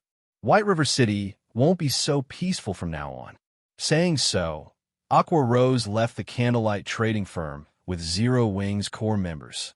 Meanwhile, inside the VIP room on the second floor, Shifeng had already begun to discuss business with Gentle Snow Guild leader Black Flame. "This move of yours is truly incomprehensible," Gentle Snow said, confusion plastered on her snow-white face. She could not help but ask, "Guild leader Black Flame, you should know that there are a total of 7 first-rate guilds competing over the Black Dragon Empire. Although 2 of them are not based in the Empire, they have invested a significant sum into the branch's development. Yet, despite there being so many first-rate guilds in the Empire, only the Dragon Phoenix Pavilion has a branch guild set up in the Imperial capital. None of the other first-rate guilds have set up their branch guilds there yet. Do you know why? The Imperial capital isn't a nice place to live." Shifeng laughed. Gentle Snow rolled her eyes. He was clearly pretending to be stupid. Helpless, she explained, "That is because the branch leader there is Blood Dragon, one of 9 Dragons Emperor's most formidable generals. Blood Dragon is a violent man, and he loves battles more than anything. He also has a group of experts under him called the Blood Legion. If any guilds refuse to submit to the Dragon Phoenix Pavilion and dare to reside in the Imperial capital, then this Blood Legion will come forward. The Blood Legion will secretly target these guilds, going as far as to ambush the upper echelons, even while still within the city limits. None of these first-rate guilds wish to drop all pretense of cordiality with the Dragon Phoenix Pavilion and allow others to take advantage of the situation. Hence, they had no better option but to withdraw from the Imperial capital and develop in other cities. If the Pavilion sends the Blood Legion to White River City, it won't be a good thing for Zero Wing." Shifeng simply revealed a faint smile in response to Gentle Snow's words. Naturally, he knew all of this information. Moreover, his understanding of the Dragon Phoenix Pavilion was even more thorough than Gentle Snow's. The Blood Legion's fame was not one bit exaggerated. The Blood Legion was also known as the Assassination Legion, comprised of a group of assassins that the Heavenly Dragon Pavilion had carefully nurtured. Anyone who opposed the Heavenly Dragon Legion would oftentimes find themselves killed back to level 0 the following day. The result would not change. Even if one hid inside a city, it was not an easy feat to kill players inside a city. It was especially so for a major city. Even if one managed to kill a player, the city guards would still kill them and deliver a severe punishment. In mild cases, this punishment would be a jail sentence of several days. In severe cases, it was highly possible that the guards would first execute the player multiple times, then jail them for a dozen days or so, and finally chase them out of and bar entry to the city. If this player dared show their face in the city, the guards would execute them on the spot unless the player did not mind losing a few levels and being locked up for a few weeks, or they no longer wished to reside in the city any longer. They normally would not take action inside an NPC city during the initial stages of God's Domain. The various large guilds already wished they could split in 2 to hasten their development. One could just imagine how much of a loss it would be for a guild to have its experts locked up for days or weeks. Every guild treated its experts like treasures. Losing an expert for a single day could cause immense damage to a guild, not to mention a jail sentence of a few days. However, the Dragon Phoenix Pavilion paid these consequences no mind. They had plenty of experts to go around. This was the pavilion's strength. Forget it. I've already told you about the Dragon Phoenix Pavilion. Since you made me wait so long, may I know how many intermediate mana armor kits Guild Leader Black Flame intends to sell to me? Shifeng's unperturbed attitude left Gentle Snow utterly speechless. At this moment, however, her own situation did not look too well either, so she could not be of any help even if she wanted to. Miss Snow, how many do you want? Shifeng simply laughed off Gentle Snow's worries, not bothering to offer her any explanation. However, he knew that Gentle Snow sincerely wanted to help him. He also understood that she was currently powerless to help him. Hearing Shifeng's question, Gentle Snow pondered for a moment before asking softly, "Do you have enough to gear a 50-man team?" Everybody knew how precious the intermediate mana armor kits were. Even partnered guilds were only allowed to purchase 21 kits at a time. That amount was only sufficient to gear 9 players at most. Beyond that, it was extremely difficult to obtain any more kits, as all those who had managed to purchase them refused to part with them. It was impossible for any guild, other than Zero Wing, to obtain a sufficient number of intermediate mana armor kits to gear a 50-man team fully okay. But the Candlelight Trading Firm requires a large amount of rare materials.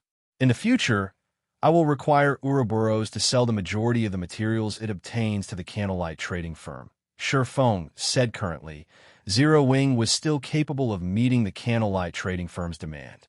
However, as the firm developed, the materials it required would increase. At that time, Zero Wing alone would not be enough to satisfy the demand of the Candlelight Trading Firm. However, if a first-rate guild like Ouroboros supplied the firm, there would no longer be any problems. Once I return, I'll instruct my subordinates to send you the materials. Gentle Snow nodded in agreement. In any case, she was tight on money right now. If she could convert some of the guild's materials into coins, it would help her greatly. After Shurfeng and Gentle Snow concluded their trade, the matter of Zero Wing's guild leader, Black Flame, provoking the Dragon Phoenix Pavilion had already spread throughout God's domain as a super first-rate guild. Any minor matter relating to the Dragon Phoenix Pavilion would receive the attention of the various large guilds in the virtual gaming world. Not to mention a major incident, such as a guild openly insulting them for a time.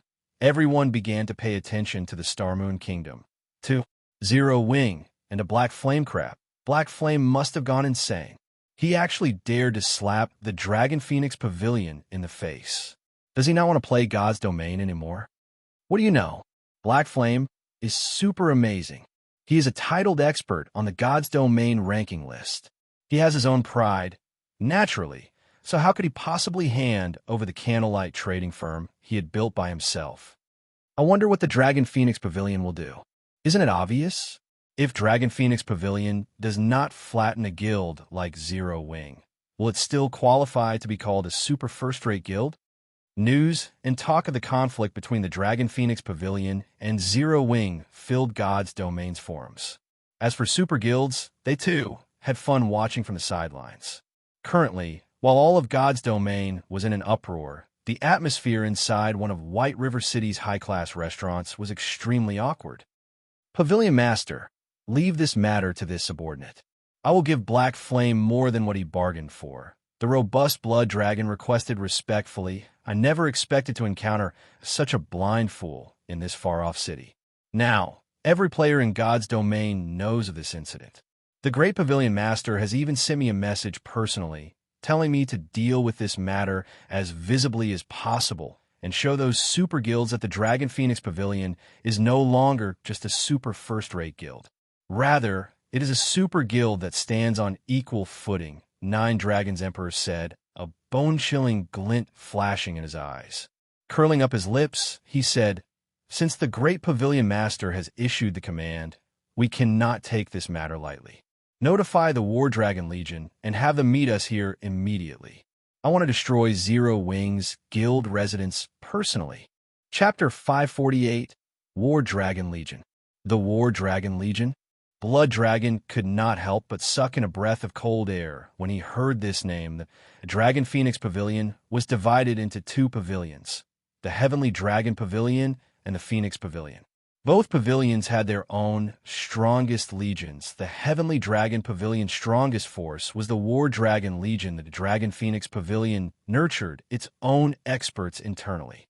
Among these experts, only the best of the best were allowed into the War Dragon Legion. One could say that the War Dragon Legion was the strongest legion specially established to contend with Super Guild's Blood Dragon had also come from the War Dragon Legion, who wouldn't be shocked by the Nine Dragons Emperor summoning the War Dragon Legion. Pavilion Master, aren't we just dealing with a small guild? Is there really a need for such a commotion? Chaos Dancer, the beautiful woman seated beside Nine Dragons Emperor, advised, "In fact, we can rely on the Blood Legion to get rid of Zero Wing." If we expose the strength of the War Dragon Legion right now, won't we waste a trump card that we could use against those super guilds in the future?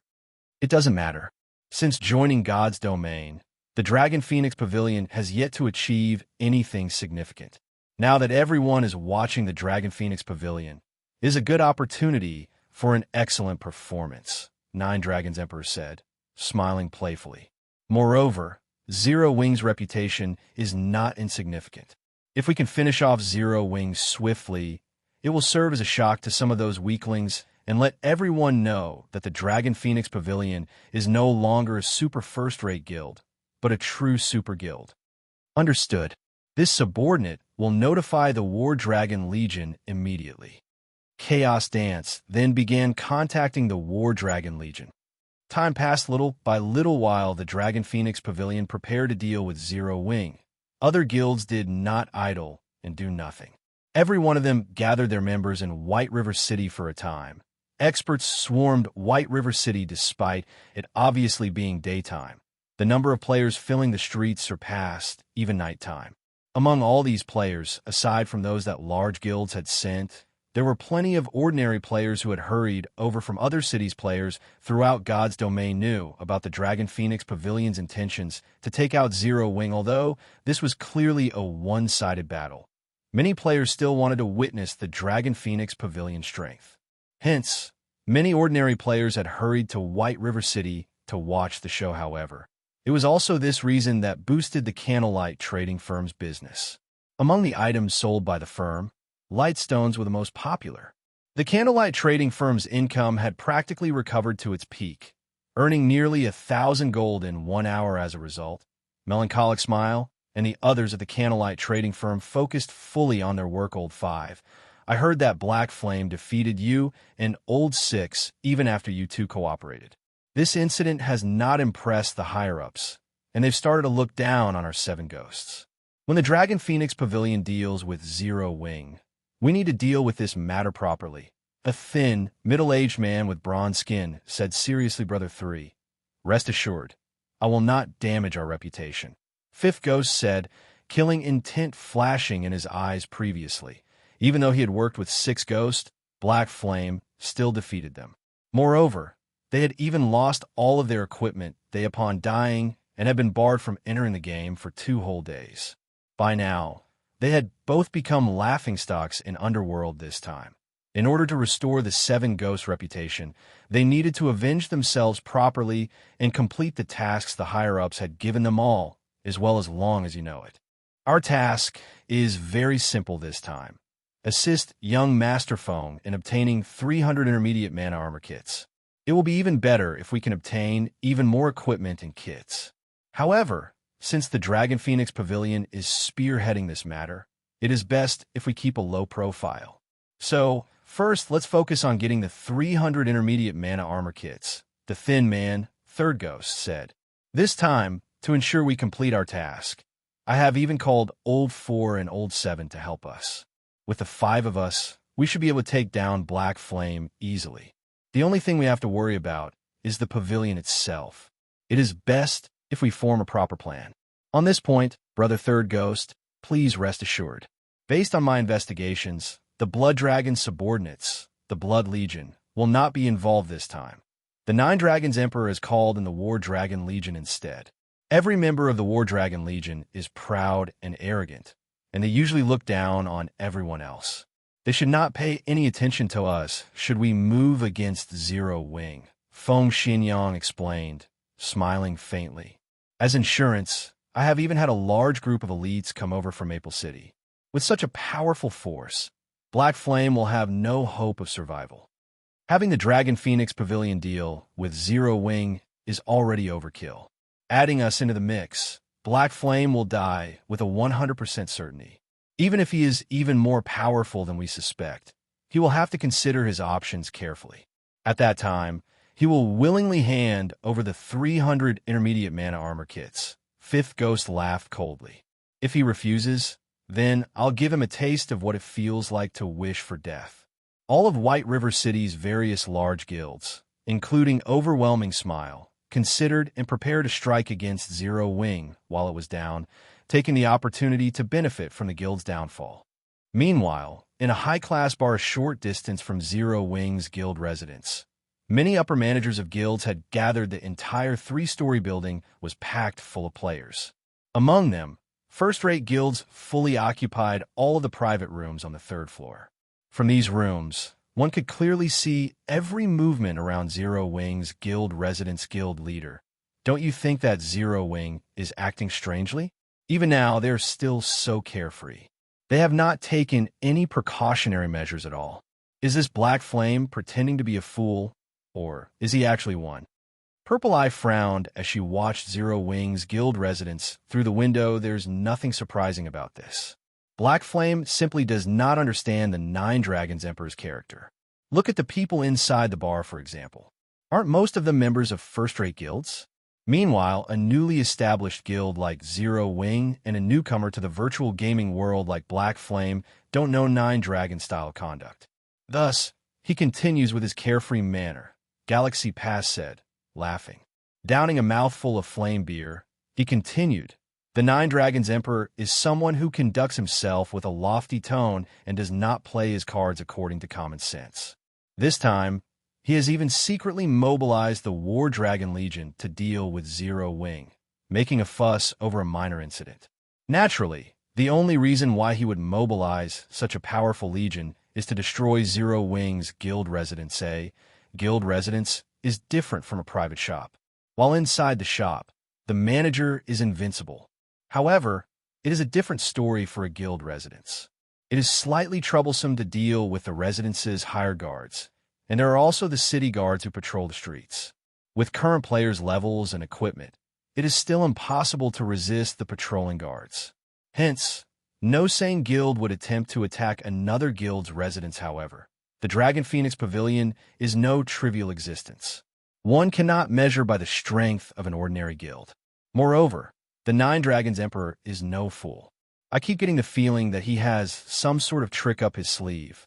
Otherwise, he would not have sent the War Dragon Legion, a trump card that he had prepared for facing super guilds. What we need to do now is wait for the Dragon Phoenix Pavilion to make its move. Once they take action and Zero Wing falls, we can begin our operation as well." Purple Eye nodded silently. This time, the Star Alliance had sent quite a number of elites and experts. They were not afraid that Zero Wing would not fall today. Instead, it was only a matter of how much profit they could gain. However, the various large guilds, including the Dragon Phoenix Pavilion, was ignorant of one point. Sherfong was a reincarnator. Moreover, he had also been the guild leader of second-rate guild in the past. In order to survive in God's domain's harsh conditions, he had endured relentless pain and suffering as far as understanding massive existences like the Nine Dragons Emperor. The Nine Dragons Emperor, most likely, did not have a better understanding than Sherfong. Chapter 549, Leave None Alive. Inside the meeting room in Zero Wing's guild residence, Zero Wing's core members filled the large meeting room. Everyone could feel the tension and the air war was imminent, although Zero Wing had succeeded in suppressing Overwhelming Smile in White River City. Their current enemy, the Dragon Phoenix Pavilion, was a lot stronger than Overwhelming Smile. The two guilds were on entirely different levels. Every player present fully understood how severe of a situation they were in. They also knew that it was highly unlikely that they would overcome this hurdle. Seated on the guild leader's throne, Sherfong suddenly asked, "You must think that I am a fool, right?" However, the only answer he received was silence. Not a single person answered his question. Everyone only stared at their guild leader, who was shrouded in mystery. "Quietly, I know the answer even without you saying a word." Sherfong laughed. Casual and relaxed, he said, "Everyone must think that I've gone insane, that I overestimate myself by challenging a super first-rate guild like the Dragon Phoenix Pavilion. Until now, aside from super guilds, not a single guild dares to make an enemy of the Dragon Phoenix Pavilion. Do you know why? The reason is very simple. They are simply too strong. They are strong enough that other guilds despair at the thought of them as an enemy. I believe that you should know all that. At this time, many guilds have already begun to prepare to take advantage of our misfortune. Every one of them is closely eyeing us like prey. There's not a single guild out there that thinks we might come out of this on top. They all believe that we will lose without a doubt, and that our names will soon be wiped from God's domain. Do you know why? I'll tell you why. Since the very beginning, whether it is the Dragon Phoenix Pavilion or the various other first-rate guilds, none of these people have seen us as equals. Since the very beginning, they have thought of us as weak. So, they have come to bully us, to drink our blood, and eat our flesh, to destroy us. However, I will warn them now. They will be disappointed since there has never been a guild courageous enough to challenge the Dragon Phoenix Pavilion. Then, today, we will be the first to make history. We will show everyone that Zero Wing is not a guild they can afford to provoke. If they wish to plunder our corpses, they'll have to seek permission from the swords in our hands first. The battle is to the strong. Today, let us teach the Dragon Phoenix Pavilion a lesson. The moment Shurfeng finished his speech, everyone suddenly felt their blood boil. None of them had ever thought that such a day would come throughout the virtual gaming world. Other than super guilds, there had never been a guild daring enough to provoke and challenge the Dragon Phoenix Pavilion. However, Zero Wing dared. Moreover, Zero Wing's guild leader himself led this challenge. Isn't it just a super first-rate guild? I've long since grown tired of looking at their faces. Today, I'll use them to release some stress. Cola laughed excitedly. Ha ha ha. Guild leader, I've been waiting for you to say that. I'm bored of battling. Overwhelming smile constantly. The Dragon Phoenix Pavilion has arrived at just the right time. It just so happens that I can use them to test my recent improvement. Blackie licked his lips, revealing an eager grin. Guild leader, tell us how we should deal with the Dragon Phoenix Pavilion. I want to be the first one to have a go at them. Flying Shadow said excitedly, this is seriously insane. Aqua Rose shook her head helplessly. In the next moment, however, she smiled and said, but I like it. For a time, every Zero Wing member of the meeting room talked and laughed with each other. The heavy atmosphere from before vanishing the Dragon Phoenix Pavilion was indeed strong. However, they were not a bunch of weak and powerless noobs either. Since the Dragon Phoenix Pavilion dared to oppress them using force, they would show the Pavilion that it had chosen a wrong opponent. They would let the Pavilion know that the opponent it was about to face was not a weak little cub, but rather, it was a ferocious beast with sharp fangs and claws. If I am not mistaken, it is highly possible that the Dragon Phoenix Pavilion will strike once the sun sets. Fire Dance, how are the preparations going on your side? Shurfeng asked as he turned to the sharp and mesmerizing fire dance. Based on Shurfeng's understanding of Nine Dragons Emperor, there was an 80% chance that he intended to destroy Zero Wing's guild residence. If a guild residence were destroyed, it could not be repaired within 10 days' time. Moreover, if a guild residence were destroyed, all members of the corresponding guild within the city would receive a penalty. Not only would all members lose a level, but their EXP gain would also be halved for the following 10 days. The guild popularity would drop by 50,000 points as well. Moreover, after the destroyed guild residence was reconstructed, the quality of the guild quests the guild would receive would be significantly affected. The best time to destroy a guild residence was at night. Players' greatest foe when trying to destroy an enemy guild residence was not other players, but the patrolling NPC city guards. These city guards were no trivial matter. They were all level 150 NPCs. To players, they were nightmares. These NPCs only needed one hit to finish off the current players of God's domain. However, the number of patrolling city guards would change depending on the time of day. During the day, these NPCs always patrolled in groups of 20. By the time night arrived, however, that number would decrease to 10. If a guild attacked an enemy guild residence at night, it could notably lessen its losses. That way, the guild would have more combat power to spare for destroying the enemy guild residence. Meanwhile, since Shurfeng dared to provoke the Dragon Phoenix Pavilion, he had naturally prepared if one wished to destroy a guild residence. Aside from the city guards, there were also the hired guards inside the guild residence to contend with. Although the hired guards were not as powerful as the level 150 city guards, they were still genuine level 50 NPCs. Meanwhile, depending on the employed NPC strength, the asking price of said NPC would vary.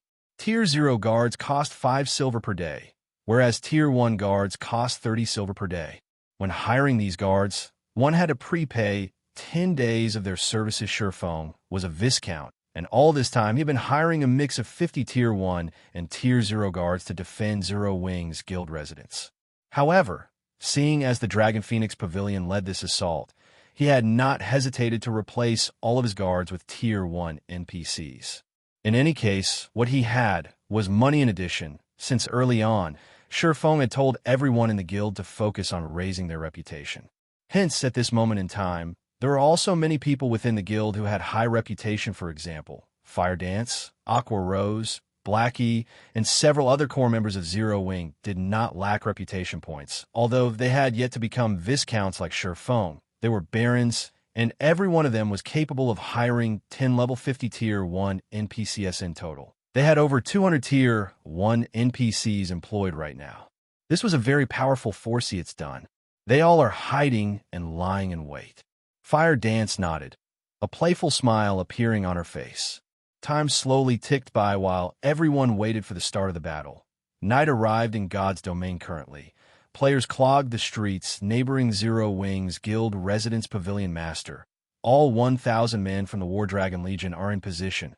A valiant and extraordinary-looking youth reported to 9 Dragons Emperor. The War Dragon Legion was the strongest force in the Heavenly Dragon Pavilion's arsenal. As of today, it had never been used to deal with any guild less than a super guild. The Legion consisted of 1,000 players, and every one of these players wore level 25 fine gold equipment. A few even had level 25 dark gold equipment. These Legionnaires' levels also ranged from level 27 to level 28. These players were definitely at the peak of God's domain in terms of levels. Every member also radiated a sharp and penetrating aura. Although the War Dragon Legion consisted of 1,000 members, they felt like an army of tens of thousands that was capable of mass destruction. Meanwhile, among these players, the man reporting to 9 Dragons Emperor was even more extraordinary. He was the War Dragon Legion's commander, Martial Dragon.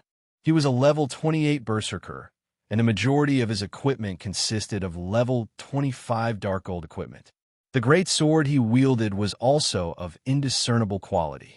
However, judging by the blade's capability of even tearing apart air, one could tell that it was an exceptional item. With a single glance aside from the War Dragon Legion's 1,000 players, the Dragon Phoenix Pavilion had also dispatched close to 10,000 elite players. These elite players were all level 25 and above. It was a truly shocking sight. Only a first-rate guild would be capable of dispatching so many elite players. Were it not for the transportation fees, this number would have most likely been several times higher. Many players involuntarily trembled when they saw the Dragon Phoenix Pavilion's war formation from afar. This was the power of the Dragon Phoenix Pavilion. Regarding both financial prowess and manpower, ordinary first-rate guilds simply could not compare to the Dragon Phoenix Pavilion. Zero Wing is truly finished this time. Sitting in a third-floor private room of a high-class bar, Feng Xianyang felt indescribable joy well up in his heart when he saw the pavilion's army. It's as expected of Martial Dragon, the commander of the War Dragon Legion. I can feel that terrifying aura of his even from such a distance. Fear filled Fifth Ghost's heart when he looked at the valiant Martial Dragon. Martial Dragon is a true mutant. He is not human at all. Even our boss has said so. Otherwise, he would not be capable of becoming the War Dragon Legion's commander. If we encounter him, it is best that we avoid provoking him. Third Ghost reminded his brothers in arms. Meanwhile, standing on the street, 9 Dragons Emperor swept a glance over the army before him. In the next moment, he waved his hand and pointed at Zero Wings Guild residents. Very calmly, he said, "Go. Leave none alive." Chapter 550, Exceeding Expectations. Under 9 Dragons Emperor's command, the members of the Dragon Phoenix Pavilion charged towards Zero Wings Guild residents. The pavilion's army's attack was organized.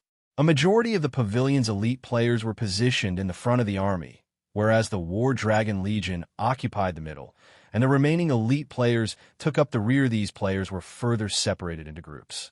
However, unlike guild wars that usually involve thousands of players, the Dragon Phoenix Pavilion had grouped its members into parties of 6. Each party consisted of MTs, healers, and ranged and melee damage dealers. The standard compositions of a dungeon party, although this militaristic configuration was not suited for a large battlefield. It was perfect for battles in narrow terrains, such as a city. The army could react to all sorts of problems in a timely manner. It has finally begun. Purple, did you order those assassins under you to record this battle? Galaxy Past, who sat comfortably in a third-floor private room of the high-class bar, asked. Smiling, he stated, "This is a good opportunity to collect data on the Dragon Phoenix Pavilion, particularly the experts from the War Dragon Legion. Every member of the Legion is worth noting. It might come in handy in the future." This high-class bar offered an excellent vantage point. He could see practically everything that occurred around Zero Wing's residence. However, Galaxy Past was still not satisfied with this. He had positioned assassins under his command in several other buildings in order to record the battle from the closest distance possible. Just how strong was the Dragon Phoenix Pavilion? Particularly, how was the pavilion's strength after joining God's domain? Other than a few upper managers of the Dragon Phoenix Pavilion, nobody knew the answer to these questions now that the pavilion launched an assault on Zero Wing's residence. It was clear to see that their strength was nothing to scoff at.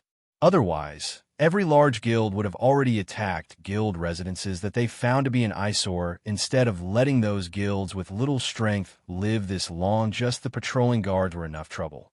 The higher guards were no trivial matter either. They all were level 50 NPCs. To current players, these level 50 NPCs were still too powerful to handle. However, the truly troublesome issue was the players of the guild itself. Zero Wing had definitely taken some precautionary measures. It was normal for around 20 to 30,000 players to defend the guild residence at all times, even if the Dragon Phoenix Pavilion had deployed the War Dragon Legion. Zero Wing's guild residence would not be so easily destroyed. The pavilion would have to reveal some of its true capabilities, and this was precisely what Galaxy Past and all of the other large guilds watching wanted to witness, as God's domain was still in its early stages. There had yet to be any major conflicts between the various first-rate guilds, super guilds, and the Dragon Phoenix Pavilion. However, that would not necessarily remain the case in the future. It was better to prepare ahead of time. Hence, the Star Alliance wasn't the only guild to send a large group of assassins to record the battle. Many other guilds had also dispatched their assassins, all of them hoping to uncover even the smallest detail about the Dragon Phoenix Pavilion's background. Meanwhile, inside Zero Wing's residence, the guild's members had long since prepared for the upcoming war. Every one of them stood, waiting, inside the guild residence. Guild leader, they've arrived. Initial estimates put their numbers somewhere over 10,000, with the weakest among them being elite players. Their equipment is also a match for our elite members. Aqua Rose reported to everyone's heart skipped a beat upon hearing Aqua Rose's report of the Zero Wing had 50,000 members. They only had around 14,500 elites. Yet, the Dragon Phoenix Pavilion had casually mustered a force of 10,000 elite players. This was simply too frightening. Sure enough, the pavilion is both rich and powerful. Surefone laughed. This situation did not surprise him. After all, the Dragon Phoenix Pavilion was a super first-rate guild. Even though White River City was not the pavilion's home ground, it would still be child's play for it to obliterate a second-rate guild. Move out, then. Coordinate your attacks with the NPCs. Core members, your main goal is to fend off the pavilion's War Dragon Legion.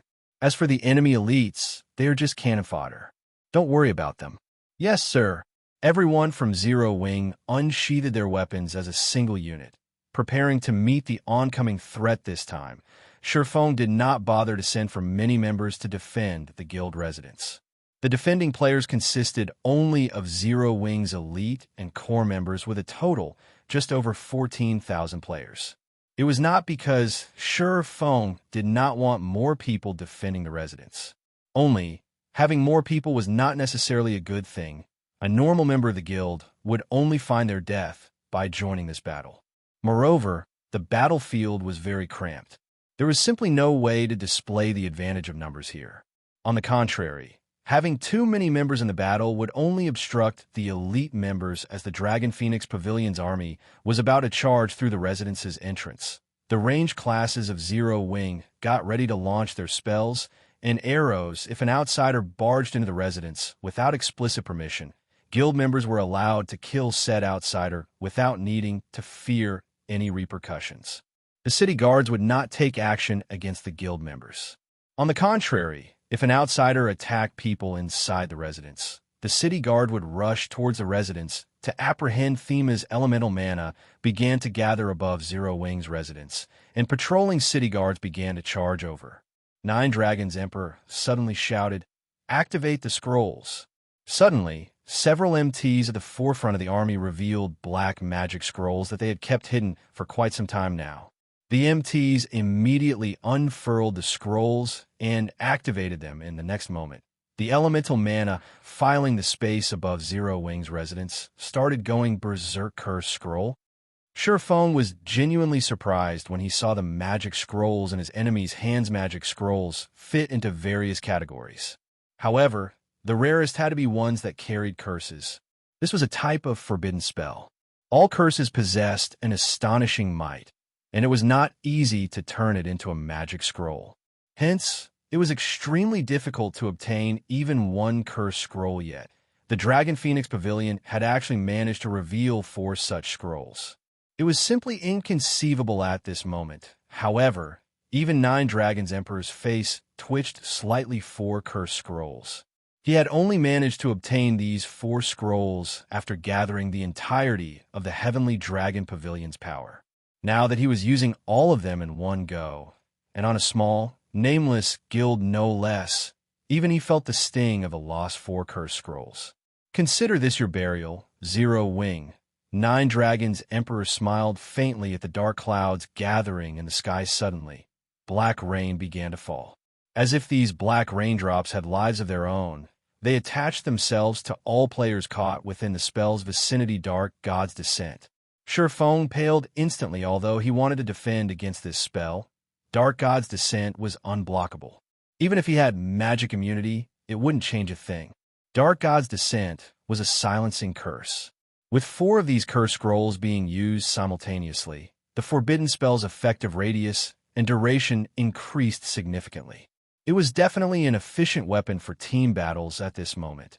A Dark God status imperceptibly appeared in everyone's status window, the duration lasting for 1 full hour. In other words, within the next hour, any players within the curse's effective radius were unable to use any of their spells. They could not even use the tools they had inside their bags. To put it simply, players could only participate in melee combat. The Dragon Phoenix Pavilion had obviously prepared these curses as a countermeasure for large-scale destruction spells, and NPCS Blood Dragon. Lead some elites to pin down the patrolling guards and let Martial Dragon handle the rest, Nine Dragons Emperor ordered. He then turned to look at Chaos Dancer, saying, "Let's go. We'll watch the show from upstairs." After receiving the command, Blood Dragon led the elite players, who were positioned at the rear line and remained unaffected by the Dark God, and charged towards the 10-level 150 patrolling guard. At the same time, Martial Dragon shouted, "Kill! Annihilate Zero Wing! Leave not a single player alive!" The War Dragon Legion suddenly charged into Zero Wing's residence. As for the other elite players, they were tasked to delay the residence's NPC guards when silenced. An expert strength stepped into the spotlight when the War Dragon Legion's 1,000 members charged into Zero Wing's 10,000-plus elite members. They were like wolves among a flock of sheep. Immediately, the members of the War Dragon Legion started a slaughter. At this point, Zero Wing possessed more than 400 Tier 1 players. It had more Tier 1 players than every guild in White River City combined. Naturally, all those capable of becoming Tier 1 classes at this stage of the game employed powerful techniques. Even if they were not yet experts, they were not far from that hurdle. Zero Wing's members were also famed for having amazing equipment.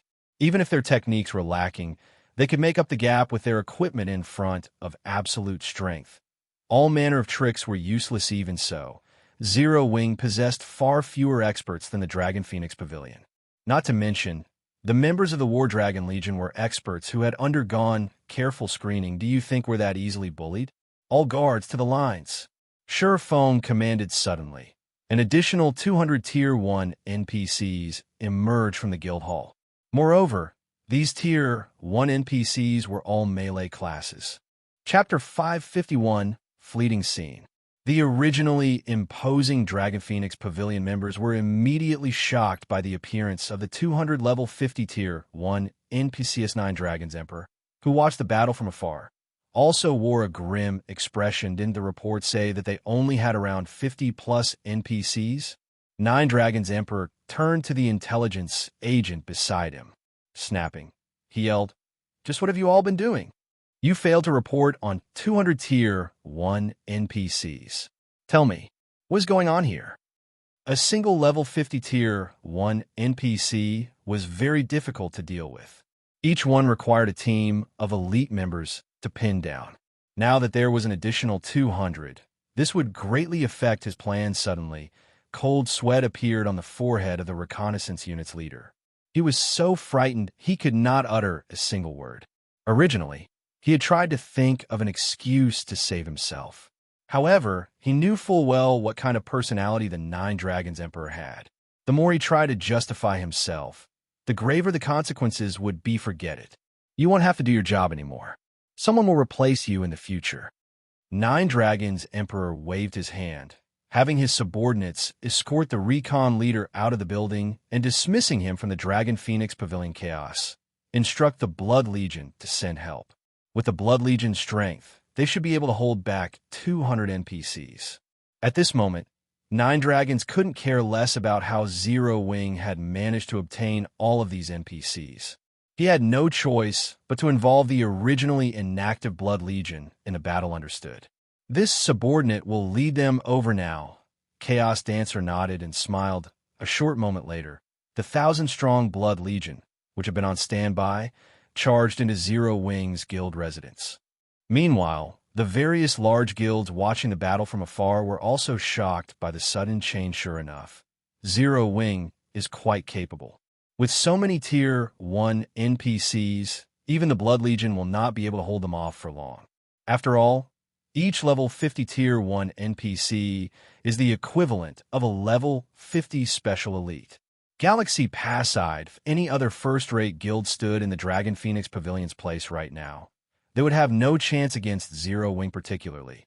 That large-scale silencing spell the Pavilion had used before the battle began significantly restricted the NPC's combat power and had even sealed Zero Wing's large-scale destruction spells. Zero Wing had lost all their advantages with just this single move. Meanwhile, inside Zero Wing's residence, a melee battle had broken out. The scene in the residence looked just like a battlefield from ancient times. Currently, the magical classes who boasted the highest power could only fight using their staffs. The magical classes in God's Domain were different from other virtual reality games. They were not completely incapable of participating in melee combat, but they were not specialized in it. They possessed very few skills that could be used in a melee battle. In addition, their classes mainly focused on intelligence and vitality, making them even more inferior in melee combat at this moment. However, nobody could care less. Even the healers of either side fought each other, not to mention the other magical classes. Compared to the one-on-one fights between the magical classes, the battles between the physical classes were intense currently. None of them could use any skills or tools and had to rely solely on their combat techniques. It was especially true for the War Dragon Legion. A majority of the War Dragon Legion members consisted of physical classes, and everyone was an expert among experts. Normally, they were capable of soloing a special elite of the same level, and some were even capable of putting up a good fight against a chieftain of the same level. Elite players could become elites in the first place, not solely because of their levels being above average. It was more due to the fact that they could solo an elite monster of the same level. Hence, they were called elite players. Meanwhile, in the eyes of God's Domain's ordinary players, experts were individuals capable of soloing a special elite of the same level.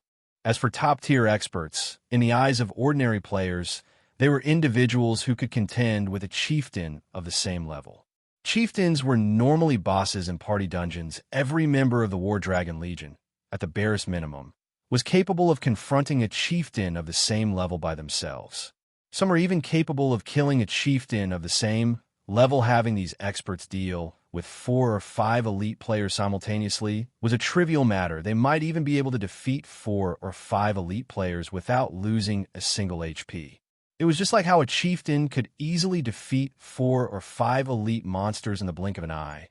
The 1,000 members of the War Dragon Legion had already killed close to 3,000 Zero-Wing members without suffering even a single fatality, if not for many of the War Dragon Legion's members and the Blood Legion holding back the Tier 1 NPC guards.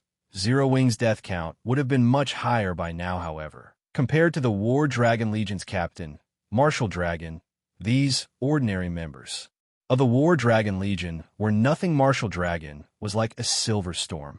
Everywhere he passed, a rain of blood would follow. When half a dozen elite members of Zero-Wing dashed up to Martial Dragon, they were instantly struck by Martial Dragon's bone-chilling and immeasurably heavy aura, their complexions turning pale and movements becoming extraordinarily sluggish. Immediately after, multiple red streaks of light weaved across their bodies, sending them flying into the air. In the next moment, blood poured out like a fountain from multiple wounds. When these elites returned to the ground, a piece of equipment dropped beside them. Their bodies were no longer capable of movement. The War Dragon Legion is truly frightening. There are many among them who are even stronger than I am. That Martial Dragon is especially impressive. If I fought him, I'm not confident that I could even block a handful of moves before he defeated me. It is no wonder why people are saying that the Dragon Phoenix Pavilion strength is the closest to a super guild. This Martial Dragon can indeed put up a fight against those old fellows. Galaxy Pass stated incredulously super guilds had not become such because of their massive financial prowess or their large army of experts. The true reason was those inhuman experts that stood at the very top of the virtual gaming world. Martial Dragon had precisely the potential to become such an expert. I heard that Martial Dragon is a talent that only appears once every 10 years in the Heavenly Dragon Pavilion. It seems that this was not an exaggeration. Purple Eye watched Martial Dragon's figure that resembled a god of war, awe, and anticipation, as well as some hints of jealousy, filling her eyes. To experts like herself, it was an instinct to revere the strong. At the same time, she also wished to challenge those powerhouses who stood at the summit. Martial Dragon was someone who had already obtained the right to challenge such individuals. So how could she not be jealous? Purple Eye even considered exchanging a few moves with Martial Dragon right this instant. Even though she knew she was no match for the man, the exchange would still benefit her immensely. If an expert wished to improve themselves quickly, they could not just rely on self-research and experimenting. They needed to fight various other experts, using the experience to learn and improve their own shortcomings. Only then could they improve quickly. While Purple Eye focused on Martial Dragon's every move, hoping to learn something through his actions, she suddenly noticed Martial Dragon's gaze shift to another location, his eyes revealing both traces of shock and excitement. Turning to look where Martial Dragon had shifted his attention to, Purple Eye similarly found herself shocked. Who is that person? Purple Eye's small mouth widened, as if she had just seen a ghost. She had just watched 3 War Dragon Legion members die instantly. That's right. All 3 of them were killed in the blink of an eye.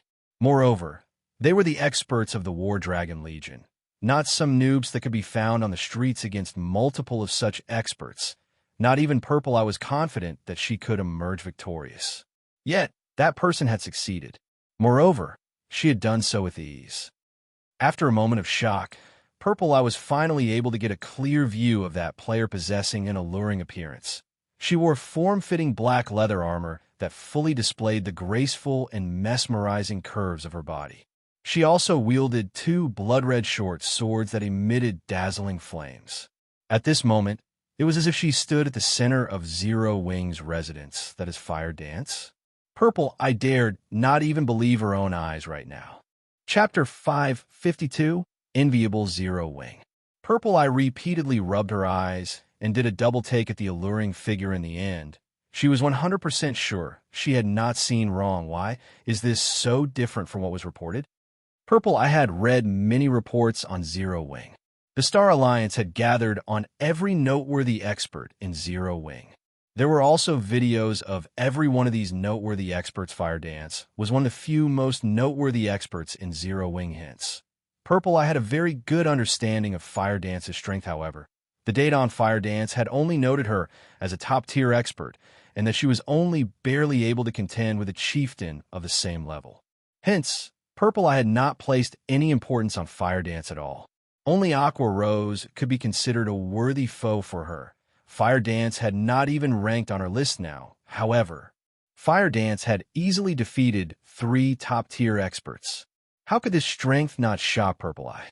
It was especially true for that blade-like aura surrounding Fire Dance. Even while watching from such a distance, she could feel a sense of great danger with that aura. It felt as if Fire Dance could appear right before her at any time and launch an attack with such a dazzling and dangerous aura. It was difficult for Fire Dance not to attract attention. Not to mention, there were many experts present on the battlefield, and every one of them possessed the sensitivity of a mouse. These experts detected the source of the danger instantly. 4 of the War Dragon Legion members closest to Fire Dance charged towards Fire Dance simultaneously. As if they had planned this, they coordinated their actions perfectly, launching an attack from all sides facing the encirclement of the 4 Legionnaires. Fire Dance's figure swayed slightly. In the next moment, only an afterimage remained in her place, denying the Legionnaires their chance to strike. Immediately, she dashed towards the closest level 27 assassin, the 2 flame-red short swords in her hands transforming into multiple blades of light that struck like vipers as a member of the War Dragon Legion. The assassin was no ordinary player. When faced with this sudden attack, instead of retreating, he advanced. The assassin quickly saw through the trajectory of Fire Dance's short swords. Brandishing his own daggers, he deflected her attacks. One after another, after deflecting the swords of light, the assassin kicked at Fire Dancery, still 2 green. The assassin's sneered attacks were not limited to the player's weapons.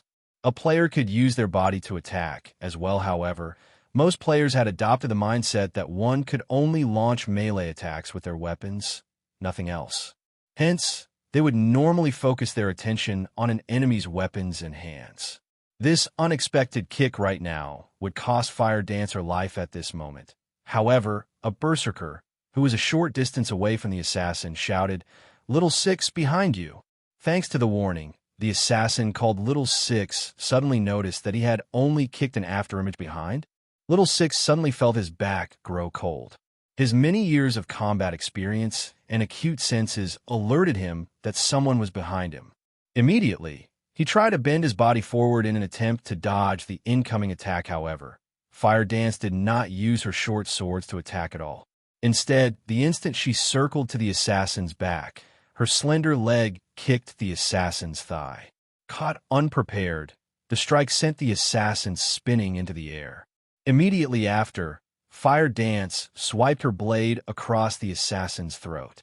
Overall, her actions were simple and direct with no wasted movement whatsoever.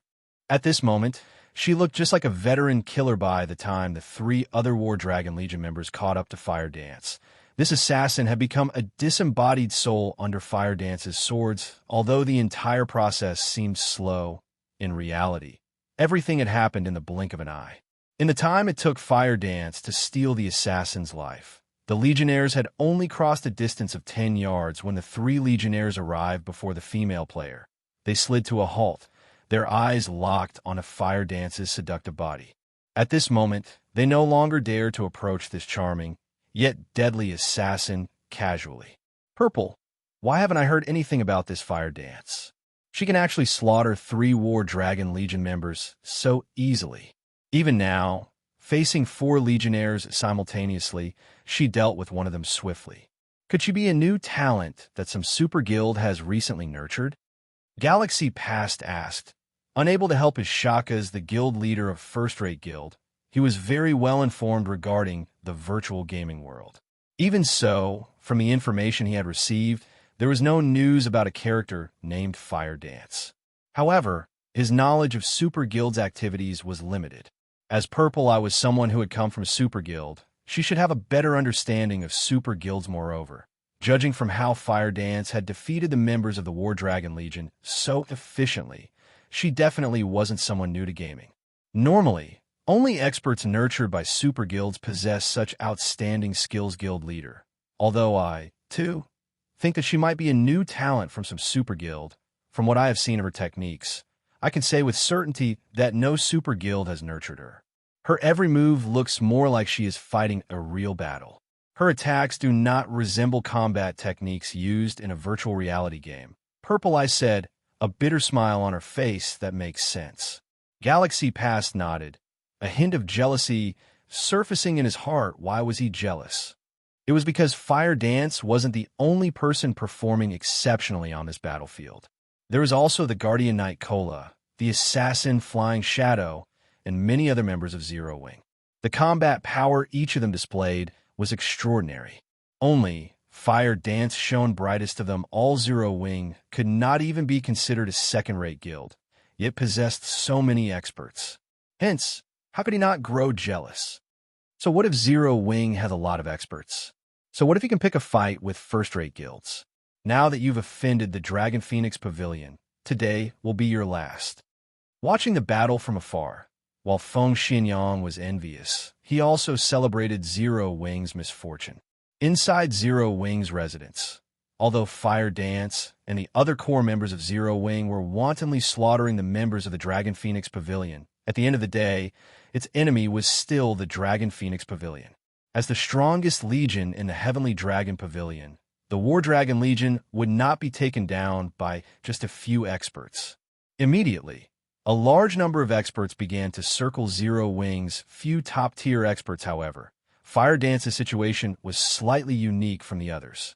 Only one person came forth to deal with her.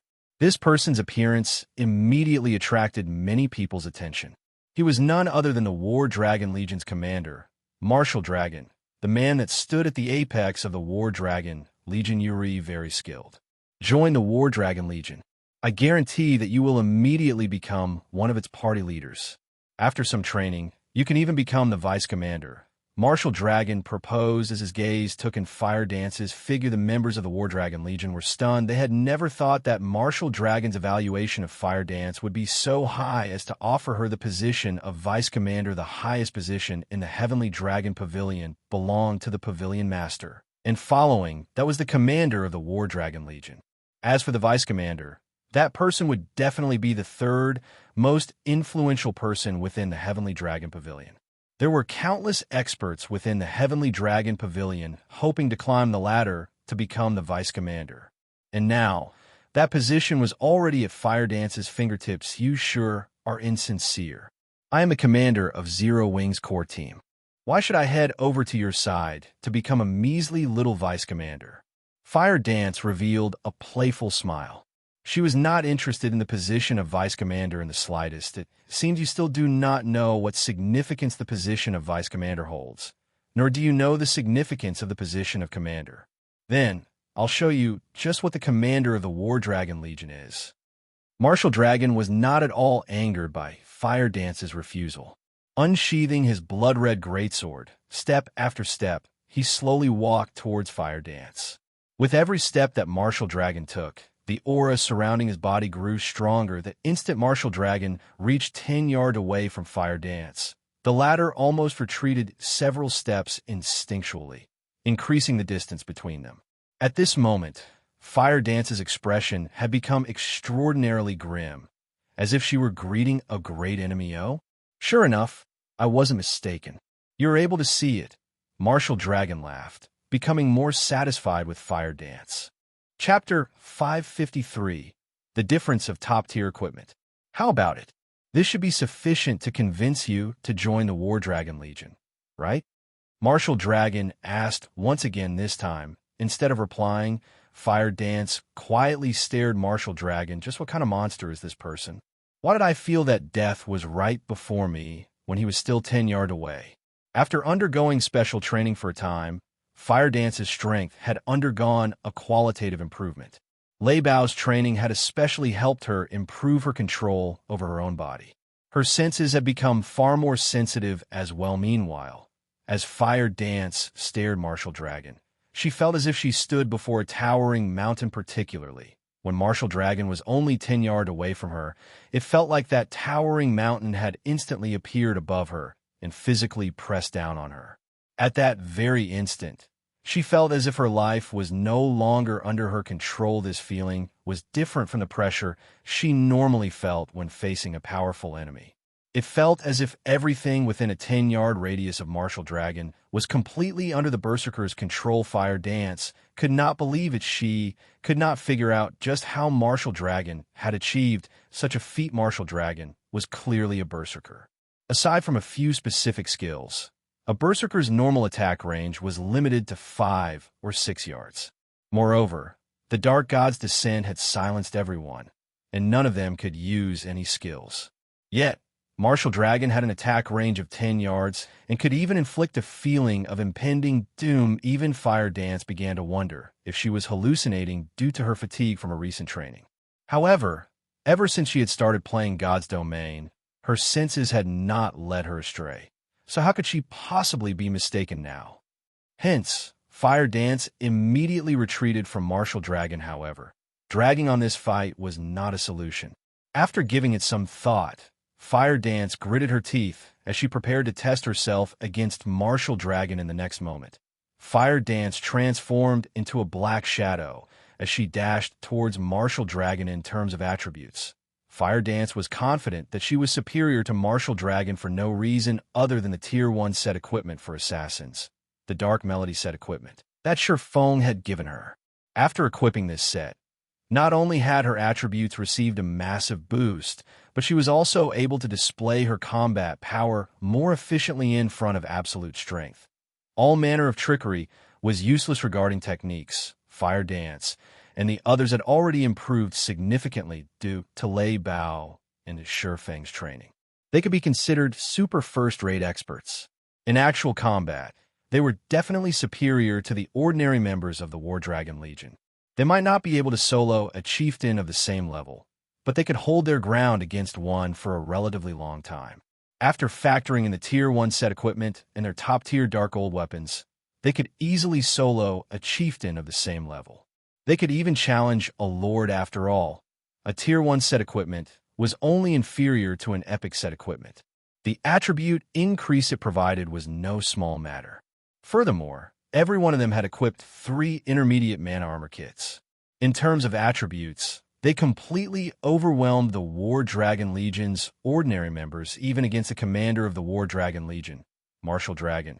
This was the case the instant Fire Dance reached the 10-yard range. She turned her feet slightly, and suddenly, she split into 2 identical figures. It was practically impossible to tell which woman was real. The 2 figures then proceeded to attack Martial Dragon separately. Any ordinary player would be caught off guard and fail to react if their enemy suddenly doubled. Even an expert would hesitate. In addition, Fire Dance was very skilled. There were almost no excess movements in her attack.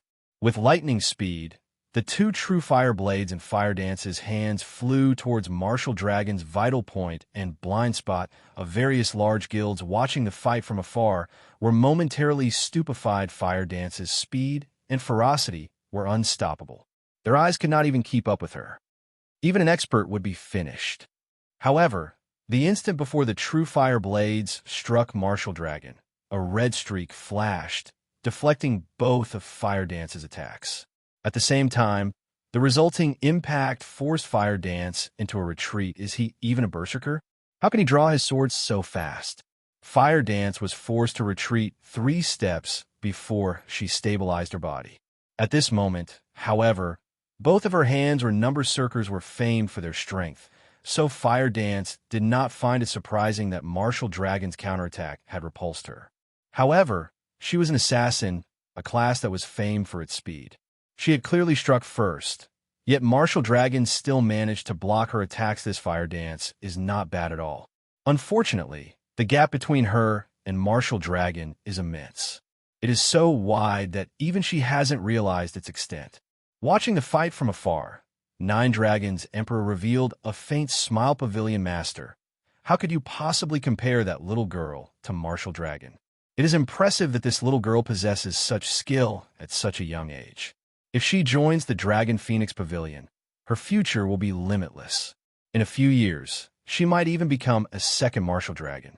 The old man serving Nine Dragons Emperor similarly smiled. Martial Dragon was one of the strongest combatants that the Heavenly Dragon Pavilion had to offer. He was also a rare talent that only appeared once a decade. The virtual gaming world changed by the day, and every year, the Dragon Phoenix Pavilion would recruit a large number of players with potential. Meanwhile, the fact that Martial Dragon was known as a genius that only appeared once every 10 years in the Dragon Phoenix Pavilion showed just how much talent he possessed. How could a little girl, who had never been nurtured by a super guild, possibly compete with such an individual? Before, although it seemed as though Martial Dragon's block had been extremely fast, in reality, that was not the case. It was only because Fire Dance had failed to notice Martial Dragon taking half a step backward. And it was precisely this distance that had given Martial Dragon's greatsword sufficient time to catch up to Fire Dance's short swords. The subtlety this half step contained was the difference between Fire Dance and Martial Dragon. Before Fire Dance could recall how Martial Dragon had managed to counterattack, Martial Dragon suddenly moved. The instant he moved, Fire Dance focused all of her attention on the Berserker's body. Martial Dragon's movements were very fast and polished. However, this speed was slower than Fire Dance's reactions. In an instant, Fire Dance predicted the Berserker's attack route and prepared to counterattack. Since my strength is not a match for him, I'll use speed to face him. Through the previous exchange, Fire Dance had discovered her advantages and disadvantages against this opponent. Assassins possessed extremely high agility. Hence, regarding movement speed, they were leaps and bounds above Berserkers. With that in mind, Fire Dance planned to fight a moving battle with Martial Dragon. Fire Dance instantly dodged the attack from Martial Dragon's greatsword.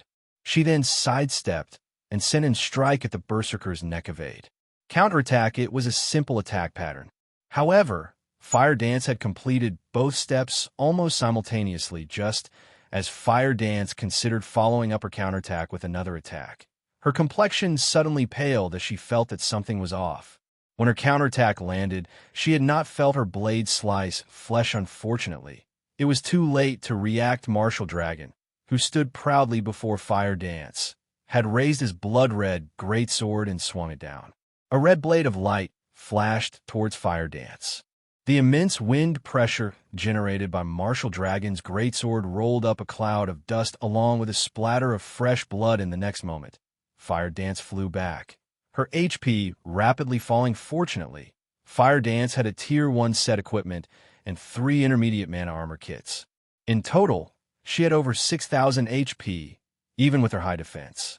Although Martial Dragon possessed frightening strength, he could not kill Fire Dance with one hit. He could only reduce her HP by half. Such powerful equipment. Martial Dragon was somewhat surprised when he saw Fire Dance still standing. However, he quickly discerned the reason why he was unable to kill the assassin with a single hit. Equipment capable of allowing an assassin to survive one of his strikes definitely possessed powerful attributes. At this moment, even Martial Dragon envied Fire Dance. Even Nine Dragons Emperor, who watched the battle from afar, glared at Fire Dance enviously. It really is a wonder how you people from Zero Wing managed to obtain such exaggerated equipment. However, although your equipment is excellent, it will only prolong your suffering. Saying so, Martial Dragon advanced once more, swinging his greatsword towards Fire Dance, who had only barely recovered from her fall just as the red blade of light was about to strike the assassin.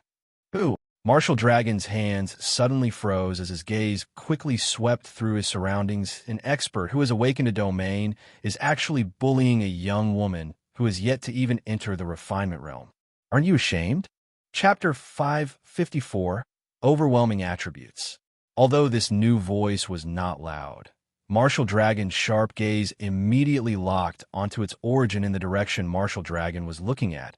A plain-looking man in armor slowly emerged the warring crowd. Despite so many players focusing on killing each other. Nobody had bothered to attack this man.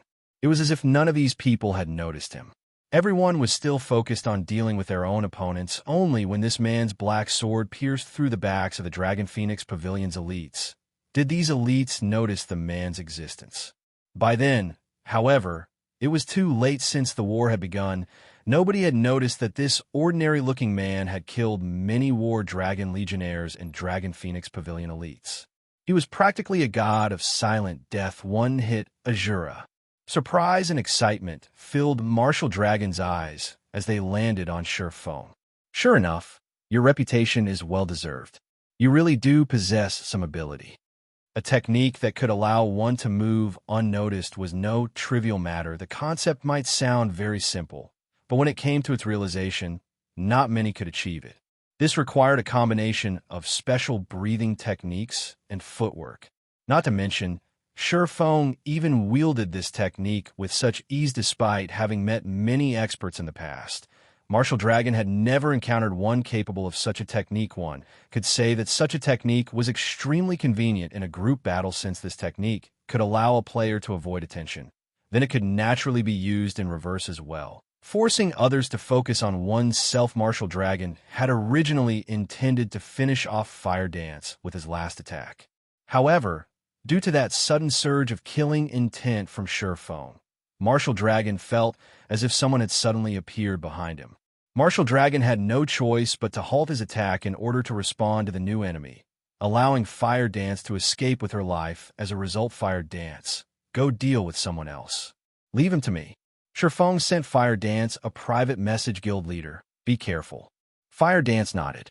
Although Fire Dance was reluctant, she turned and moved to deal with other enemies. Martial Dragon glanced at Fire Dance's departing figure, not bothering to chase after the assassin. Instead, he focused his attention on the slowly approaching Feng. What's going on with Martial Dragon? Fire Dance was within his grasp. Why didn't he finish her off before moving on to deal with Black Flame? Feng Xinyang, who watched the fight from afar, shouted with frustration and confusion. His hatred for Zero Wing ran deep, and he wanted nothing more than to kill Zero Wing's upper managers hundreds of times. If not for Zero Wing, he would not have encountered so many problems. He would have long since become the hidden overlord of Starmoon Kingdom's eastern region rather than ending up in his current dire state. He even had to obey the Seven Ghosts' young Master Feng. Martial Dragon is not at fault here.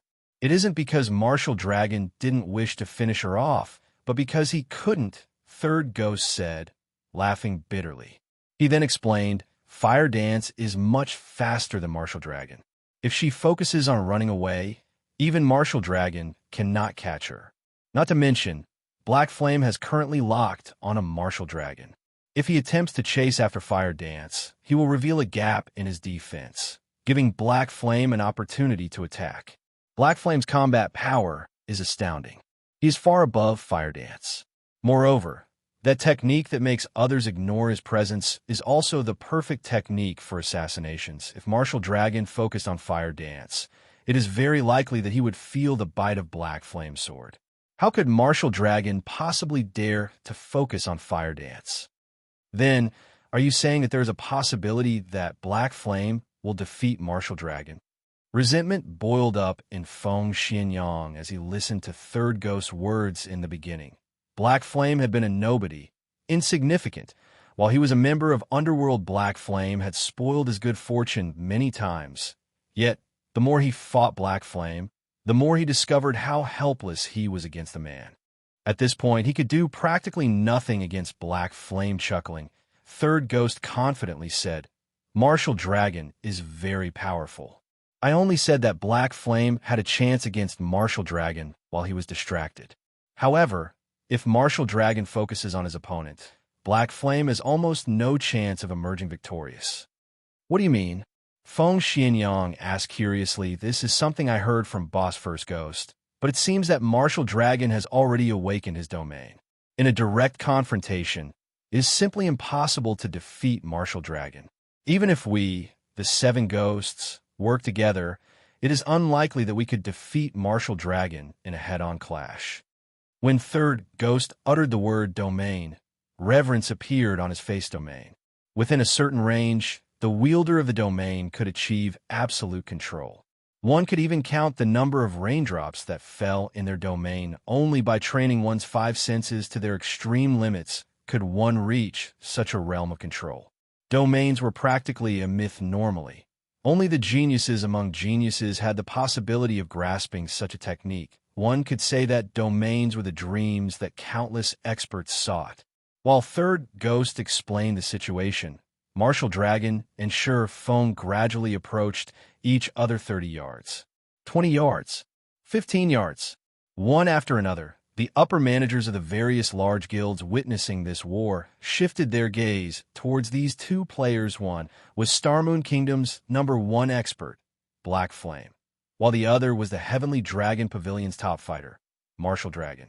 Both were peerless experts that could deter an army by themselves. So how could they possibly miss out on a battle between the two?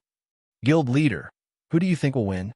Purple Eye asked. Although she was a top-tier expert herself, she had no idea what the outcome of this battle would be, as she had never witnessed either of the two fight with their full power. I suspect Martial Dragon will win. The Dragon Phoenix Pavilion is a super first-rate guild. Moreover, you should have seen the strength Martial Dragon displayed a moment ago. That's a domain. Envy and admiration filled Galaxy Pass gaze as he looked at Martial Dragon. Rumor has it that Martial Dragon qualifies to compete with those old monsters, and it would seem that those rumors are true. I wonder when I will be able to set foot on that stage as well. Purple Eye nodded in agreement. In reality, she really hoped that Black Flame would emerge victorious. After all, there had yet to be a single first-rate guild daring enough to provoke the Dragon Phoenix Pavilion, yet Black Flame had done just that. One could not help but admire the man now. He even faced off against a combat genius like Martial Dragon. Unfortunately, Black Flame had yet to reach that stage. Moreover, the difference in the number of experts between Zero Wing and the Dragon Phoenix Pavilion was simply too huge. There was no room for Zero Wing to resist. When there was only a distance of 10 yards, Sure Feng suddenly stopped. Why aren't you advancing? Martial Dragon stood proudly, his gaze fixed on Sure Feng. With a disdainful look, he asked, "Or do you intend to run away?" Sure Feng remained silent, paying no heed to Martial Dragon's provocation. "Since you aren't going to come to me, I'll go to you." Martial Dragon brandished his greatsword and dashed towards Sure Feng like a fierce tiger, his body carrying an overwhelming momentum that pressed down on Sure Feng. Yet Sure Feng remained motionless as he welcomed Martial Dragon's attack. Martial Dragon took no time at all to cross the distance of 10 yards, arriving before Sure Feng. Martial Dragon swung his blood-red greatsword, the weapon transforming into a streak of red light as it slashed towards its target. Martial Dragon's attack was both simple and crude at this time. Sure Feng, who had made no effort whatsoever to dodge the oncoming attack, finally moved, the abyssal blade in his hand transforming into a streak of light as it met Martial Dragon's greatsword. Boom. When the two swords clashed, a crisp, low-pitched sound echoed throughout the Zero Wing residence. The pure exchange of blows between the two powerhouses caused even the pavement to crack and shatter beneath their feet. Martial Dragon was abruptly forced to retreat by 5 steps, the numbness in his arms spreading to his scalp. Martial Dragon then shifted his gaze to Sure Feng, and what he saw left him stupefied. Sure Feng stood steady in his original position like an immovable mountain. The difference in their strengths was obvious. Chapter 555, Winner and Loser. Black Flame pushed Martial Dragon back. Silence. Every Dragon Phoenix Pavilion member within Zero Wing's residence was dumbfounded. Meanwhile, the players watching from afar were similarly rendered speechless, their minds repeatedly playing that scene from before. Although neither side had used any profound techniques and had only exchanged a straightforward blow, it was precisely this simplicity that allowed everyone to see the difference between the two very clearly. Sure Feng's attributes were absolutely mind-blowing shit. Just what kind of equipment is Black Flame wearing? Feng Shuanyang's eyes nearly popped out of their sockets at this scene. Martial Dragon was a level 28 Berserker. Moreover, the majority of his equipment was level 25 Dark Gold equipment. The weapon he wielded was even one of indiscernible quality, but judging from its appearance, it should certainly be above dark gold rank. This equipment composition could definitely be among the very best in God's domain. Even if Black Flame were fully geared in dark gold equipment, he would not be that much stronger than Martial Dragon. Moreover, Black Flame was only a swordsman of very well-balanced class in terms of attributes. Normally, a swordsman's strength would be inferior to a berserker's, and his agility would be inferior to an assassin's. Yet now, Black Flame had actually managed to force back an apex berserker like Martial Dragon with a single hit. Just how outstanding was Black Flame's equipment to pull off such a feat? At this moment, Nine Dragons Emperor, who was leisurely watching the battle from afar, had an expression of immense joy on his face, his eyes fully focused on Sure Fong, as if he had just seen a peerless beauty. Although Nine Dragons Emperor was indeed surprised at seeing Martial Dragon forced into a retreat, he was much more delighted at discovering the peerless equipment that made such a feat possible. Uncle Chun, order the ones below to obtain Black Flame's equipment. Nine Dragons Emperor instructed the old man beside him, his eyes shining brightly. Understood. The old man addressed as Uncle Chun immediately made a bow and left his position. A short moment later, the old man arrived with quick steps at the balcony of the private room, then abruptly shouted, "War Dragon Legion, listen up. Plunder every piece of equipment on Black Flame's body and leave nothing behind." Although the old man was quite aged, his voice was extraordinarily loud when he shouted. Practically everyone in the neighborhood had heard him. Is the Dragon Phoenix Pavilion stupid? Didn't they see how Black Flame repulsed Martial Dragon in a single hit? Who could possibly kill him and plunder his equipment? Also, even if they plan on plundering someone's equipment, there shouldn't be a need to announce it publicly like that, right? Some ordinary players spectating from the sidelines ridiculed when the members of Zero Wing heard the old man's words. They nearly spat out blood in anger that Dragon Phoenix Pavilion was completely looking down on them for a time. Zero Wing's members fought with even greater ferocity, although the spectating ordinary players made fun of Nine Dragons Emperor's foolishness. None of the upper managers of other first-rate guilds were laughing. They knew full well just how powerful the Dragon Phoenix Pavilion was. Despite the currently brief duration of the battle, the death toll was already extremely frightening. The battlefield, which initially had nearly 30,000 players, now had less than 20,000 players remaining. The majority of the survivors also belonged to the Dragon Phoenix Pavilion. Even the War Dragon Legion had over 800 members still alive. Overall, the pavilion's losses were light. In contrast, Zero Wing's side, things were just terrible on this side. Many elite members had died, and only 200 or so Tier 1 players remained. Zero Wing had lost nearly half of its main combat power. If not for the Tier 1 NPCs, Zero Wing's situation would be much uglier. The gap between the two guilds was evident at a single glance. They simply could not be compared to each other. Black Flame repulsing Martial Dragon. What was there to celebrate? These people really think Black Flame has a chance of winning. Third Ghost sneered as he looked at the distant spectating ordinary players. That was the Dragon Phoenix Pavilion. Zero Wing was going up against a super first-rate guild in the virtual gaming world. Moreover, the pavilion had even sent out its War Dragon Legion this time around.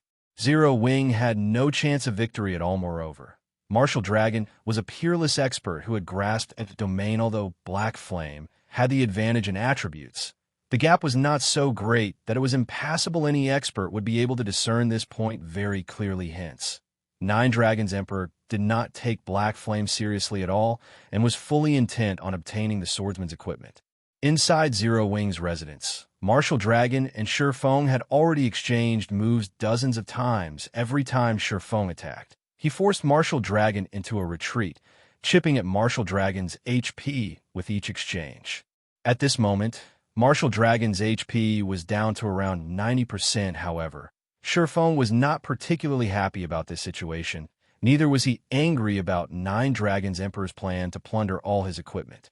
He only felt helpless. Although Sure Fong succeeded in suppressing Martial Dragon with his attributes, the Berserker was, after all, an expert who had grasped the domain. Since Martial Dragon knew that he could not win using brute force, he had gone with a softer approach to neutralize Shifeng's attacks. Negating Shifeng's power was practically impossible for ordinary experts. After all, Shifeng was an expert who had already set foot in the flowing water realm. If one wanted to negate Shifeng's power, they required inhuman levels of precision and confidence. The fact that Martial Dragon could achieve such a feat was all due to his domain, of course. While Shifeng was helpless against Martial Dragon right now, the same could be said for the Berserker. After all, Shifeng could see through his attack trajectories. Whenever Martial Dragon tried attacking Shifeng, the latter would always take the appropriate defensive measures and force the exchange into a frontal clash. Between weapons in a frontal clash, the side with lower strength would naturally receive damage and lose HP. Hence, Martial Dragon could only buy time. However, Martial Dragon was in no rush. Zero Wing was vulnerable. Fire Dance alone could not turn the situation around. This was not an arena. There was no need for players to fight one-on-one. If 3 to 5 Legionnaires were insufficient, they could simply increase that number. Even if Fire Dance had powerful attributes, the War Dragon Legion could just treat her as a powerful boss and slowly grind her to death. You are the first person who has lasted this long against me. Unfortunately, this match won't go on for much longer. Martial Dragon said ruefully as he glanced at his surroundings. The number of Zero Wing members still alive was rapidly decreasing. After another 10 minutes or so, this war would come to an end. This outcome was all due to the difference in the number and quality of experts. Even with so many NPCs filling the gap, they were still far from enough indeed. This battle will not last much longer. Shifeng's heart ached over this situation as well. The losses Zero Wing had suffered in this war was simply too massive. Yet, instead of revealing a dispirited expression, Shifeng smiled, saying, "However, the victor in this war will still be us, Zero Wing. Do you not see the situation your guild is in right now?" Martial Dragon could not help but laugh when he heard Shifeng's words. However, shortly after Martial Dragon had spoken, the Berserker's expression suddenly turned grave. In ambush? Martial Dragon suddenly felt a killing intent that was even more intense than when Shifeng had revealed himself. Martial Dragon promptly tried to put some distance between Shifeng and himself. However, Shifeng did not allow Martial Dragon to do so. Sticking closely to the Berserker at all times in terms of speed, Martial Dragon was simply no match for Shifeng. Just as Martial Dragon faced Shifeng's barrage of attacks, the shadow of a figure suddenly appeared behind Martial Dragon's scram. Martial Dragon had already been on his guard against this figure. Tightening his grip on his greatsword, he swung the weapon towards his back with all his might, the weapon itself transforming into a streak of red light. Under normal circumstances, this sudden attack definitely would have caught the player, who had appeared behind Martial Dragon, by surprise. However, this red blade of light was easily blocked. Martial Dragon finally managed to get a clear look at the ambusher and was stunned. This man had gray hair and a tall, robust body that was significantly larger than an ordinary person's. Also, this man was not a player but an NPC, although this NPC was only level 40, lower than those level 50 Tier 1 guards. The pressure Martial Dragon felt from him was even stronger than what he'd felt from High Lord. However, Martial Dragon had no time to ponder the identity of this NPC, because the moment this NPC swung his sword, over a dozen wind blades flew at Martial Dragon from all sides. Only Shifeng knew what this skill was. Tier 2 sword skill, Wind Roar. This skill cannot be blocked and could only be dodged. But Martial Dragon no longer had time to dodge. Right now, in the blink of an eye, multiple wind blades devoured Martial Dragon, his 6,000 plus HP instantly bottoming out with not a single point remaining. The ambusher was none other than Shifeng's personal guard, Kite. Only at this moment, Kite had already recovered his original strength. No longer was he a Tier 1 swordsman, but a Tier 2 swordmaster instead. Chapter 556, Might of a Swordmaster. He actually died just like that. That's Martial Dragon. How could someone possibly kill him with one hit? When did that frightening NPC appear? For a time, the upper managers of the various guilds spectating the battle were stupefied. Commander. Martial Dragon's abrupt death stopped the Dragon Phoenix Pavilion members' rising momentum cold as the commander of the War Dragon Legion. Martial Dragon had never died, Not even once, ever since he entered God's domain. Not even Hell Mode team dungeons could end his life. The elites of the Dragon Phoenix Pavilion and the members of the War Dragon Legion all admired Martial Dragon greatly. Using him as their role model, one could say that Martial Dragon was the symbol of the War Dragon Legion, as well as the Legion's backbone now that their backbones suddenly disappeared. Even the members of the War Dragon Legion were dumbfounded. They had never once thought that Martial Dragon would die. As if adding insult to injury, he was a casualty in a war of annihilation against a small guild, that damnable Black Flame. He actually has another hidden trump card. A chilling light flashed across Nine Dragons Emperor's eyes as he glared at Sure Foam. However, even if you have the help of a level 40 tier 2 NPC, you will all still perish today. Uncle Chun, head into the battlefield with Blood Dragon. Do not let Black Flame get away at all costs. The same goes for that tier 2 NPC. Martial Dragon was renowned throughout the entire virtual gaming world. He was practically synonymous with the Dragon Phoenix Pavilion and was also the proof of the Heavenly Dragon Pavilion strength yet.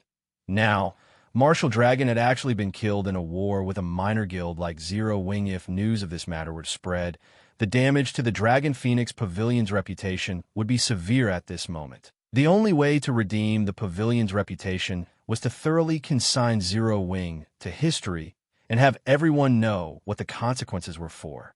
Angering the Dragon Phoenix Pavilion presently, Zero Wing had only a small number of members left alive. On the other hand, the Dragon Phoenix Pavilion suffered only minimal losses among its main experts. Although a Tier 2 NPC was mighty, fortunately, it was just a level 40 NPC, roughly equivalent to a level 40 Lord. With the number of experts in the War Dragon Legion, they could easily defeat a level 40 Lord. Understood. The old man addressed as Uncle Chun bowed and departed from an outsider's point of view. This Uncle Chun was only a butler of Nine Dragons Emperor. However, every upper manager in the Dragon Phoenix Pavilion knew that this old man with a head full of white hair was not just Nine Dragons Emperor's butler. He was the third person to command the War Dragon Legion, Dust Dragon. However, this detail was something in the annals of history currently. Most people had long since forgotten that this elderly man named Uncle Chun was the almighty Dust Dragon of the past. When the War Dragon Legion received the command, they immediately went into a frenzy. They no longer bothered targeting the elites of Zero Wing. Instead, hundreds of them encircled Sure Foam and Kite. Every one of these hundreds of experts was level 27 or above, and they all wore top-tier equipment. Moreover, at this level, most players had at least some equipment with the Ignore levels attribute. In other words, members of the War Dragon Legion would not have to worry about level suppression when fighting Kite, a level 40 NPC normally. The War Dragon Legion members could trounce a level 40 Field Lord with just a single 20-man team. Meanwhile, hundreds of them were present right now. Blood Dragon, a branch leader of the Dragon Phoenix Pavilion, and Dust Dragon, a former commander of the War Dragon Legion, were even leading the Legionnaires personally. Even if the enemy was a level 40 High Lord, they could still defeat it. Black Flame is doomed for sure this time. Rather than dealing a blow to the Dragon Phoenix Pavilion's momentum, he has instead angered the pavilion even more. Feng Xinyang could not help but chortle when he saw this scene. Not only is he surrounded by so many top-tier experts, but he also can't use any of his skills. If we 7 ghosts were in such a situation, we would still face annihilation even if all of us worked together. Third ghost coming at everyone had originally been fearful of Martial Dragon already. Now that they saw this scene, they finally realized just how powerful the Dragon Phoenix Pavilion was. The Dragon Phoenix Pavilion's true strength is simply too powerful. It really isn't something we first-rate guilds can hope to contend with. It seems that I'll have to make some changes to our future development plans. Galaxy Past felt helpless as he looked at the tightly packed members of the War Dragon Legion. Top-tier experts were individuals that large guilds would only rarely encounter. Yet the Dragon Phoenix Pavilion actually managed to dispatch 1,000 of them with such power. Who could possibly oppose the pavilion? Galaxy Past had even visualized the Star Alliance being in Zero Wing's place right now. In the end, he concluded that the Star Alliance would not fare any better than Zero Wing.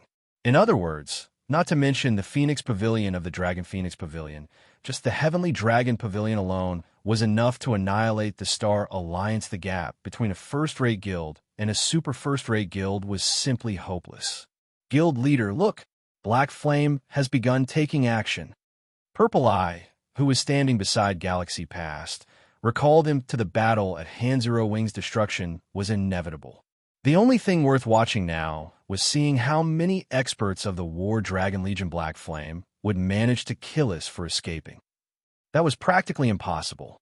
As the guild leader, if Black Flame abandoned his own guild residence to escape, he would only turn himself into a laughingstock. His only option now was to fight till the bitter end. Either he survived by forcing his enemies to retreat, or he perished along with his guild residents. There was no third option. Without hesitation, Feng, along with Kite, dashed directly towards the oncoming army of experts. They did not bother taking a roundabout route to conduct guerrilla warfare. Has this Black Flame lost his mind? Galaxy Past watched Feng's movement patterns with utter bewilderment. When the enemy had the advantage in numbers, one would normally apply hit-and-run tactics to avoid letting their enemies completely surround them. Applying such guerrilla tactics would yield tremendous results, especially when one's combat power was significantly superior to the enemy's. However, Feng had actually taken the initiative to charge into the enemy's encirclement. He was simply trying to get himself killed. Since you wish to die, let me grant you that wish. Blood Dragon revealed a sinister sneer. Back when the curse scrolls were used, he had been outside the effective radius of Dark God's descent. Hence, when Blood Dragon was only 30 yards away from Feng, he immediately activated charge. He then raised his sword, activating Heavy Chop as he swung the weapon at Feng. Meanwhile, Dust Dragon, who was a short distance away, had similarly used charge. He had timed his skill perfectly so that he would arrive just a moment later than Blood Dragon, preventing Feng from blocking both of their attacks in God's domain. Although a person might seem old, their bodies in the game remain strong. Hence, there was not much of a difference between Dust Dragon's current combat power and his combat power back when he was still in his prime. On the contrary, his combat experience far surpassed the ordinary person's. He was like a living fossil of the virtual gaming world. He had long since reached the realm of perfection in the control and usage of techniques. Looking to die, Feng could not help but smile when he looked at the two people swiftly approaching him. Kite was no ordinary NPC. He was a Dark Gold ranked personal guard, and he could easily beat up a player of the same level, and Tier 1 Kite was still a Tier 1 swordsman. He was already capable of contending against a High Lord of the same level. Contending against higher levels might be a different story, but with his strength back to that of a Tier 2 Swordmaster, he could even go toe-to-toe with a level 40 Great Lord. Now, what did a level 40 Great Lord hint at? The final boss of a level 20, 100-man Hell Mode Team Dungeon was only a level 20 Great Lord.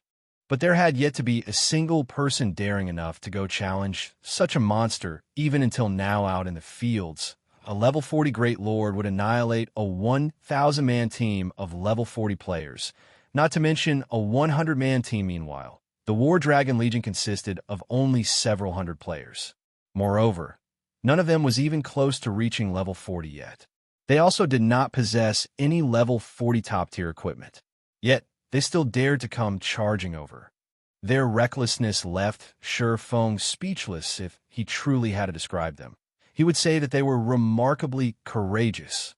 The moment Blood Dragon and Dust Dragon came rushing over, Kite moved in front of Feng. The Swordmaster then swung his sword down at the two aggressors. Instantly, dozens of wind blades struck both Blood Dragon and Dust Dragon from all sides. In the blink of an eye, both berserkers were lying on the ground, already dead. Chapter 557, Qualifications to Become an Overlord. What kind of NPC is this? Nine Dragon's Emperor shot up from his seat the instant he saw Blood Dragon and Dust Dragon instant killed.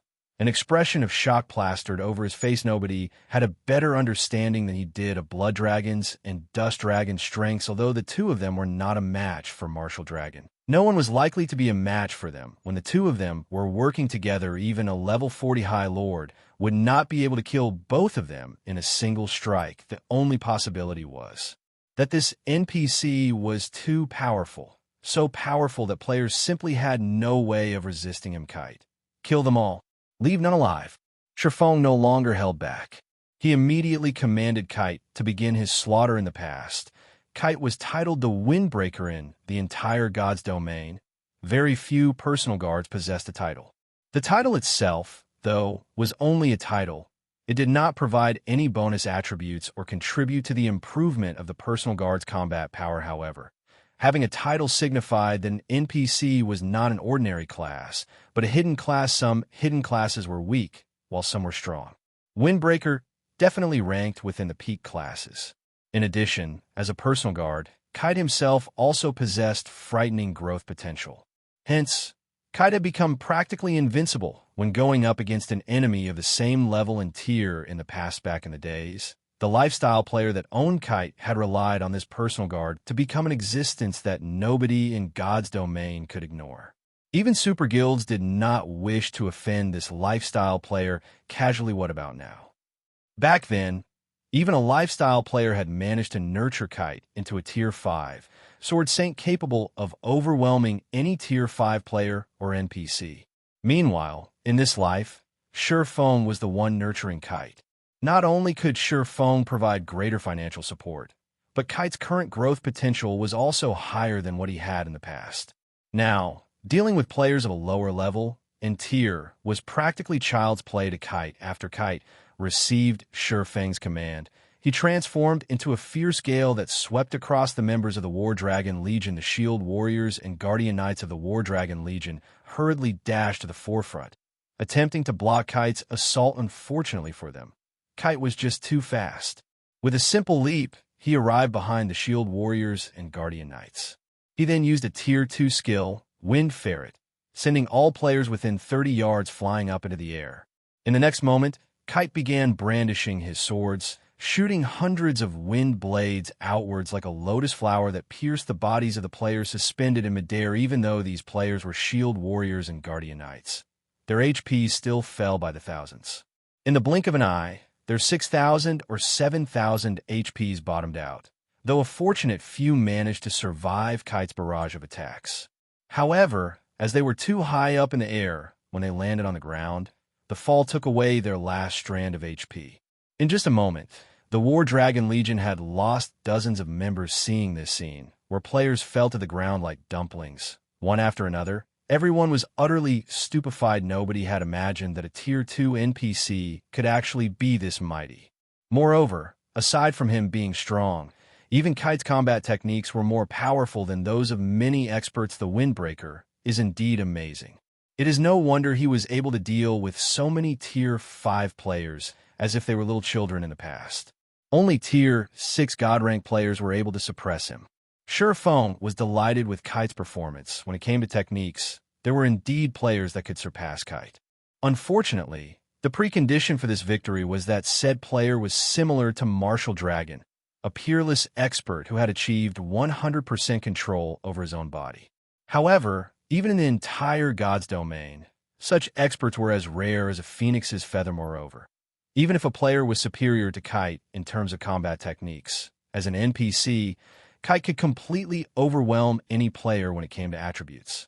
In front of absolute strength, all manner of trickery was useless. In the end, the amount of strength a player could display through their techniques was limited. It was just like how Shifeng, despite his techniques being inferior to Martial Dragon's, was able to suppress the Berserker by relying on his attributes. Only, in Kite's case, the NPC could trounce Martial Dragon, because Kite's attributes were leaps and bounds above even Shifeng's. Such great strength was already beyond Martial Dragon's ability to withstand. Hence, Kite was able to kill Martial Dragon easily, while Shifeng could not. In just a moment, Zero Wing had made a complete comeback from their previously disadvantaged situation to the War Dragon Legion, which had a member count of only 1,000. Having more than 100 of its experts killed was a significant loss. Most importantly, its casualties continued to increase despite Nine Dragons Emperor's attempt to pin down Kite by sending more elite players and experts. All his efforts were in vain with Kite's speed, strength, and techniques. Any player that had yet to attain their Tier 2 class would not even have the qualifications to delay him. Otherwise, the many first-rate guilds and super guilds in the past would not have feared him so much. Seeing how Kite was casually slaughtering the members of the Dragon Phoenix Pavilion, the spectating upper managers of the various large guilds were dumbfounded with such an NPC guarding their guild residence. No guild is capable of threatening Zero Wing. Galaxy Past muttered as he looked at Kite. He then shifted his gaze towards Shurfeng, who was leisurely observing the battle from the sidelines. His eyes filled with both admiration and envy, although the status of a first-rate guild might seem preeminent. In reality, there was a massive gap between a first-rate guild and a super guild. If the Star Alliance managed to anger a super guild in the future, a repeat of today's scene was highly likely. However, if the Star Alliance had an NPC like Kite guarding its guild residence at that time, it would possess the qualifications to pick a fight with a super guild. Although they still could not afford to provoke a super guild, they would no longer have to live in fear like they currently did as long as a guild's residence remained. And as long as the guild still possessed a large sum of funds and coins, then it would be a cockroach that would not die in the virtual gaming world. It was not the powerful who were considered strong. Instead, it was those who managed to survive and was not afraid of any enemy that were deemed to be strong. After all, only by surviving would there be hope. It was just like how those super guilds had managed to survive until now. In the past, there were far more powerful existences than these super guilds. Yet in the end, didn't they end up failing as well? Meanwhile, although Zero Wing was still weak right now, it already possessed the qualifications to become an overlord in God's domain. Hence, how could Galaxy Past not admire Shurfeng? Purple, once we return, immediately mobilized the entire guild. Our Star Alliance needs an NPC like that as well. Galaxy Past's eyes were filled with desire as he looked at Kite and Micha. Purple, I silently nodded in agreement. However, instead of looking at Kite, she was currently focused on Aqua Rose. At this moment, her eyes were filled with mixed feelings. Time slowly passed, but the battlefield grew more intense with each passing moment. Currently, only a small number of players from Zero Wing remained alive. As for the guild's most precious Tier 1 players, less than 100 remained alive. This time, however, the Dragon Phoenix Pavilion was not having a good time, either due to Kite's appearance, coupled with Shurfeng silently helping out his guildmates. The War Dragon Legion's numbers fell sharply. Currently, less than 400 legionnaires remained alive. Retreat. All of you retreat. Nine Dragons Emperor sent a command to the members of the Dragon Phoenix Pavilion. No longer able to stomach this battle pavilion master, Zero Wing is about to be destroyed. Are we really going to retreat right now? Rage had long since overwhelmed many of the Dragon Phoenix Pavilion's upper managers fighting in the battlefield.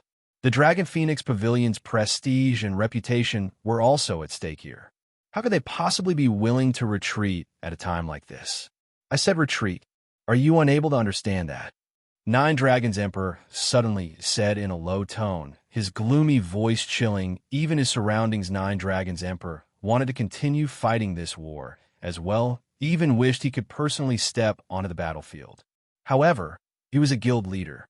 He needed to consider the bigger picture, although their side still seemed to possess the numerical advantage. In reality, they were already at a disadvantage. If this situation continued, instead of Zero Wing being destroyed, they would be the ones facing complete annihilation. In order to cut their losses, they had no choice but to retreat. Right now, understood. Retreat. All members retreat. The members of the Dragon Phoenix Pavilion could only sigh in dejection. Under the command of the upper managers, they swiftly withdrew from Zero Wing's guild residence. Chapter 558, After the War. 1. We won. Everyone from Zero Wing was incomparably excited, and they all began cheering loudly one after another throughout this entire war. Nobody had expected them to win. Even the large guilds watching from afar had long since made preparations to take advantage of Zero Wing's misfortune originally. Other than super guilds, nobody else dared to oppose the Dragon Phoenix Pavilion. However, they had dared moreover. They had even defeated the Dragon Phoenix Pavilion. They had achieved a feat that no guild had ever imagined was possible. The Dragon Phoenix Pavilion was actually defeated, just like that. The various large guilds spectating this battle fell silent other than shock. Everyone felt amazement despite the Dragon Phoenix Pavilion's overwhelming power. In the end, all those elite players and frightening top-tier experts suffered defeat at the hands of a single NPC guard. After we return, we must focus on developing our guild guards. Galaxy Past had an excited expression on his face as he watched the retreating members of the Dragon Phoenix Pavilion. The true strength of a super guild was something no ordinary guild could ever hope to comprehend. Only first-rate guilds like them would know some secrets about super guilds, although the opponent Zero Wing had defeated this time was not a super guild. The Dragon Phoenix Pavilion's strength was already on a par with those super guilds. Since Zero Wing could repel the attack of the pavilion, it could naturally repel the attacks of super guilds as well. Most likely, nobody in the entire God's domain had thought that. The first guild capable of going toe-to-toe with the Dragon Phoenix Pavilion would not be a first-rate guild, but a recently established guild like Zero Wing. Instead, however, this was still not the most exciting part. The most exciting part was that Zero Wing had shown everyone present the hope of contending against a super guild in virtual reality games. The result of a war between guilds usually depended on players. However, God's domain was different. Here, NPC Guard could also determine the outcome of a guild war. In other words, the advantage a super guild possessed was no longer an insurmountable hurdle. If a guild's players could not repel an attack, they could just fill the gap using NPCs. At this moment, Galaxy Past wasn't the only one planning to focus on nurturing his guild's NPC guards. The upper managers of the various large guilds had also grasped this point. They all had the notion of developing their NPCs once they returned. As long as their guild residences had an NPC like Kite protecting it, then their guild residences would be impregnable. That way they could disregard those powerful super guilds. They could develop their guilds however they pleased. Although the members of the Dragon Phoenix Pavilion were swiftly withdrawing, Shifeng had no intention of letting them off the hook. Instead, he immediately expanded on his victory, killing as many as pavilion members as he could. Every player present was an elite or above. The quality of the equipment they wore on their bodies went without saying. Each additional death was equivalent to obtaining another piece of good equipment. During the Dragon Phoenix Pavilion's withdrawal, Shifeng and Kite managed to kill several hundred more players, obtaining a bountiful harvest, particularly of the life force points Shifeng collected. Damn it. Nine Dragons Emperor's heart bled when he saw his guild's elites and the experts of the War Dragon Legion dying one after another. Black Flame, just you wait. Sooner or later, I will definitely claim this debt. You won't be as lucky the next time we meet. After the war ended, Zero Wing's members also began collecting their spoils of war. Both guilds had suffered an immense death toll in this war. However, during the intense battle, nobody had the time to pick up loot. Hence, plenty of equipment littered the ground right now. This sight stirred greed and jealousy in many of the spectating guilds. However, not a single guild player dared to steal some equipment for themselves.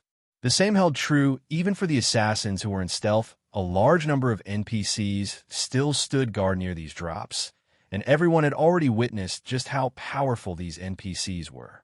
Naturally, nobody wanted to donate their own equipment to Zero Wing. At the same time, word of the Dragon Phoenix Pavilion's defeat spread at the speed of light. Practically all the discussions on the official forums mentioned this incident. It can't be, right? The Dragon Phoenix Pavilion actually lost? You must be joking. The Dragon Phoenix Pavilion really lost. I have first-hand video documentation here, and you can have it for just 50 credits.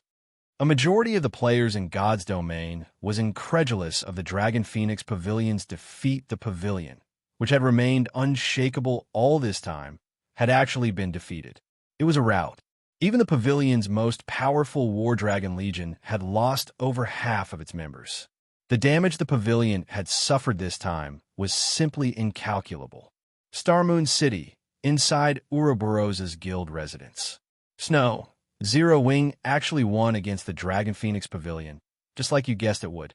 Zhao Yueru's unblemished face was full of surprise when she received the latest news regarding the war between Zero Wing and the Dragon Phoenix Pavilion. There's nothing surprising about this, Gentle Snow said, a bright smile appearing on her face. Black Flame is no fool. Moreover, he has never done anything he was not confident about. Since he dared to pick a fight with the pavilion, he naturally had basis for his confidence. Only, I never imagined that the source of his confidence would be so powerful. We're in luck this time. Since we're allies with Zero Wing, those elders whom Chao Changhua is planning to pull to his side will have to carefully reconsider their actions.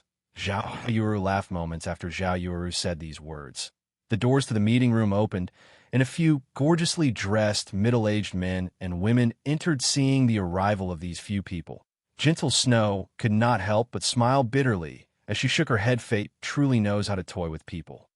These men and women were none other than Ouroboros's few highly skilled and influential elders. Normally, these elders paid little heed to the matters of the guild, focusing only on grinding, leveling up, and raiding dungeons. Even Chao Changhua dared not offend these elders casually. Previously, Gentle Snow had tried inviting these elders for a discussion on some matters. However, they had simply ignored her overtures now, without even requiring her invitation. These people had taken the initiative to come looking for her. This situation left Gentle Snow speechless.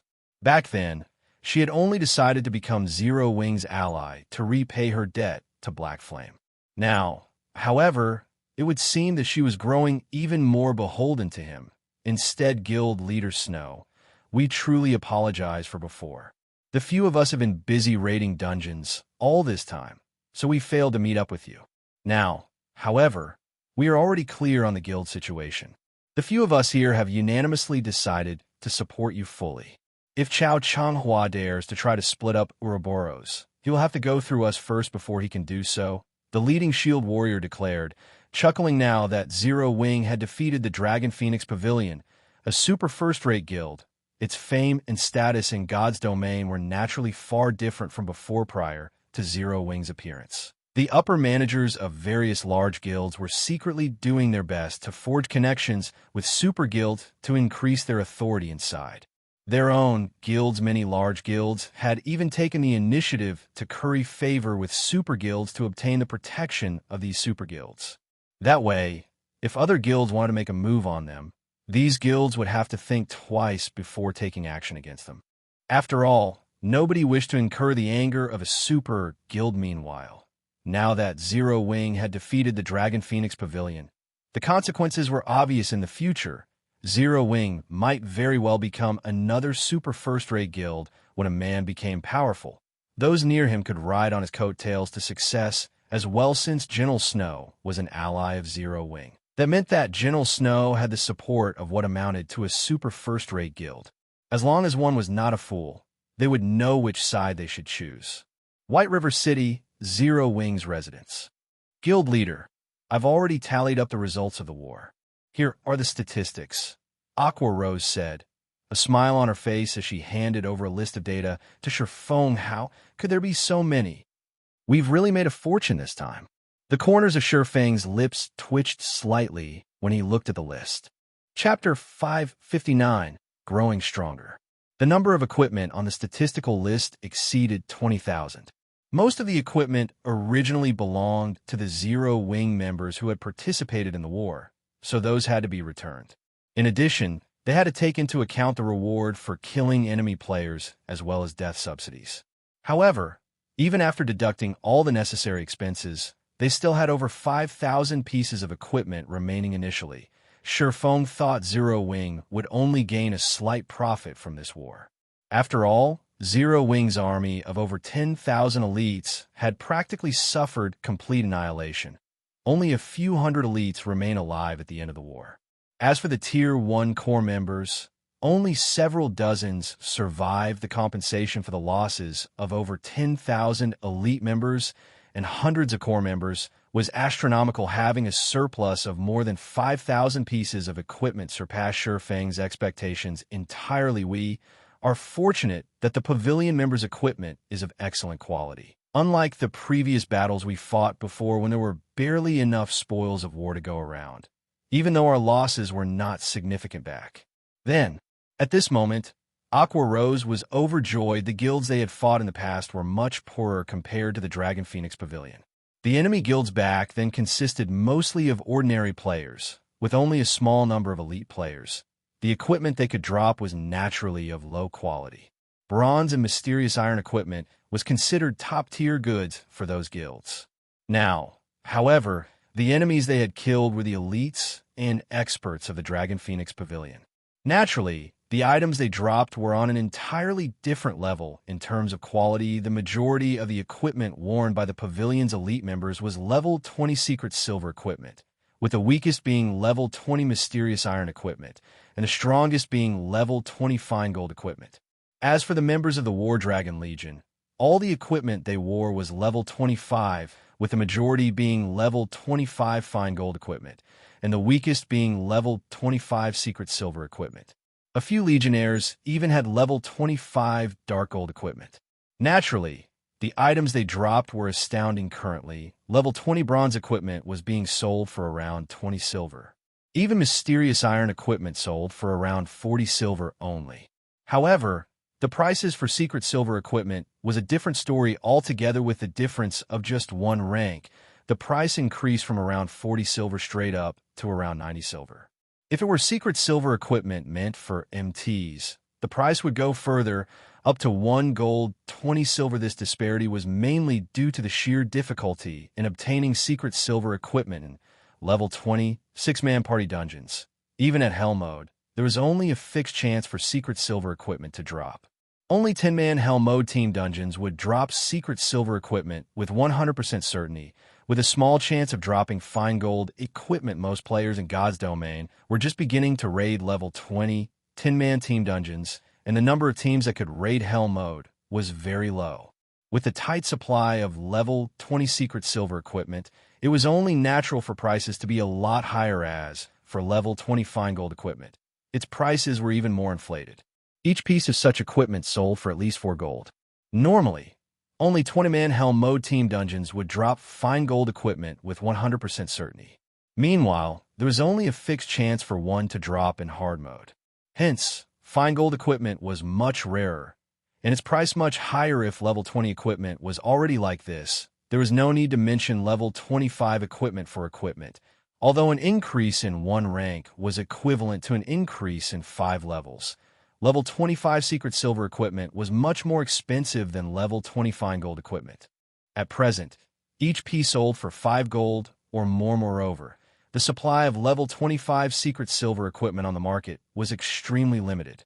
People usually circulated such equipment within their own inner circles, and players would have to rely on their connections to purchase one. As for level 25 fine gold equipment, they were considered the best equipment currently available in God's Domain, setting aside the fact that nobody would sell such equipment in the first place. If there were some available for sale, the price would be at least 15 gold currently. Among the 5,000 plus pieces of equipment in Shurfeng's hands, there were over 2,000 pieces of level 20 mysterious iron equipment and over 2,000 pieces of level 20 secret silver equipment. As for the remainder, over 600 pieces were level 20 fine gold equipment. Over 400 were level 25 secret silver equipment. Over 150 were level 25 fine gold equipment, and a total of 12 pieces were level 25 dark gold equipment. If converted to coins, all this equipment would be worth more than 10,000 gold after fighting a single war. Zero Wing had made a pure profit of over 10,000 gold. Any guild would be celebrating after such a harvest. Not to mention, even if a guild had 10,000 gold, it would not be able to obtain so many pieces of equipment if a guild wished to develop quickly. Other than having experts leading its members, it was also essential to have equipment in the guild's warehouse. The amount of equipment a guild possessed determined the number of members it could sustain. Now that Shurfeng had received such a huge influx of equipment, he could definitely advance Zero Wing further, absorbing even more members into the guild leader. Should I place the equipment into the guild's warehouse? Aqua Rose asked to organize them and place the ones with good attributes into the guild's warehouse. Hand over the remainder to Melancholic for sale. Shifeng instructed after giving her question. Some thought a majority of the current players had already reached level 20 or above. Those who hadn't reached level 20 were either new to God's domain or just ordinary lifestyle players meanwhile. All the elite members in Zero Wing were level 25 or above, whereas ordinary members were either level 23 or level 24. Hence, their demand for level 20 equipment was not particularly high. Level 20 equipment was currently considered mainstream equipment in God's domain. Its popularity just happened to be at its peak. After more time passed, level 20 equipment would grow obsolete and lose its value. Hence, now is the best time to sell their excess equipment and maximize their profit currently. The Candlelight trading firm continued to expand every day.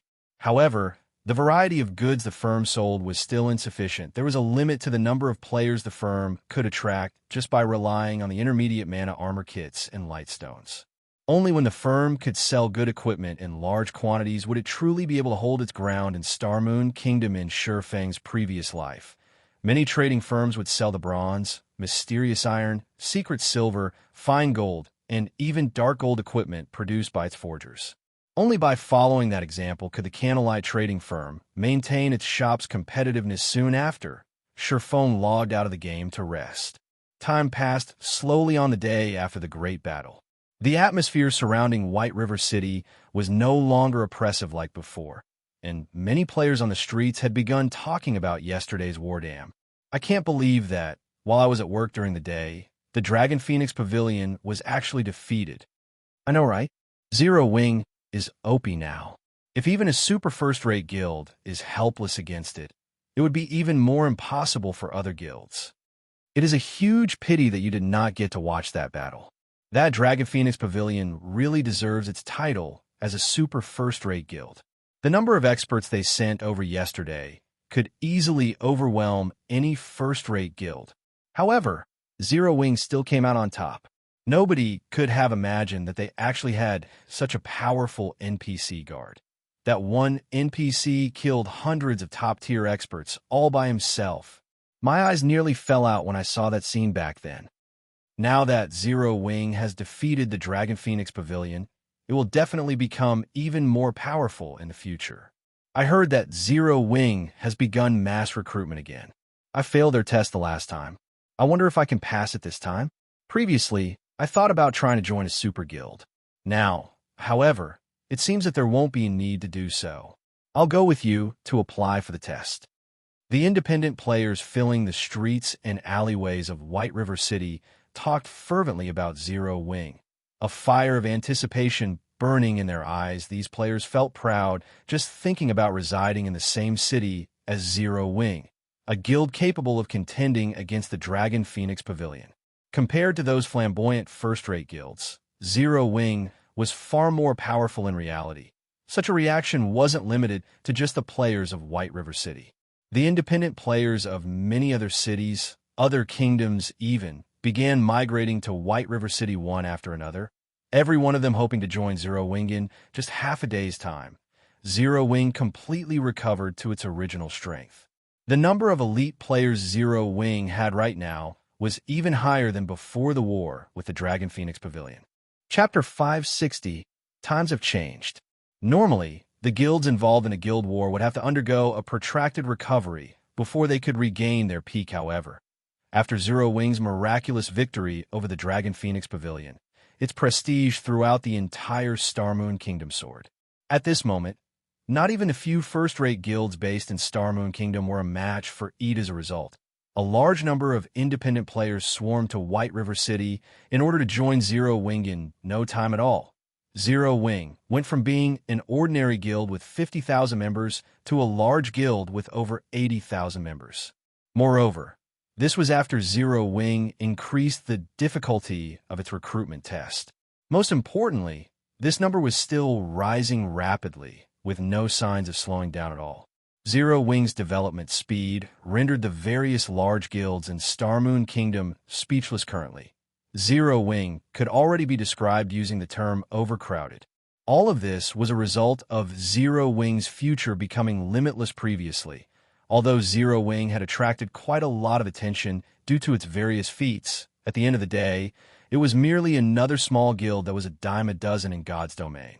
It was an existence that would disappear in an instant should it accidentally anger a large guild. Hence, when independent players were choosing a guild to join, the first ones they would consider were definitely those large guilds instead of Zero Wing now. However, the situation had changed. Firstly, Zero Wing was already in existence that did not need to fear any other guild. Secondly, the treatment and benefits Zero Wing provided surpassed even those of first-rate guilds. Thirdly, there were all sorts of top-tier equipment available in the guild's warehouse.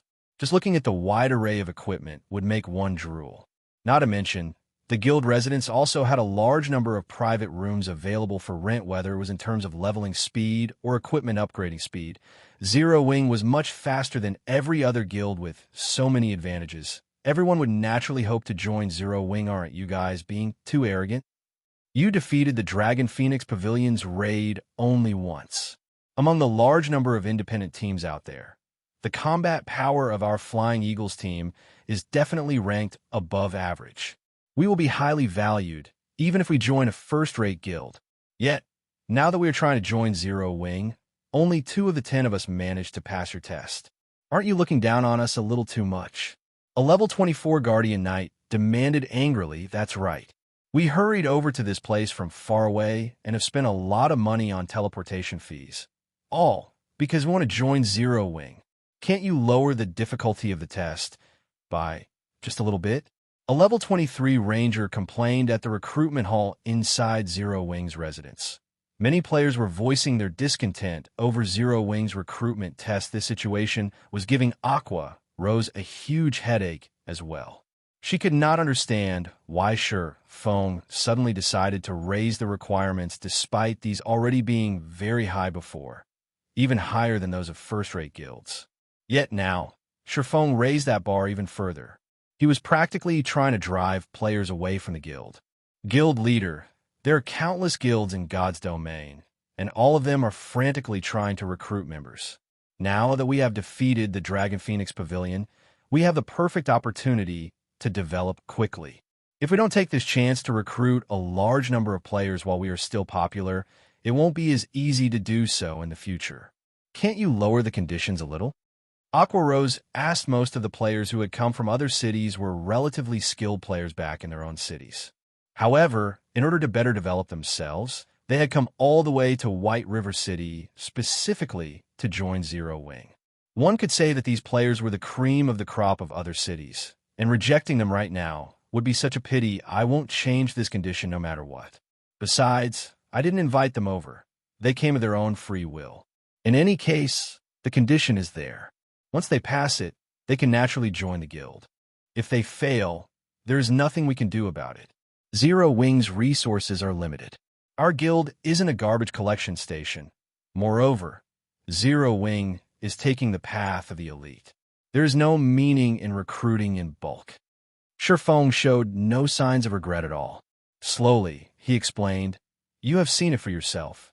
During the war with the Dragon Phoenix Pavilion, the War Dragon Legion nearly annihilated all our elites. If we did not have a large number of NPC guards to assist us, the War Dragon Legion might have wiped us out.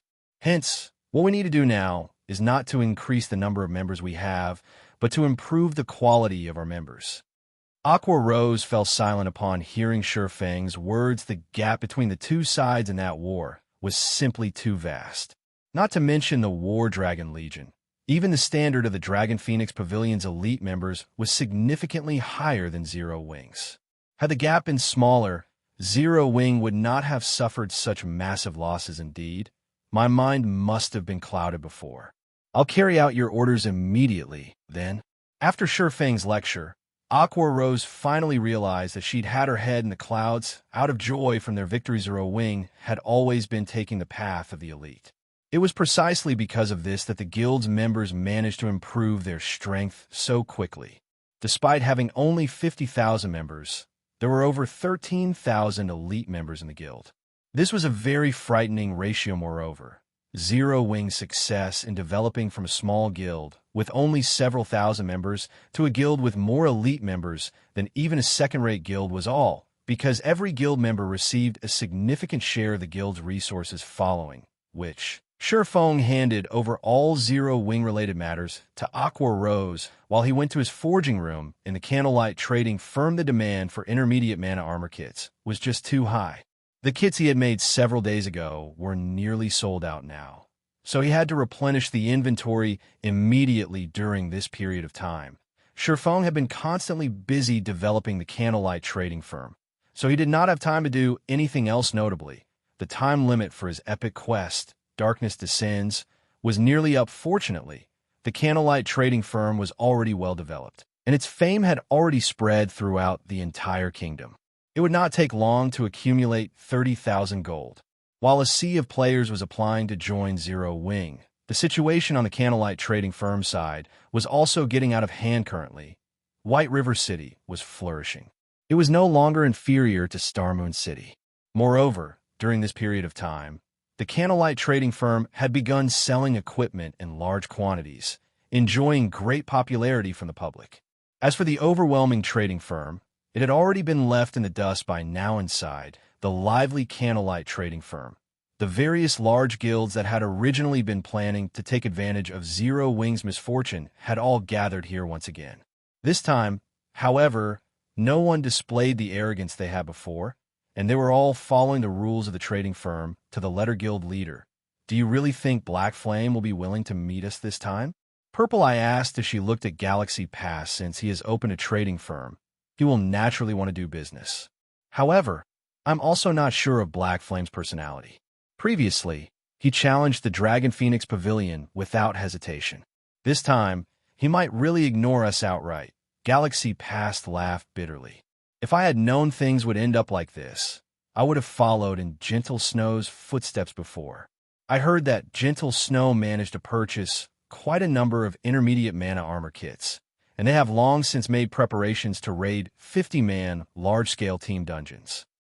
Not only had the Dragon Phoenix Pavilion suffered a crushing defeat, but Nine Dragons Emperor was also forced to bring the War Dragon Legion back to the pavilion's main headquarters to recuperate.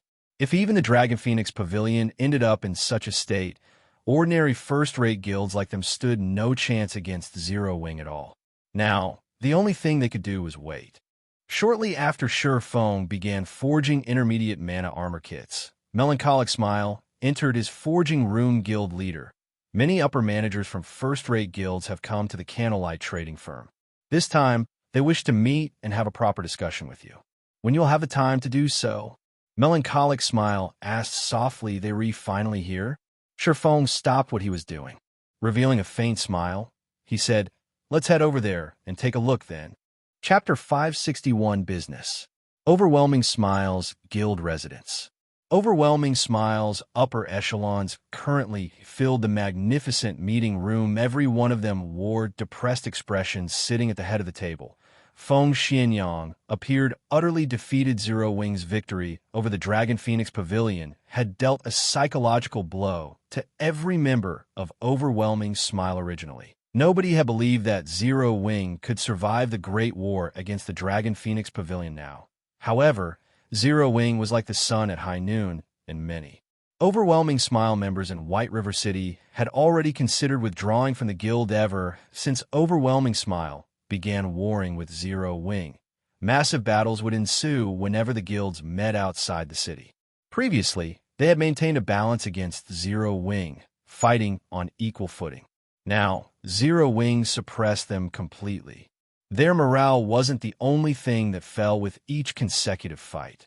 Their levels were decreasing rapidly as well. On the other hand, Zero Wing grew more valiant and stronger with every passing fight. Right now, Overwhelming Smiles members no longer dared don their guild's emblem when they left the city, deeply afraid that Zero Wing's members would recognize them. As a result of this depressing situation, many players have begun withdrawing from Overwhelming Smile. Why do I have such bad luck?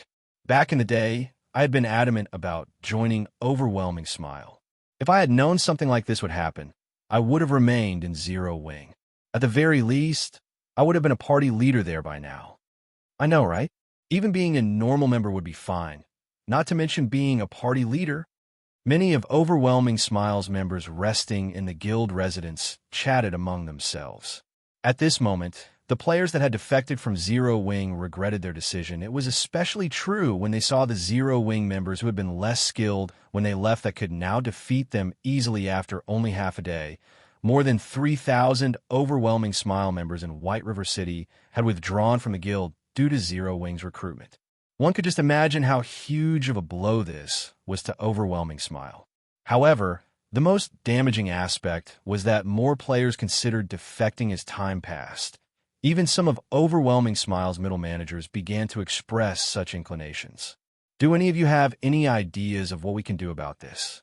Feng Xianyang asked as he swept his gaze around the meeting room. However, none of the upper managers in the room answered Feng Xianyang's question. They remained silent. It was not because they did not wish to answer Feng Xianyang. Rather, they simply did not know what to say before this. Their guild had recruited players in bulk and had even poached plenty of elite players from Zero Wing. Even now, their guild's member count greatly surpassed Zero Wing.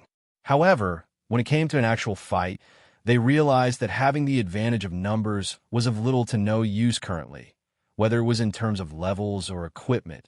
Overwhelming Smile was no match for Zero Wing at all. Even its momentum was significantly slower than Zero Wing's. What could they do in such a situation? Moreover, the war between their guild and Zero Wing was like a bottomless pit. No matter how much money they tossed into that hole each day, they could not fill it. If they continued this fight, they would eventually have to disband the guild altogether. A bunch of rubbish. Why do I even need you here? Feng Xianyang bellowed as he abruptly slammed his hand onto the table. Everyone in the room involuntarily lowered their heads, not daring to utter a single word. This won't do. I can't let things end just like this. Since the Dragon Phoenix Pavilion has suffered defeat, it will definitely try to restore its reputation. Think of a way to make contact with the pavilion. Feng Xianyang said, a bloody glow flashing in his eyes. Angrily, he declared, if Underworld and the Dragon Phoenix Pavilion join hands, I refuse to believe that we can't annihilate Zero Wing. Meanwhile, in the Candlelight Trading Firm's first-floor reception hall, the upper managers of various large guilds had waited, unattended, for a long time now. This time, however, none of them dared to complain. Suddenly, the doors to the reception hall opened. Everyone inside the room turned their gazes towards the entrance, discovering Shi Feng and Melancholic Smile entering the hall leisurely. Immediately, the upper managers of the various large guilds went up to Shi Feng and greeted him with friendly expressions on their faces. Their current attitude was completely different from what it had been in the past. I already know what your goal is by coming here. I can indeed sell you some intermediate mana armor kits. However, I have a condition. If you aren't interested in my proposal, then you may just leave. Shi Feng said straightforwardly, showing no signs of appreciation. Everyone's compliments. Ha ha ha. Guild leader Black Flame, please don't hold back. No one will complain, even if you have 10 conditions. Much less one. Galaxy Pass said, laughing right? Guild leader Black Flame, tell us what your condition is. As long as it is within our capabilities, we will do it. The branch leader of Emperor's Light followed up. The importance of intermediate mana armor kits to dungeon raids was extraordinary currently. Although the various large guilds present no longer had many problems raiding 20-man team dungeons, 50-man team dungeons were still forbidden lands for them. Meanwhile, it was precisely because Gentle Snow had managed to obtain a large number of intermediate mana armor kits beforehand that she had gained the confidence to begin raiding a 50-man team dungeon, ignoring all else. Just the level 25 fine gold equipment and set equipment one could obtain already made a 50-man team dungeons quite attractive to guilds. Not to mention, there were also various rare materials, forging designs, and other items in God's domain. If a guild wished to surpass others, what did they need? Wasn't it equipment? If one likened a 20-man dungeon to a treasure chest, then a 50-man team dungeon was a mountain of treasure. Meanwhile, the intermediate mana armor kit was the key to reaching this treasure mountain naturally. The various large guilds present wished to obtain this key. Even if they had to pay a price, they could easily earn it all back from the dungeons. Hence, The various large guilds were very eager to obtain the kits. My condition is very simple. You will purchase each intermediate mana armor kit for 7 gold and 100 magic crystals. This is a reasonable price, right? Sure, phone laugh players could easily obtain magic crystals from any dungeon. Only, the amount one could obtain varied with each dungeon. A party dungeon would drop very few pieces, while team dungeons would drop a little more currently. Each magic crystal sold for around 2 or 3 silver. The reason for such a low price was mainly due to the fact that magic crystals had few uses. They were normally only used in alchemy processes. However, as guilds usually kept the magic crystals they obtained in their warehouses, it was not easy to purchase them on the market. Hence, Shurfeng intended to trade for them with a rough calculation. Each intermediate mana armor kit would come to a total cost of 10 gold. This price was twice as high as the Candlelight trading firm sold them for. Okay, no problem. Ha ha ha. Guild leader Black Flame. I have no issues with this condition. I wonder how many kits guild leader Black Flame is willing to sell? The various guild representatives immediately revealed joyous smiles. None of them had expected for Shurfeng to put forward such a cheap request currently, although the Candlelight trading firm sold the intermediate mana armor kit for 5 gold per kit. On the black market, however, they cost more than 10 gold each. Even then, the demand for the kits still outstripped the supply. Now, they could buy the kits directly for 10 gold each immediately. The upper managers of the various large guilds began voicing their requested volume. I want 120 kits. I want 300 kits. I want 150. Every one of these upper managers could not help but wish they could empty the Candlelight trading firm stock of intermediate mana armor kits. Among them, the Star Alliance was the richest, with Galaxy Pass purchasing 500 kits in one go. However, Shurfeng did not possess that many kits on hand at all. Hence, he had everyone sign a contract with him, requiring the pay up front with the system bearing witness to the contract. No one worried about any potential issues. Over 100 guilds willingly handed over the money they owed. As for the magic crystals, they had already sent their subordinates to ship the crystals over in just a short moment. Shurfeng had earned over 30,000 gold, of course. This profit did not come without a price. Shurfeng was required to deliver the intermediate mana armor kits he owed within 5 days. Chapter 562, Divine Colosseum. After the upper managers of the various large guilds left the reception hall in high spirits, Melancholic Smile could no longer hold back as she asked, "Guild leader, will it really be all right to sell so many intermediate mana armor kits to these guilds?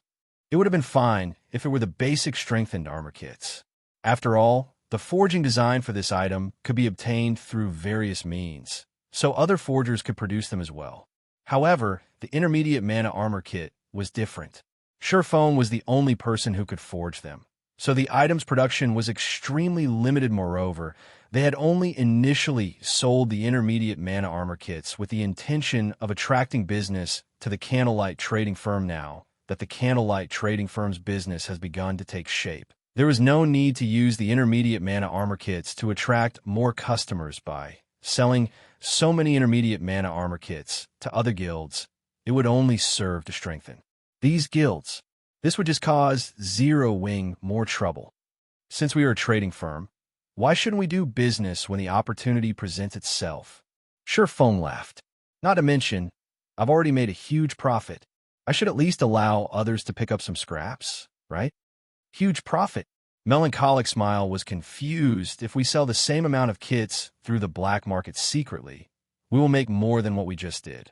However, my goal isn't just to earn coins, but also magic crystals. Shurfeng explained, currently, there are few uses for magic crystals. Moreover, they can only be obtained from dungeons. However, the various large guilds normally keep the magic crystals they obtain for themselves. So, if we had to point out who possesses the most magic crystals, it would have to be these large guilds. But the Candlelight trading firm also has plenty of magic crystals. We even have an entire warehouse full of them right now. We have more than what we can use. Melancholic Smile grew even more confused. Have you forgotten the simulation device in the special forging rooms? Shurfeng laughed immediately. Melancholic Smile's eyes glowed as she came to a realization. If one wished to use the simulation device, they needed to expend magic crystals. Meanwhile, the amount of magic crystals required varied, depending on the materials simulated.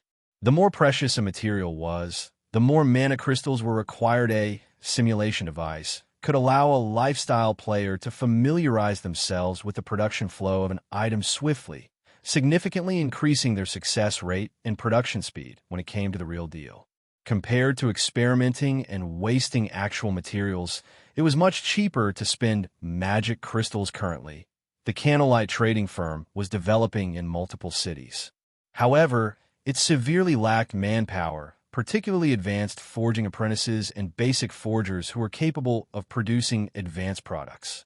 Despite the firm's efforts in recruiting lifestyle players from cities outside its sphere of influence, the number of players they had recruited was utterly insufficient. Currently, player demand for advanced products was growing exponentially. However, only basic forgers had a slightly higher success rate of producing items such as level 20 bronze and mysterious iron equipment.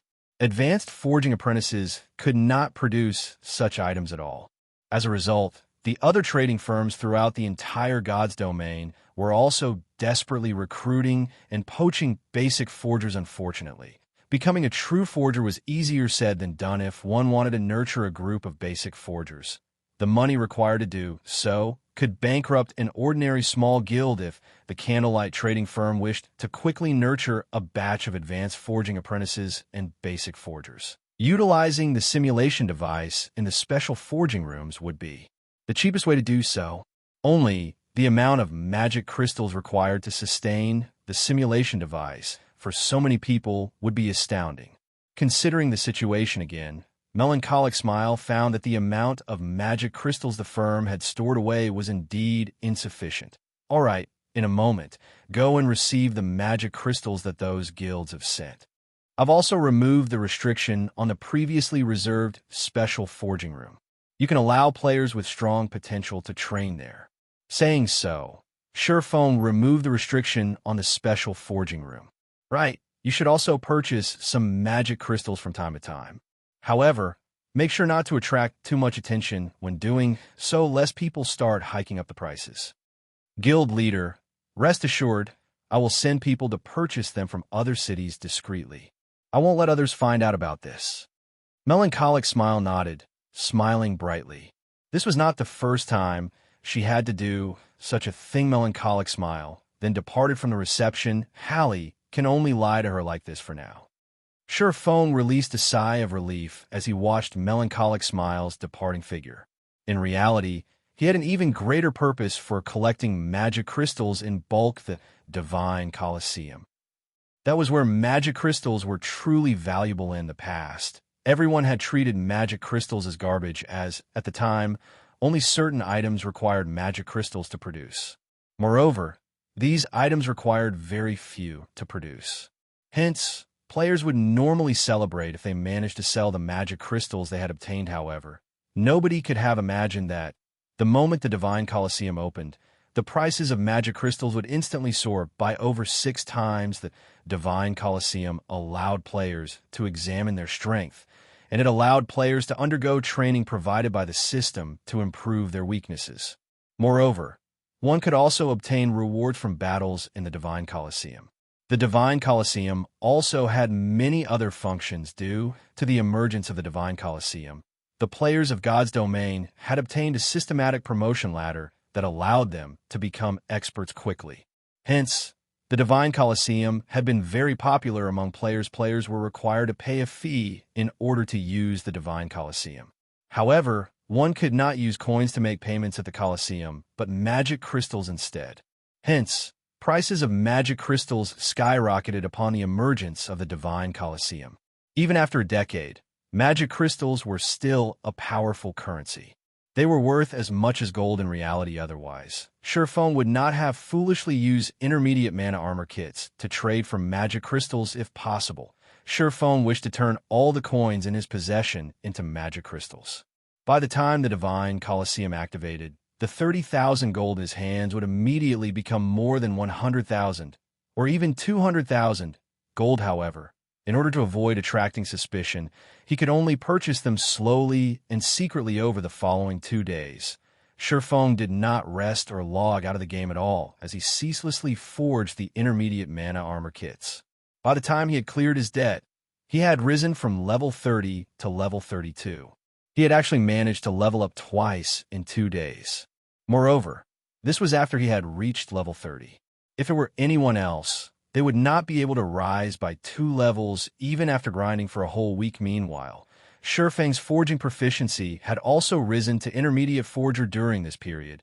Both Zero Wing and the Candlelight trading firm developed rapidly. It was especially true for Zero Wing.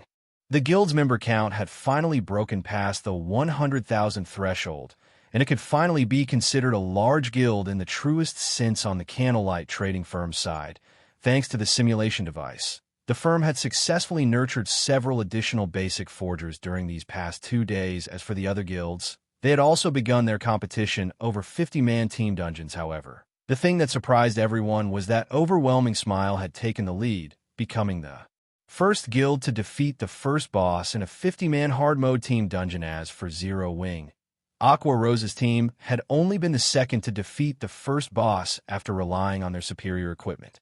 The perceived failure had disheartened Aqua Rose. Shurfong was not surprised at all. Overwhelming Smile had the aid of Warwolf, as well as several other true experts. In terms of the number of top-tier experts, Overwhelming Smile was far above Zero Wing. Moreover, 50-man team dungeons relied more on a player's combat techniques than equipment. It was only natural for Aqua Rose's team to lose. It should be about time to turn the quest. Shurfong looked at the coins that filled his pockets. He could not help but look forward to the quest reward given by the Star Street trading firm as one part of an epic quest. It had been extremely difficult. If he had not possessed the Advanced Book of Magic, it would have been impossible for him to complete this phase of the quest. Chapter 563, Epic Treasure Chest. Just as Shurfong finished tidying up the intermediate mana armor kits he had forged and was about to head towards the Star Street trading firm to complete his quest, Melancholic Smile suddenly rushed into the room. Obviously agitated. Why the hurry? Did something big happen? Shurfong could not help but ask. People from the Dragon Phoenix Pavilion are here. Melancholic Smile hurriedly said. They say they must meet with you. Moreover, they wish to hand you an item personally. They say that this item will be a huge help to you, and if you do not take a look at it, you will regret it in the future. Regret it, huh? Shurfong laughed. This Dragon Phoenix Pavilion truly is interesting. I've just defeated them, and already they're sending gifts? Let's go see what they're up to then. The Dragon Phoenix Pavilion was a super first-rate guild. Although it had suffered massive losses in its war against Zero Wing, with the pavilion's background, it should have already recovered most of its losses. As for the possibility of the pavilion starting another war with Zero Wing, that was highly unlikely. Hence, the fact that someone from the pavilion had come looking for him confused Shurfong. He had no idea of what the pavilion was up to after entering the reception room. Shurfong noticed that the pavilion had only sent one person to meet with him this time. However, the moment Shurfong saw this person, he was immediately shocked. Why is she here? Shurfong looked at the girl, who approached him slowly, the scene of many legendary wars that occurred in his previous life surfacing in his mind. This woman was none other than the protagonist of those legendary wars. Phoenix reigned. The Dragon Phoenix Pavilion was split into 2 pavilions. One was the Heavenly Dragon Pavilion, while the other was the Phoenix Pavilion. Of the 2, Nine Dragons Emperor controlled the Heavenly Dragon Pavilion, while Phoenix Rain managed the Phoenix Pavilion. Although a Nine Dragons Emperor looked quite young, he had merely managed to retain his youth due to the technology of this era and exercise. In reality, Nine Dragons Emperor's real age had long since passed 35. Even so, the fact that Nine Dragons Emperor had been able to become the pavilion master of a super first-rate guild at the age of 35 showed that he was a promising talent. However, Phoenix Rain was even more amazing. Despite still being in her early 20s, she had already become the pavilion master of the Phoenix Pavilion. In the past, her deeds in the virtual gaming world had been legendary.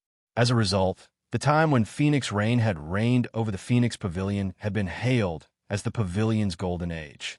During that time, The Dragon Phoenix Pavilion had rapidly grown stronger at present. Phoenix Rain was the reason that everyone considered the Dragon Phoenix Pavilion as a guild that was closest to becoming a super guild. Even the extraordinarily mysterious Great Pavilion Master of the Dragon Phoenix Pavilion was willing to allow Phoenix Rain to succeed him, becoming the Great Pavilion Master currently. Phoenix Rain wore a bright red mage's robe, the robe showcasing her exquisite figure.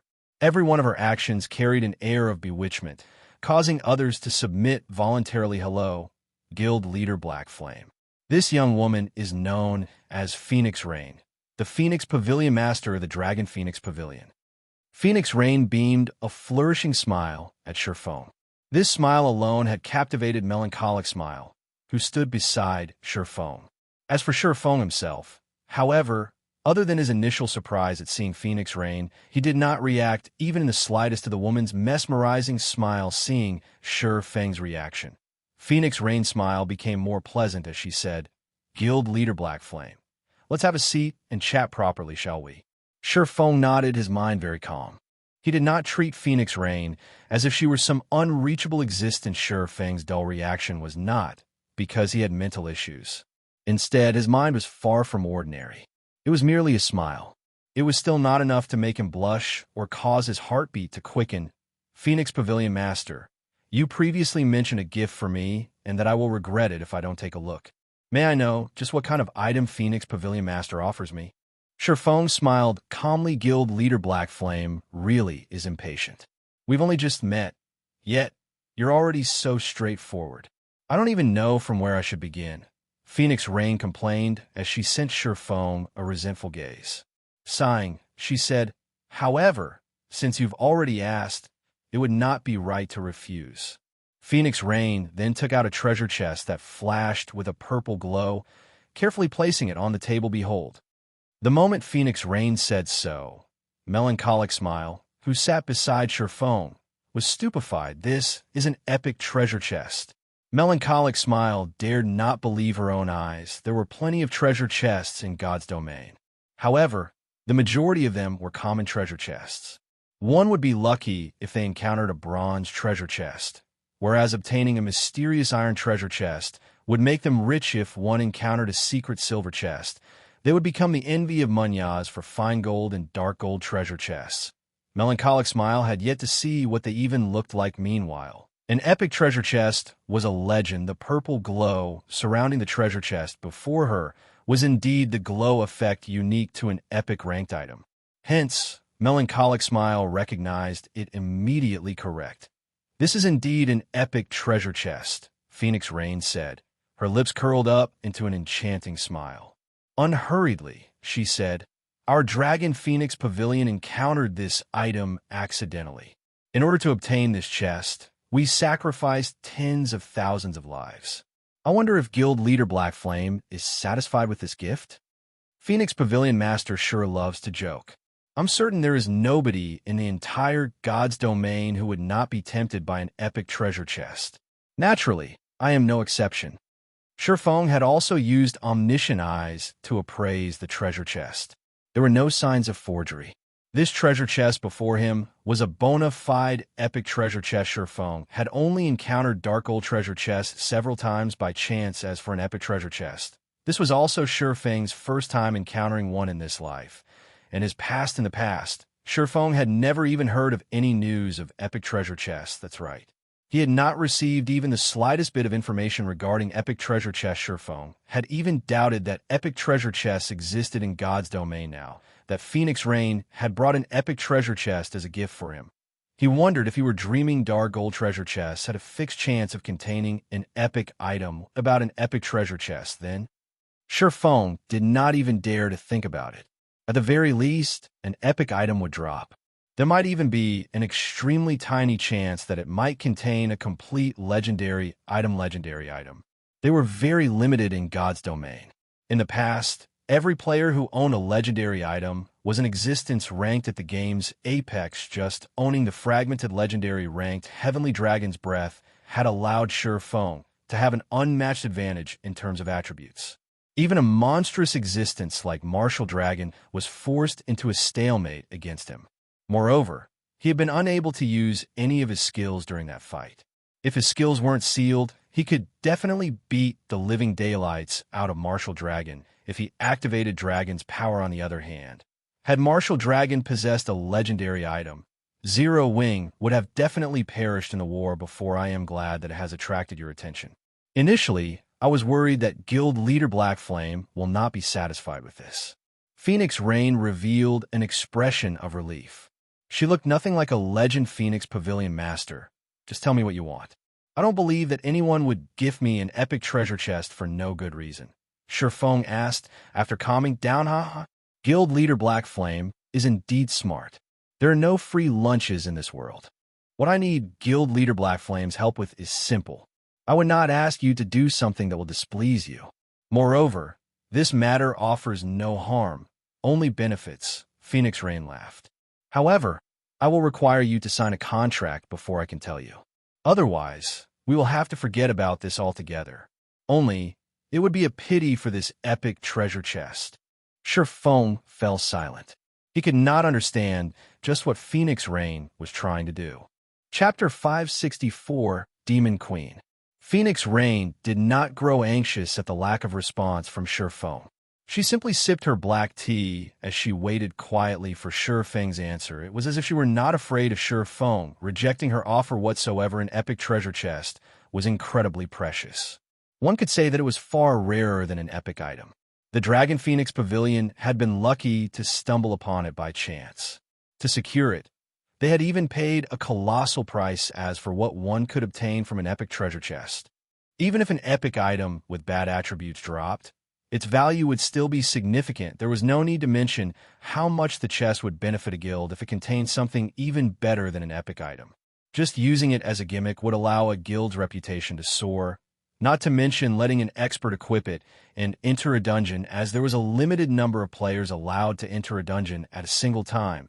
The quality of players entering a dungeon would significantly impact the rating progression. If a guild allowed one of its experts to equip an epic item, the total damage of any team said expert joined would instantly rise to a whole new level naturally. The team's raid progression would be much faster than other guilds, having a significantly higher chance of obtaining the first clear of a dungeon.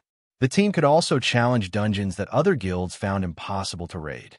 The amount of money one could save from the losses the team suffered while raiding the dungeon would be massive. No guild with any ambition would let this golden opportunity slip through their fingers, much less the extraordinarily ambitious Zero Wing Can Phoenix Pavilion Master. Tell me the method to open this epic treasure chest? Shifeng asked after pondering for some time. Although it was his first time seeing an epic treasure chest, he had not forgotten the treasure chest traits due to his excitement in God's domain. The higher ranked a treasure chest was, the more difficult it would be to open. Although Shifeng had no idea how stringent the conditions were to open an epic treasure chest, he knew that even a dark gold treasure chest required a key. It was impossible that an epic treasure chest would have no requirements. The moment Shifeng asked this question, Phoenix Rain could not help but carefully re-evaluate her opinion of Shifeng. I did not expect Guild Leader Black Flame to remain so calm despite seeing an epic treasure chest. It would seem that Nine Dragons Emperor did not lose without reason.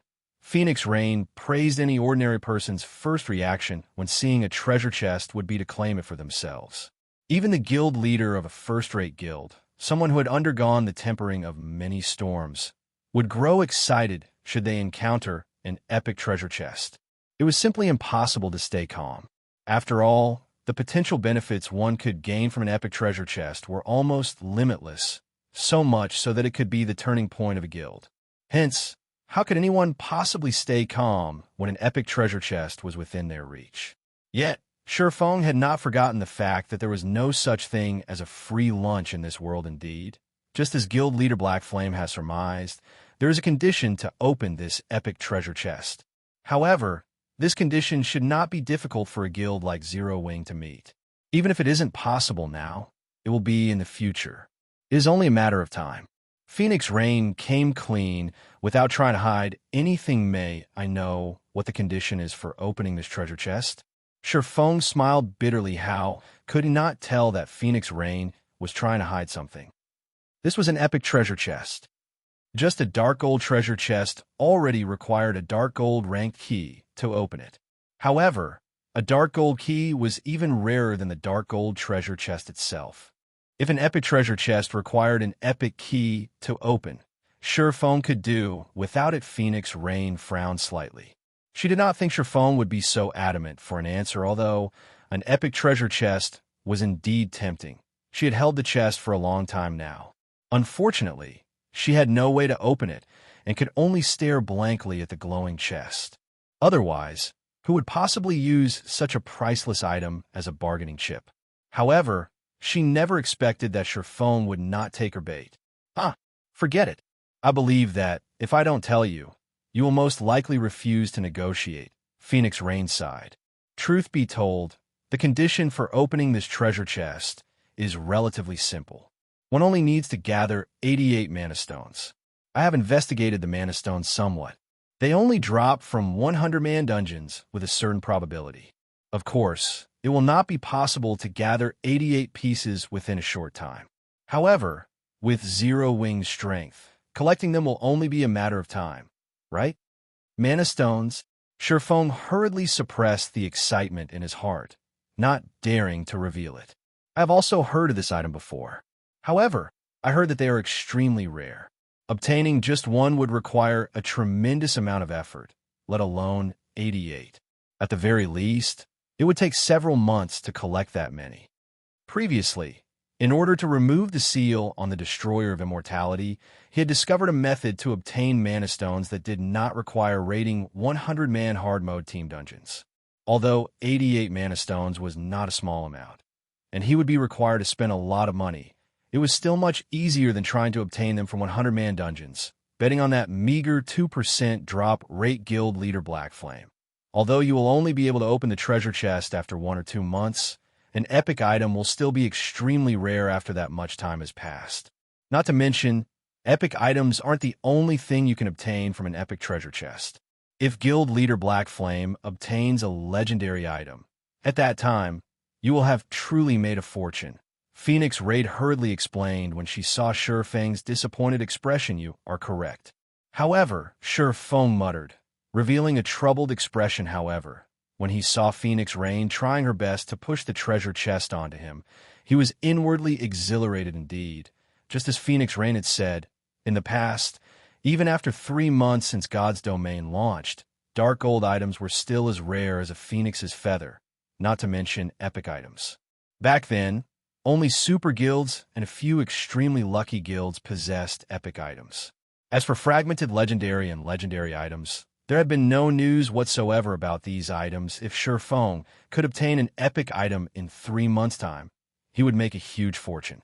After all, one could continue to use an epic item to a very high level. There was no need to worry about it becoming obsolete during the initial stages of the game. Guild leader Blackflame, you should know that my request of you will not be difficult to complete. Moreover, it is something that will benefit you as well. I even offer you this epic treasure chest as a gift. Yet, you still try to make excuses to put me off. Are you really that afraid that I will eat you up? Phoenix Rain smiled brightly, revealing a charming expression watching Phoenix Rain act in such a way. Even Surephone felt his willpower faltering. She really is deserving her title as the Demon Queen. Surephone inwardly sighed. If anyone else stood in his place right now, Phoenix Rain might have conquered them already, although Phoenix Rain appeared charming and gentle on the surface. Her beauty and melodic voice capable of even toppling cities and countries. Surephone knew just how terrifying the woman was. If anyone dared write her off as a pinup, they must suffer some sort of brain damage. Even the insufferably arrogant Nine Dragons Emperor feared Phoenix Rain. After pretending to hesitate repeatedly, Surephone finally slapped his thigh and said, "All right then. I agree to your proposal. However, if the conditions you state are, in any way, unfavorable to Zero Wing or the Candlelight Trading Firm, I can only apologize to you in advance." I knew Guild Leader Blackflame would be a pleasant person to work with. Phoenix Rain hurriedly said, "However, I don't want others to know about this matter. Only you and I are allowed to know. May we move to a more private location?" "Okay, follow me then." Saying so, Surefone led Phoenix Rain to a VIP reception room. The room offered luxury and comfort. Moreover, it was also not possible for others to listen in on their conversation. Chapter 565, The Offer. The VIP reception room on the second floor was like an entirely different world. The rich fragrance of flowers and the chirping of birds filled the room. One could also see green mountains and blue creeks in the distance. The space inside this room looked just like the garden in Paradisia's expected of a 2-star shop. It actually offers such an impressive location. Phoenix Rain expressed her admiration as she surveyed her surroundings. If Phoenix Pavilion Master likes it, you can easily obtain one for yourself. Although a 1-star shop has less space and available environments to choose from, this garden environment is also available in a 1-star shop. Surefone laughed. God's Domain was not considered a different world without reason. While nearly everything that could be found in the real world existed in God's Domain, things that did not exist in the real world could also be found here in God's Domain. The available activities were not limited to just killing monsters and leveling up. They could also enjoy a leisurely life here, however. The extremely realistic sensations that God's Domain offered was not its most attractive aspect. Instead, it was the time dilation. This was the greatest scientific creation of mankind in this century, and only God's Domain had managed to implement this function. No other virtual reality game had achieved this feat. This was also the main reason for God's Domain's popularity. The flow of time in God's Domain was twice as slow as that in the real world. In other words, God's Domain's players could theoretically live twice as long as ordinary people in the real world. Moreover, activities such as learning, relaxation, and resting could all be done in God's Domain. People could have more time to do what they wished inside the game world. In the real world, there are only 24 hours in a single day. An ordinary student like Surefone would normally commit 5 or 6 hours of their day to study. Sleep also occupied roughly 9 hours. After deducting the time spent eating and other necessary activities to sustain one's life, a student like Surefone would only have around 5 or 6 hours of free time. Meanwhile, each day in God's Domain had 48 hours. In other words, a student in God's Domain could possibly have up to 30 hours of free time, 5 times that of ordinary people. Who would want to live such a life? Not to mention, the main God system was constantly expanding the world of God's Domain, allowing this virtual world to become more realistic, interesting, and mysterious. Who wouldn't be tempted by something like this? Guild leader Black Flame must be joking. Although I really wish to obtain a house like this for myself, unfortunately, ordinary shops are no good. Such an environment is only available in luxury shops. Meanwhile, constructing a luxury shop requires 1,000 gold. I already wish I could spend 1,000 gold as if it were 2,000, so where would I possibly find so much money laying around to construct a luxury shop? Phoenix Rain shook her head, a hint of disappointment flashing in her eyes as she surveyed the room's elegance. Even large guilds had their own troubles to face. A small guild had few members, so it was relatively easy to manage. Thus, the guild required less money to sustain it. On the other hand, it was extremely complex to manage a large guild that had a large number of members. A super first-rate guild, like the Dragon Phoenix Pavilion, was even more frightening. There were many aspects that required money.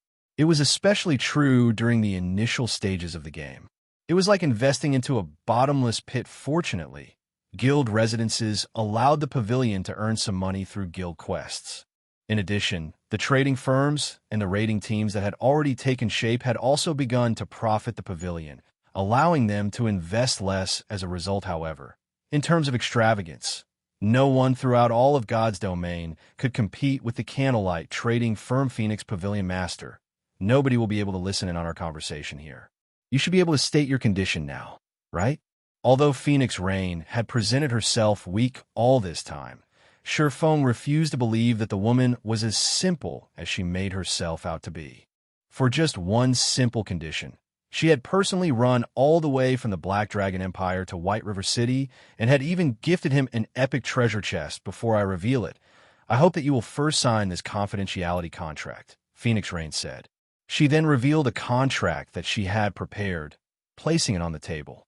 Quite seriously, she said, "It is not that I do not believe Guild Leader Black Flame, but this matter is simply too important to take risks. If a third party discovered this situation, it would not benefit either of us. Shifeng picked up the contract and gave it a careful read. Indeed, it was a very common confidentiality contract under the surveillance of the main god system. It was impossible to reveal any secrets covered by a confidentiality contract in the game. Of course, the main god system could not control any leaks in the real world. Aren't you afraid that I will reveal it outside of God's domain? Shifeng asked. I believe that guild leader Black Flame is an intelligent person, so please don't ask such a foolish question, Phoenix Rain said, her hand covering her mouth as she chuckled softly. It was just a joke. Shifeng then signed the contract. The moment Shifeng finished his signature, the notification sound of the system immediately rang by his ear system. Contract established.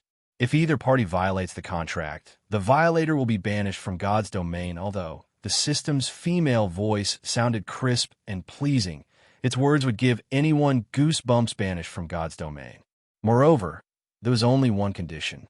Any player who wished to live in God's domain would not dare violate this condition. After hearing the system notification, Phoenix Rain smiled at Shifeng as she said, "In reality, my condition is very simple. I just wish to obtain a portion of the Candlelight trading firm's shares, but in my own name, not the Phoenix Pavilion's, and, even more so, not the Dragon Phoenix Pavilion's, of course. I will provide even more benefits. The simplest would be land for shops. You should know that reputation is required to purchase a good plot of land in every city. Although one can obtain it through sub-sales, the strategic plots of land in every city are not something an ordinary guild can obtain easily. Currently, Zero Wing might have secured the best plots of land available in Starmoon Kingdom's 2 largest cities. What about the important cities in other countries? If the Candlelight trading firm is to grow, it will require a larger market. I am sure that you will not be satisfied with just ruling over these 2 cities, right? I can provide this convenience. I can allow the Candlelight trading firm to obtain the valuable plots of land available in the main cities of many kingdoms and empires. In addition, I also have plenty of connections that can enable you to obtain raw materials cheaply, as well as provide you with the forging designs and recipes obtainable from dungeons. You won't have to worry about collecting and purchasing these things yourself. Of course, this matter will be carried out discreetly. I will not reveal my involvement. More importantly, I am not your enemy. Nine Dragons Emperor might have a grudge against you, but I do not stand with him. To be more precise, I stand with you. May I know what guild leader Black Flame thinks of my proposal? At this moment, Shifeng was silent. Phoenix Rain's proposal was indeed generous. Say, super first-rate guild's background was extraordinary. Compared to him, Phoenix Rain would have a much easier time obtaining the golden lands of the major cities in the various kingdoms and empires. Moreover, it was also impossible for him to get players of other kingdoms to resell their lands. Nobody would be so foolish as to give away their benefits to someone else, particularly to the Candlelight trading firm, a trading firm with massive advantages. Moreover, just as Phoenix Rain had said, she was not his enemy on the surface. The Dragon Phoenix Pavilion might seem like a single guild, but in reality, the pavilion was 2 guilds joined as one. If not for that mysterious Great Pavilion Master maintaining the balance, the Dragon Phoenix Pavilion might immediately break into 2 separate guilds. How many shares do you want? Shifeng asked. Since it is I who have come in search of guild leader Black Flame for cooperation, I will leave that decision up to you. Phoenix Rain giggled. I believe that, after seeing my sincerity, based on guild leader Black Flame's personality and reputation, you will not take advantage of this young lady, right? Chapter 566, Epic Treasure Chest Secured. Shifeng fell silent upon hearing Phoenix Rain's words. Negotiations were normal when one sought cooperation, and people would normally strive to obtain the greatest benefits for themselves. This might seem like a smart move, but contrary to popular belief, it placed one at a disadvantage. As neither side knew the other party's bottom line, the one to make the first offer would reveal their bottom line to their opponent. Moreover, after Phoenix Rain had said as much, how could he possibly take advantage of her? Even after a long moment, Shifeng did not answer. However, Phoenix Rain was not anxious in the slightest. On the contrary, she leisurely admired the scenery 20%. What do you think? Sure Feng finally said after pondering for some time. 20%? Phoenix Rain was stunned, looking at Sure Feng as if saying, "Are you kidding me?" The connections the Dragon Phoenix Pavilion possessed were exactly what the trading firm needed most, as having a wide range of connections meant that more people would purchase the trading firm's products. Not to mention, the Candlelight trading firm would also get its hands on a large supply of raw materials, recipes, and forging designs. These were items that a trading firm lacked the most currently. Although the Candlelight trading firm's range of influence had grown quite wide, it only had control over two truly useful cities. One was White River City, while the other was Starmoon City. If the Candlelight trading firm worked with her, it could spread its influence to dozens of major cities. The profit it could rake in at that time would surpass its current income dozens of times. Meanwhile, the only things the Candlelight trading firm could offer in this cooperation was coins and products such as the intermediate mana armor kits, light stones, and basic strength and armor kits. Aside from that, there was nothing special about the Candlelight trading firm yet. Sure Feng had only offered her 20% of the firm's shares normally. Anyone else would willingly offer 50% or even 60% of the firm's shares. That's right, 20%. This is the most that I can offer. If you cannot accept this amount, we can let it go at that, Sure Feng said earnestly. Phoenix Rain did not know that. Before this, Sure Feng's offer to Gentle Snow was only 15% of Zero Wing's shares. Moreover, this included the annexation of Ouroboros. Although Phoenix Rain could provide far more connections than Ouroboros currently, such things were unnecessary to Sure Feng. Cooperating with Phoenix Rain would provide him with a massive advantage during the early stages of the game. However, at its core, a trading firm relied not on connections, but on the products it sold to become iron. The metal itself must be strong. Take the overwhelming trading firm, for example. Even though it possessed more connections than the Candlelight trading firm. So what? If not for the Flame Dragon potion, the overwhelming trading firm would have long since lost its competitive edge. As long as a trading firm possessed a product unique to itself, there was no need to fear a lack of customers. For example, if the Candlelight trading firm sold an epic item, even players from other kingdoms and empires would willingly foot the exorbitant teleportation fee to visit the trading firm. Most importantly, the Candlelight trading firm possessed an advantage that no other trading firm possessed, and that was the special workshops available only in 2-star shops or above. With these workshops, the Candlelight trading firm could nurture a large number of forgers and other lifestyle players. Not only was this method efficient, but it was also cost-efficient. Although it was a good thing to have many connections, it would be meaningless if the trading firm could not keep up with production. It was like looking at a treasure chest that one could not obtain. Both the intermediate mana armor kits and the Fire Dragon potions had very low production volumes. The number of people that could actually purchase them was very low. The main reason behind the Candlelight trading firm's triumph over the overwhelming trading firm was mainly the common product known as Lightstone's. Phoenix Rain's offer was only icing on the cake. The fact that Sure Feng was willing to offer her 20% of the Candlelight trading firm's shares was entirely because of the future development potential between them, not because of the immediate profits. Guild leader Black Flame really is confident in the Candlelight trading firm. If so, I am relieved. Phoenix Rain smiled as she said, "All right then. Since I was the one who told Guild leader Black Flame to make the offer, I won't go back on my word. If it's only 20%, so be it. When the time comes, I will send someone discreet to contact you. In addition, I will also send you reports on the cities of other kingdoms and empires. If Guild leader Black Flame wishes to develop further in whichever city or requires certain items, you can notify that person. That person will handle everything for you."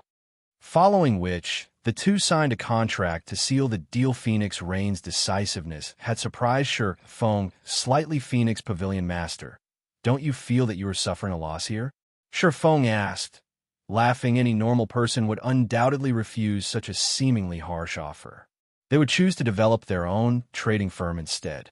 At the very least, they would be in control of said trading firm. However, even after his firm statement, Phoenix Rain had accepted the offer without hesitation a loss? Phoenix Rain shook her head. With an innocent gaze, she said, I don't feel that way at all because I can tell that you, Guild Leader Blackflame, feel yourself suffering an even greater loss, to put it bluntly. Even though I've clearly offered you such benefits, you still don't seem to care all that much and have offered me such a low price. The only reason I can think of for such a reaction is that the Candlelight Trading Firm is still hiding some secret that I do not know of, and that its true value is much higher than what I have offered you today. In that case, shouldn't I be even more accepting of your offer? Phoenix Rain's words left Sure Fong completely speechless. She was truly deserving her title as the Demon Queen.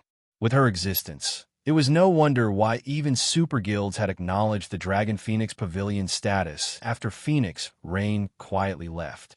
Sure Fong looked at the epic treasure chest left behind by Phoenix Rain. A grin appearing on his face, he was fully capable of opening the epic treasure chest throughout this transaction, no matter how one looked at it. He was the one who had come out on top. If Phoenix Rain discovered this, she would certainly be disappointed. I wonder what kind of item I can get from an epic treasure chest. Sure Fong muttered, anticipation growing in his heart and his memories. He had never even heard of an epic treasure chest. As for what he could obtain from one, he could only guess. Regardless of what item it would be epic ranked at the very least. However, how could a single epic item satisfy him? In order to reap the greatest benefit from this epic treasure chest, Sure Fong decided not to open it immediately, but to wait. The involvement of luck when opening a treasure chest was too significant to ignore. Currently, Icarus's heart was only dark gold rank. It had yet to reach its evolution limit. Moreover, he was only a short distance from upgrading the necklace to epic rank. With a little more time, he was confident that he could collect the remaining life force points required and upgrade the Icarus's heart. Once more, after all, dark gold rank was only the standards of mortals. Meanwhile, epic rank belonged to the extraordinary. There was a qualitative difference between the two. When the Icarus's heart reached epic rank, it would provide far more luck. His wisest option was to open the epic treasure chest at that time. The first thing he needed to do was collect plenty of magic crystals. The magic crystals required to produce 88 mana stones was no small number. Not to mention, there was also the divine Colosseum, which would reveal itself in the future. That place was a bottomless pit meant for devouring magic crystals, following which Sure Fong stored away the epic treasure chest and left the VIP reception room. He then headed towards the Starstreak Trading Firm. Originally, the Starstreak Trading Firm had been the most flourishing trading firm in White River City. However, with the rise of the Candlelight Trading Firm, the Starstreak Trading Firm's popularity had begun to roll downhill. Currently, the only reason that players still visited this place was to purchase some common products that only NPCs sold. Even so, the Starstreak Trading Firm still offered Sure Fong a lot of benefits. An NPC had established the Starstreak Trading Firm, including White River City. It had shops in a total of 8 cities. Moreover, unlike player-owned shops, there was no city tax on the goods available in its shops.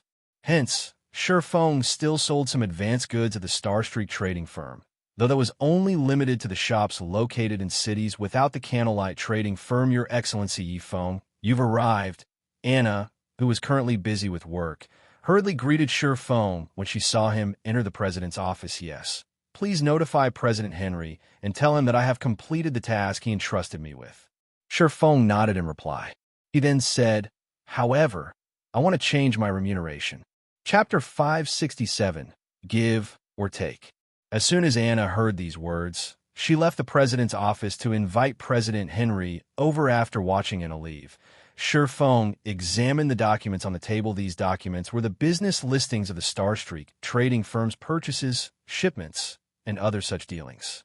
However, all of these dealings had been organized by Anna herself. Anna was an NPC who possessed 91 intelligence. Such NPCs were extremely rare in God's domain. If she became a guard, her potential would be nearly limitless. Hence, Sure Fong wished to negotiate with Henry the quest that NPCs commission were not without room for change. It only depended on whether or not the player involved possessed the strength to make such changes previously. The reward they had agreed upon was a Tier 4 magic scroll that would allow him to reach the Dark Den easily and obtain the Bible of Darkness. However, Shurfeng felt that something was amiss no matter how one looked at it. The task of managing the Star Street trading firm was one part of an epic quest. The reward for completing it should not be limited to just the tool required to proceed to the next phase. If it were so, what's the difference between obtaining a reward and not obtaining one? Thus, Shurfeng felt that he could fight for more, as there might be some mysteries hidden within it was especially true for the assistant. And after the battle with the Dragon Phoenix Pavilion, the various large guilds in God's domain had begun thinking of ways to obtain powerful NPC guards. However, how could powerful guards possibly be that easy to find? Take Anna, for example. She was an extremely powerful guard. However, who would possibly believe that a weak and delicate young lady like her could become a guard with vast potential? If Shurfeng had not accidentally looked at Anna's attributes, he, too, would not have realized that she was so capable. If he allowed Anna to become an adventurer. With her intelligence, she could reach astonishing heights. Although she would not be as powerful as Kite, she might still become a fine gold-ranked guard. Dark gold-ranked guards were legends in God's domain. Based on Shurfeng's understanding, only a few people had managed to recruit dark gold-ranked guards in the past. The guards owned by the majority of the players in the game were bronze or mysterious iron rank. Even finding a secret silver-ranked guard was considered lucky, not to mention fine gold rank. Although a fine gold rank guard was not invincible against enemies of the same tier and level, it was still significantly stronger than monsters of the same tier. Fighting players of the same tier and level would be even easier. Furthermore, Anna was a magical class. The majority of the NPCs in God's domain were physical classes. Magical classes were very rare. Magical classes were different from physical classes. They could not be used against bosses and could only attack from the rear line to a guild. However, a magical class's value far surpassed a physical class. Magical class NPCs knew plenty of AoE spells and possessed strategic-level large-scale destruction spells. In a guild war or against field bosses, these NPCs were frightening existences. Hence, the various large guilds would usually prioritize magical class NPCs as their personal guards. Because of this, on the market, the value of a bronze-ranked magical guard could rival even that of a mysterious iron-ranked physical guard. If Anna were a fine gold-ranked magical guard, she would be no less valuable than Kite. No matter what, I must obtain Anna. Shurfeng grew excited just thinking about Ida's viscount. He only had 2 slots for personal guards. If he could fill those slots with a dark gold-ranked physical guard and a fine gold-ranked magical guard, a combination like that would have scared people to death in his past life. With the presence of these 2 personal guards, defeating a field boss of the same tier would be an effortless task. After Shurfeng had waited in the magnificent and grand president's office for some time, the dignified and elegant President Henry entered the room. However, behind President Henry was a level 180 tier 3 berserker. Shurfeng could not help but frown slightly. Whether it was among players or NPCs, a tier 3 class was considered big shot. In White River City, such an NPC would be at the same level as an overlord. Although the Star Street trading firm was one of White River City's top trading firms, it definitely could not afford to hire a level 180 berserker king as a guard. Your Excellency Yifeng, you have truly surprised me. I did not expect that you would actually complete this quest so quickly. Henry chuckled. Here, allow me to introduce you. This man beside me is the Berserker King Schneider. He is an expert our trading firm has invited from Starmoon City to annihilate the Black Scorpion Corps. Greetings, Your Majesty Schneider. I am Yifeng, an adventurer. Shurfeng introduced himself in response. However, Schneider only glanced at Shurfeng without saying a word. He showed no signs of being interested in Shurfeng's acquaintance. However, Shurfeng was not bothered by Schneider's reaction. In truth, NPCs in God's domain were largely similar to real humans. A Tier 3 Berserker King NPC like Schneider was considered a powerful force in a city like White River City. On the other hand, Shurfeng was only a Tier 1 player. In Schneider's eyes, he was no different than an ant. Humans would not speak to ants. Schneider's attitude toward Shurfeng was normal in the past. While Shurfeng had been working on a quest, even though he was a Tier 3 Sword King. A Tier 4 NPC had robbed him. One could say that Shifeng had long since grown accustomed to such behavior, of course. If Shifeng were currently a Tier 3 player, Schneider would not be treating him so coldly in the past virtual reality games. NPCs had always felt distant, detached. It felt as if NPCs and players lived in two different worlds. However, the NPCs of God's domain were different. They were extremely lifelike. If a player treated these NPCs as stupid and useless objects, then these NPCs would grant said player the full experience of passing through Helme. I know what your excellency wishes to discuss with me, Henry asked, not paying any heed to Shifeng and Schneider's exchange. I want to make a deal with you, Shifeng stated. Laughing, he continued, while I have been responsible for managing the Star Street trading firm, Anna has helped me significantly. It was only because of her that I have lived up to your expectations and reached the goal of earning 30,000 gold. Hence, I now wish to recruit Miss Anna as my personal assistant. Naturally, I am willing to pay the appropriate price aside from the 30,000 gold you have requested. I am willing to offer an additional 3,000 gold. May I know what you think of this offer? Anna, who stood beside Shifeng, was stunned, her delicate mouth parting as she stared at Shifeng in disbelief.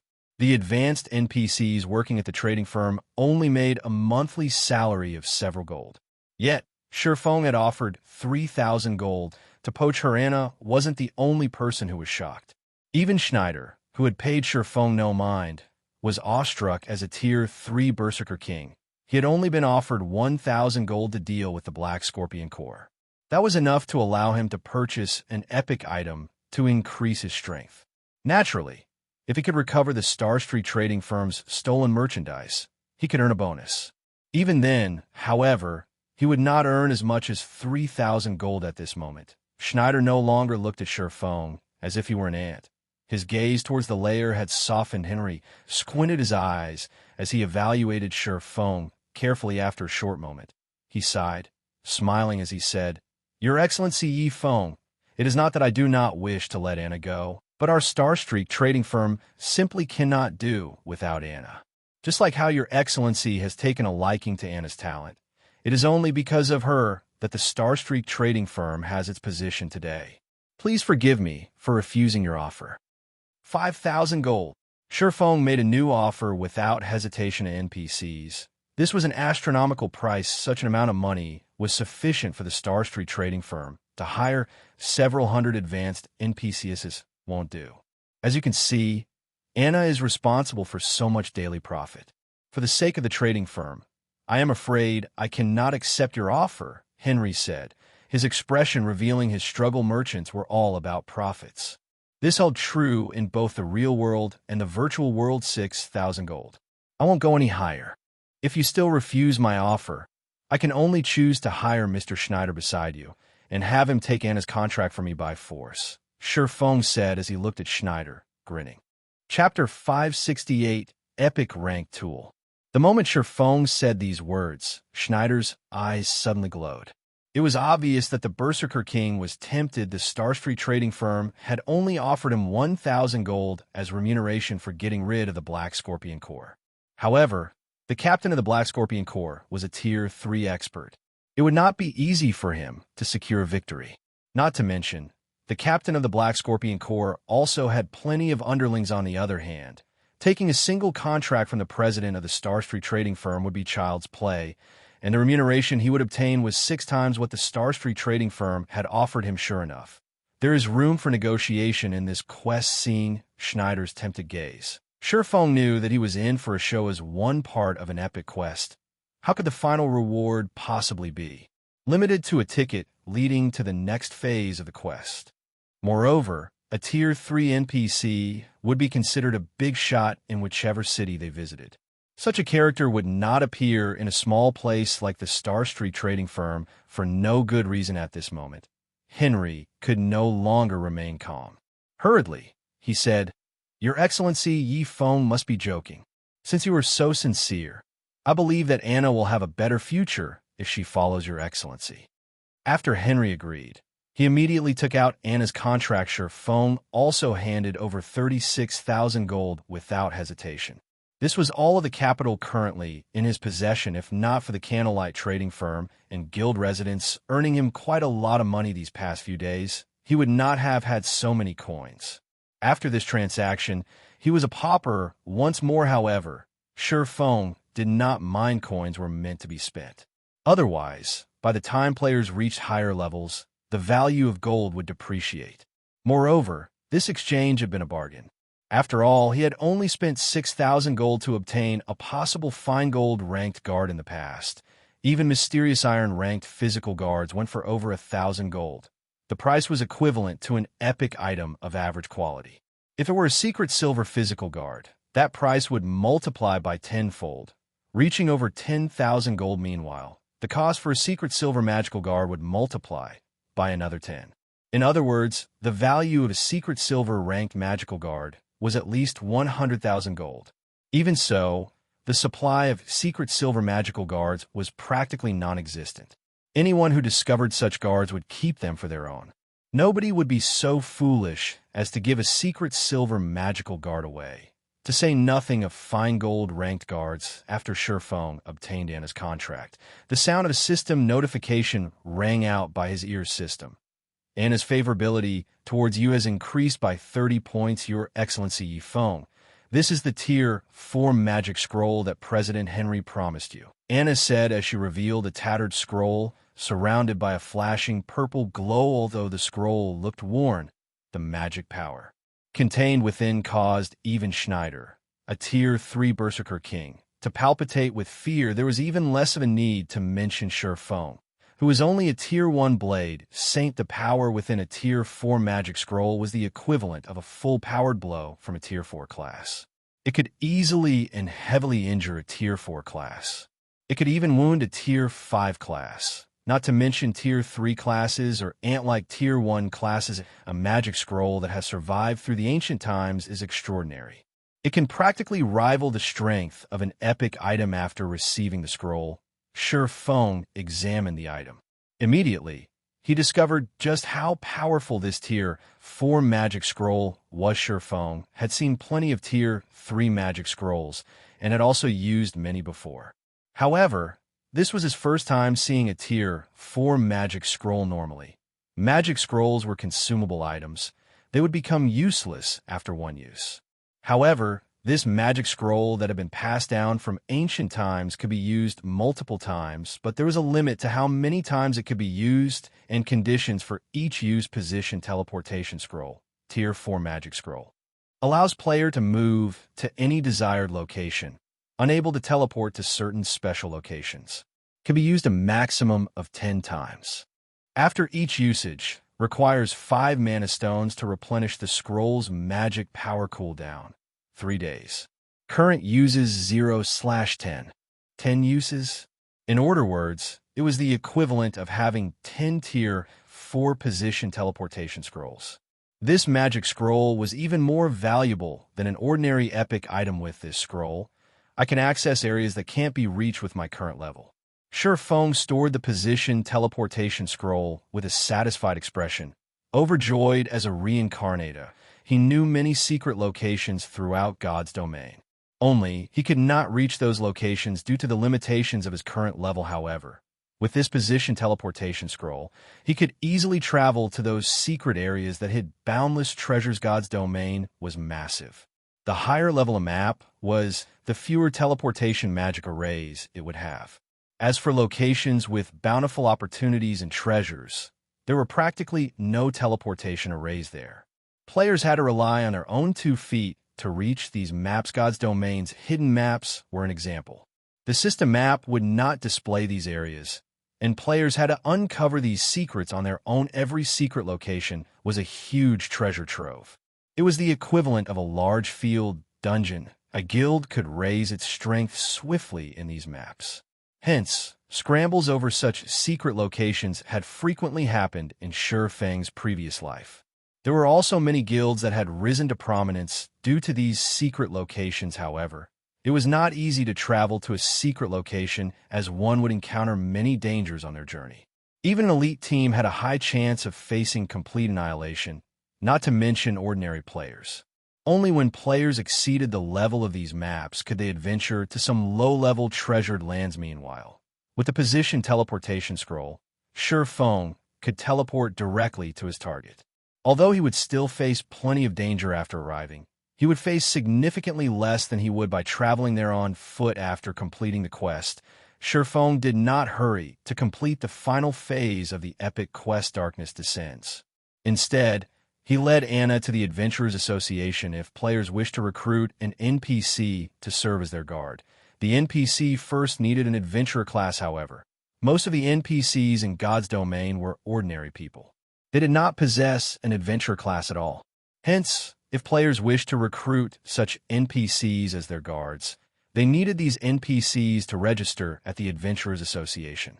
At the same time, they were also required to select a specific class for these NPCs, allowing them to learn and train to become an adventurer. Only then could these NPCs become a player's guards at this time. Feng entered the Adventurers Association's main hall. Despite it being daytime right now, there was still a large number of players present. A simple glance told Feng that there were several hundred players here, of course. These players had not come to the Adventurers Association because they had too much time on their hands. They had all come here specifically for their NPC guards due to Zero Wing's famous battle. Many players had discovered a never-before-seen road to success. Even if their personal strength was lacking, they could nurture a guard to improve their own strength. If a player wanted to recruit a personal guard, they had to become a baron in their city first. They would then obtain one slot to recruit a personal guard. However, a lot of time was required to become a baron, and many players could not wait that long. Hence, they would first look for some NPCs they thought highly of and try to deepen their relationship with these NPCs. That way, by the time their reputation reached a sufficient amount, they could immediately reach out to these NPCs and recruit them as their guards in God's domain. The higher-tiered an NPC was, the more difficult it would be for a player to deepen their relationship with said NPC. Of all the NPCs in God's domain, ordinary civilians are the easiest to form a relationship with. However, it was not easy for the inhabitants of God's domain to become adventurers. If a player could help an ordinary civilian become an adventurer, their relationship with said NPC would deepen significantly. Fortunately, players had that ability. Only, whether an NPC was actually capable of becoming an adventurer depended on their own potential and attributes. And this was information that players had no access to. In addition, players had a limited number of recommendations per week. After using up their recommendations, they had to wait another week before their chances refreshed. Therefore, when choosing ordinary NPCs, a player's foresight was extremely important. If a player was unlucky, they could only search for other NPCs. If they were lucky, then they could begin deepening their relationship with said NPC earlier. There sure are a lot of people here. Feng could not help but laugh bitterly when he saw the long line of over 100 players. This could be considered a form of digging his own grave, right? Chapter 569, SSS Rank. The Adventurers Association's review of an NPC's ability to become an adventurer was a tedious one. The first evaluation was of the NPC in question's various attributes, followed by a test for the NPC's suitability of the various classes. Only after these two tests were complete could the Adventurers Association determine whether an NPC was suited to become an adventurer or not. In total, each NPC's review lasted roughly 2 minutes. Watching players happily enter the testing room with their chosen NPCs and leave in tears made many of the players in line grow anxious. Sent the success rate a little too low. Out of the 20 people I have seen enter the testing room, only one came out with a successful result. And even then, the strength of that person's NPC was only mediocre. It really makes you wonder how Zero Wing managed to obtain such a powerful NPC. A male cleric with a pointed nose said, sighing, it is possible that Zero Wing recruited an NPC who was already an adventurer to begin with. My teammates had already come here to recommend their own NPCs. However, only 3 of the chosen NPCs became adventurers, though they received low ratings. They don't really have any significant potential, a burly male berserker complained. Unfortunately, nobody on my team is even a baron. so we can't recruit any guards or see the NPC's exact data. We can only confirm their standards based on the evaluation. I heard that the best guard Overwhelming Smile has managed to recruit is only Mysterious Iron Rank. I wonder if the NPC that spent more than half a day searching for will become an adventurer. If it's a success, I'll make a fortune. The players queuing up to have their chosen NPCs tested discussed Zero Wings Guard Kite. They all hoped that they could luck out and encounter an NPC like him as well. At that time, luxury cars and beautiful ladies would be within their grasp. This was not an exaggeration that various large guilds purchased powerful guards through the virtual trade center. Astronomical prices, even bronze guard sold for 100 gold or so, whereas Mysterious Iron Guard sold for 500 gold. As for Secret Silver Rank, the price would multiply by tenfold. If those coins were converted to credits, it was enough to allow an ordinary person to live the rest of their lives without working. However, even now, no one had offered any Mysterious Iron Guards for sale, much less Secret Silver a moment later. A ranger left the testing room with an excited expression. Loudly flaunting to his own party members, he said, "Ha ha, let's head to the Rose Bar. I'll treat everyone to a cup of ice fire wine." Rose Bar was one of White River City's high-class bars. Meanwhile, the ice fire wine was a must-try drink, and it was extremely popular among players. However, the drink was not cheap, with each cup costing 10 silver. Even elite players only occasionally ordered a cup to sate their addiction. If they drank a cup every day, they would become a pauper very quickly, sure. But what was your test result? One of the ranger's teammates asked curiously, "My NPC can become an adventurer." Moreover, he even obtained a B rank rating for the Shield Warrior's evaluation. They say he'll become a powerful Shield Warrior in the future. The ranger boasted, "Lucky. This is by far the highest rating I've heard of. Our party's success will rely on you in the future." An elementalist said excitedly. The watching crowd looked at the ranger enviously when they heard about his NPC's B rank. They could not help but wish they could snatch the ranger's chosen NPC for themselves. Unfortunately, the main god system had long since set it so that the NPCs that had been recommended by a player would receive protection. Within 10 days, no other player could increase their favorability with the NPC in question. Hence, it was not possible to steal an NPC from another player. A period of 10 days was enough to allow a player to deepen their relationship with an NPC significantly. If one worked hard, they could even accumulate sufficient reputation and become a baron normally. In order for an NPC to become an adventurer, they needed to receive a D rank rating or higher on a particular class B rank rating. Sherphone could not help his surprise. In truth, the evaluation given by the Adventurers Association's test could not completely determine an NPC's potential. It was only a rough estimation. It was just like how one would receive a pass on a test. But in reality, the passing mark for the test ranged between 60 and 100 marks. The same principle applied to the Adventurers Association's test. The test was very general, so the final results would not always be accurate. It could only determine the upper limit of an NPC's potential, not their actual potential normally. NPCs that received a D rank would end up a common guard with limited growth potential. These NPCs were not worth the time it took to nurture them as personal guards. Only D rank NPCs who were specialized in certain attributes could become bronze guards. However, the chances of finding those NPCs were very low. In other words, a D rank NPC's potential range between common and bronze rank. However, only after these NPCs became guards would one know their exact growth potential. Meanwhile, C rank NPCs could become Mysterious Iron Guards. As for B rank NPCs, they had a strong chance of becoming bronze guards and a certain probability to become Mysterious Iron Guards.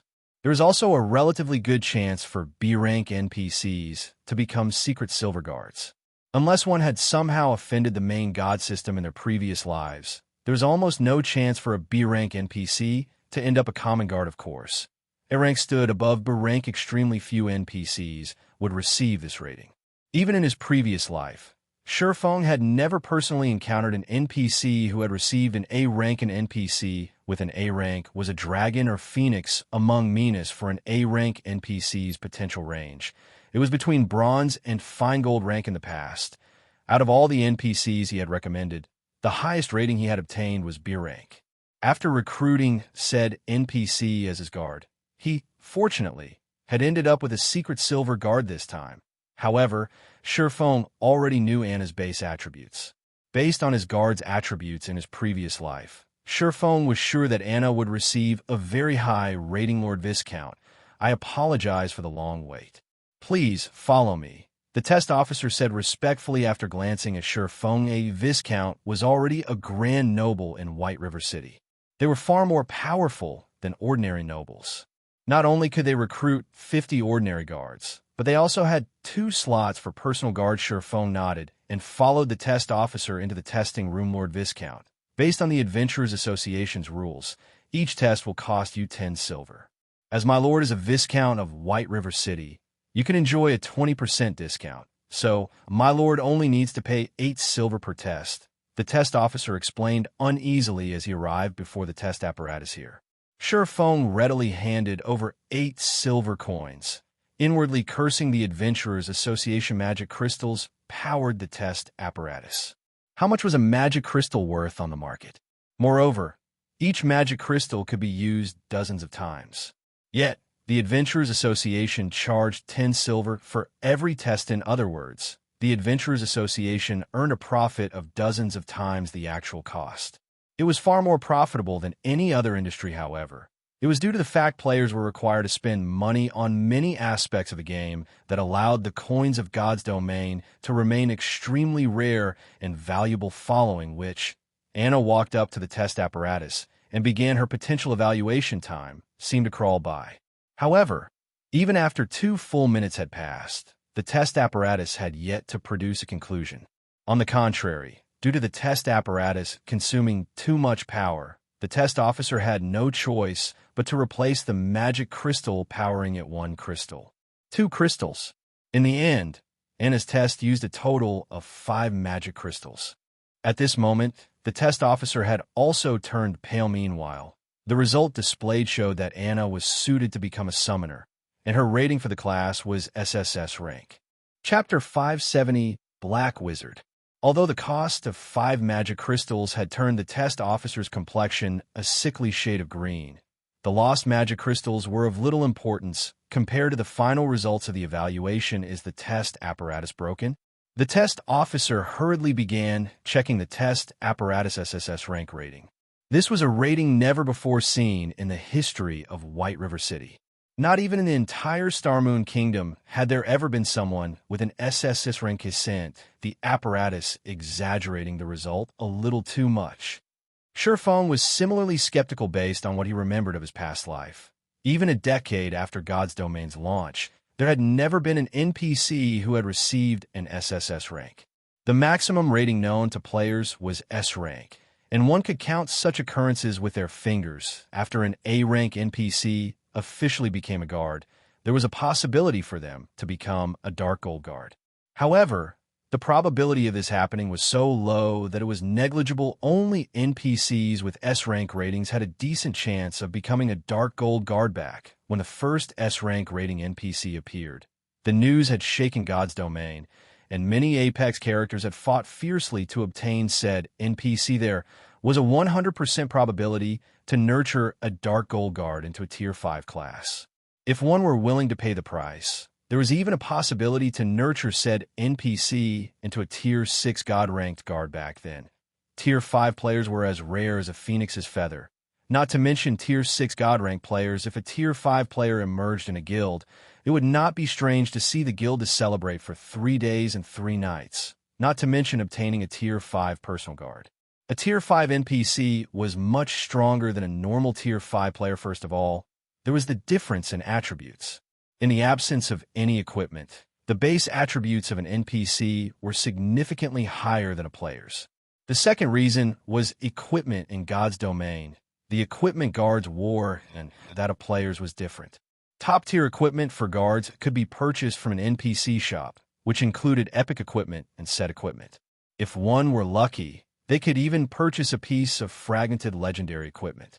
In other words, one could purchase top-tier equipment for a guard as long as one could afford it. As for players, Players had to expend a ton of effort just to obtain dark gold equipment, not to mention epic or fragmented legendary equipment. Hence, as long as a personal guard became a Tier 5 class, their strength could immediately reach the peak of Tier 5. On the other hand, players had to obtain weapons, equipment, and other items that were suited to their Tier 5 classes, one piece at a time, slowly and gradually increase their strength. If the public knew of Anna's SSS rank, it would cause a sensation to sweep throughout the entire God's domain. It seems that I have truly hit the jackpot this time, Shifeng said as he looked at Anna, who currently wore a blank expression. Laughing, he only knew about the ratings reaching a maximum of S rank. He had never heard anything about an SSS rank. Such NPCs might have appeared in the past, but if the player involved did not reveal the information, who would know about it? Moreover, a majority of the powerful guard in the past had not been ordinary NPCs. Instead, these guards were directly recruited from NPCs who already possessed a class or high-tiered NPCs. After all, NPCs capable of reaching a high tier were extraordinary in their own right. They would have vast growth potential, naturally. However, the higher-tiered an NPC was, the more difficult it would be to recruit them. It would require a lot more time and effort, although Shifeng did not know how high Anna's growth potential could reach. With an SSS rank rating, at the very minimum, she should be a fine gold guard. After some time passed, the test officer was finally certain that nothing was wrong with the test apparatus, and he could not help but turn a look at Anna in shock. There were also hints of reverence in the test officer's gaze. Miss Anna, you are the first person in our White River City's history to obtain an SSS rank. According to the rules of the Adventurers Association, you are now an honorary elder of the association. We will prepare a suitable epic set equipment, as well as a Tier 1 class emblem for you. We will also dispatch a special instructor from the association to guide you. Please wait here for a moment. At this moment, the test officer addressed Anna with immense respect. He displayed even more humility in front of Shifeng to NPCs. Shifeng was merely a grand noble. However, as someone with an SSS rank, Anna was destined to become a peerless powerhouse in the future, the overlord of an area. She even possessed the status of an honorary elder in the Adventurers Association. No matter how one looked at it, Anna's status far surpassed Shifeng's Lord Viscount. As the referrer, the Adventurers Association will also gift you a special reward. Please wait here for a moment as well.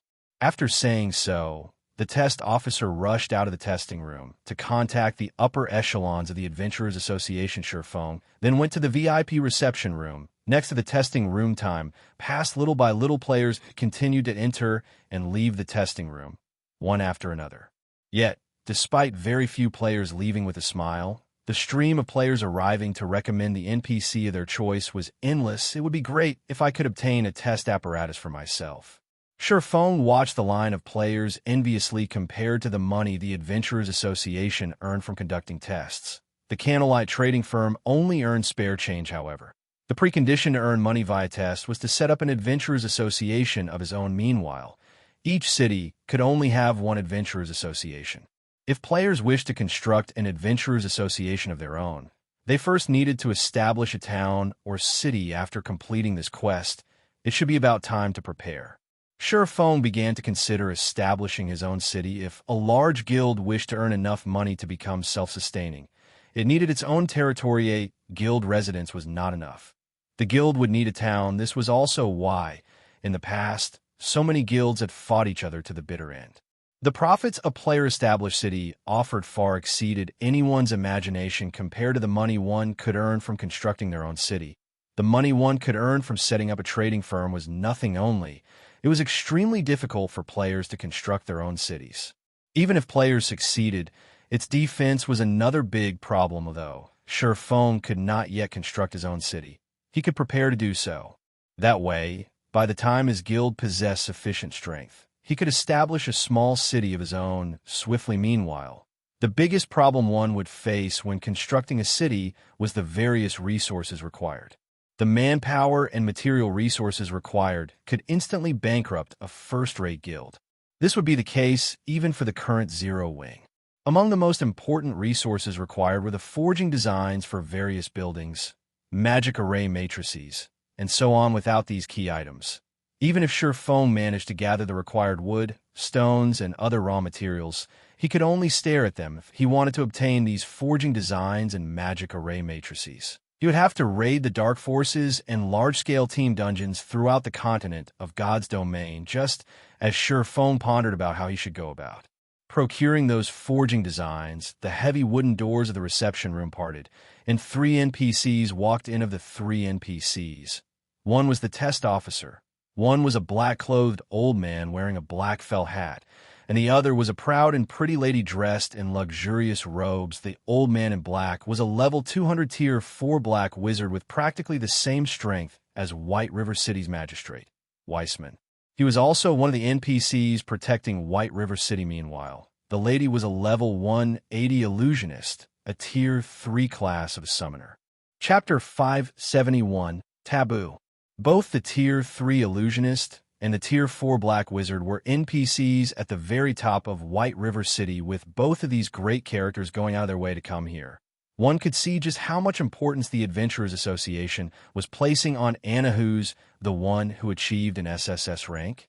The black wizard Glenn asked the association master, "Miss Anna has earned that rank." The test officer hurriedly said. Glenn's glowing green eyes immediately began to size up Anna, who stood behind Feng. Although Glenn's actions held no ill intent, Feng could still feel an immense pressure from his gaze, his movements growing sluggish as a result of Feng, a tier 1 player, reacted in such a way. The pressure that an NPC, who had yet to become an adventurer, felt would be even greater. Anna showed no reaction, as if she had not felt the pressure from Glenn at all. "Sure enough, your concentration is extraordinary." The black wizard Glenn laughed, satisfied. "We haven't had a talent in White River City for many years now. I didn't think that the next one would be so extraordinary. Irene, I'll leave this little lady in your care. You are the strongest summoner in our White River City's Adventurers Association. If you fail to guide her properly, I will find you. Association Master, please rest assured. I will nurture Anna with every resource I have," the tier 3 illusionist Irene said, chuckling. "I show this little lady around the association and familiarize her with the place for now." Glenn nodded as he caressed his white beard. He then looked at Feng, saying, "You must be the brat who recommended the little lady, right?" Feng nodded silently. The high-tiered NPCs of God's domain all possessed extremely high intelligence. As for Glenn, the association master of an adventurers association, he possessed intelligence that far surpassed even ordinary humans. Moreover, he also wielded immense authority in White River City. A single word for him could end Feng's career here. Hence, before such an NPC, Feng had to maintain a certain degree of humility. If he dared to act conceited in front of an NPC like Glenn, he would suffer for it. In the past, only after countless players had gone down that route had they understood the importance of propriety. Since you have introduced such a genius to White River City, as the association master of White River City's Adventurers Association, I will not be stingy with you. Since you're a tier 1 swordsman, this item should suit you. If you can master it, you will face fewer hardships on the road ahead," Glenn said as he took out a gray book surrounded by an ancient aura. The word Taboo graced the bottom right corner of this old, gray book. Taboo skill. Feng was stunned. There were many skills in God's domain. However, a majority of them were ordinary skills. Their might was only subpar, and they could not increase a player's combat power significantly. Only those rare skills could impact a player's combat power. For example, the skills Feng had learned, such as Thundering Flash and Thunderflame Explosion, were rare skills. These skills allowed a player to fight an enemy that was slightly stronger than they were. Meanwhile, kill skills were stronger than rare skills. These skills had the ability to instant kill players of the same level, changing the tide of battle. One such skill was Feng's Flame Burst. However, there was an even more powerful type of skill that could allow players to threaten enemies that were stronger than themselves. This type of skill was known as a Taboo skill. The Gray Book Glenn had just revealed was a skill book for a Taboo skill. A Taboo skill even allowed players to challenge enemies of a higher tier. The instant Feng received the Gray Book, he inspected it. Instant Strike, Tier 2 Taboo skill. Utilizing the power of thunder, instantly move in front of the target. For the next 3 seconds, attack speed increased by 500%, and each attack will deal 400% damage to the target and inflict the serious numbness effect. Instantly kill targets below 20% HP cooldown, 1 hour. Class restriction, Swordsman. Isn't he a little too generous? He actually gave me a Tier 2 Taboo skill. Shurfeng was slightly surprised after reading the item description. Taboo skills were different from other skills.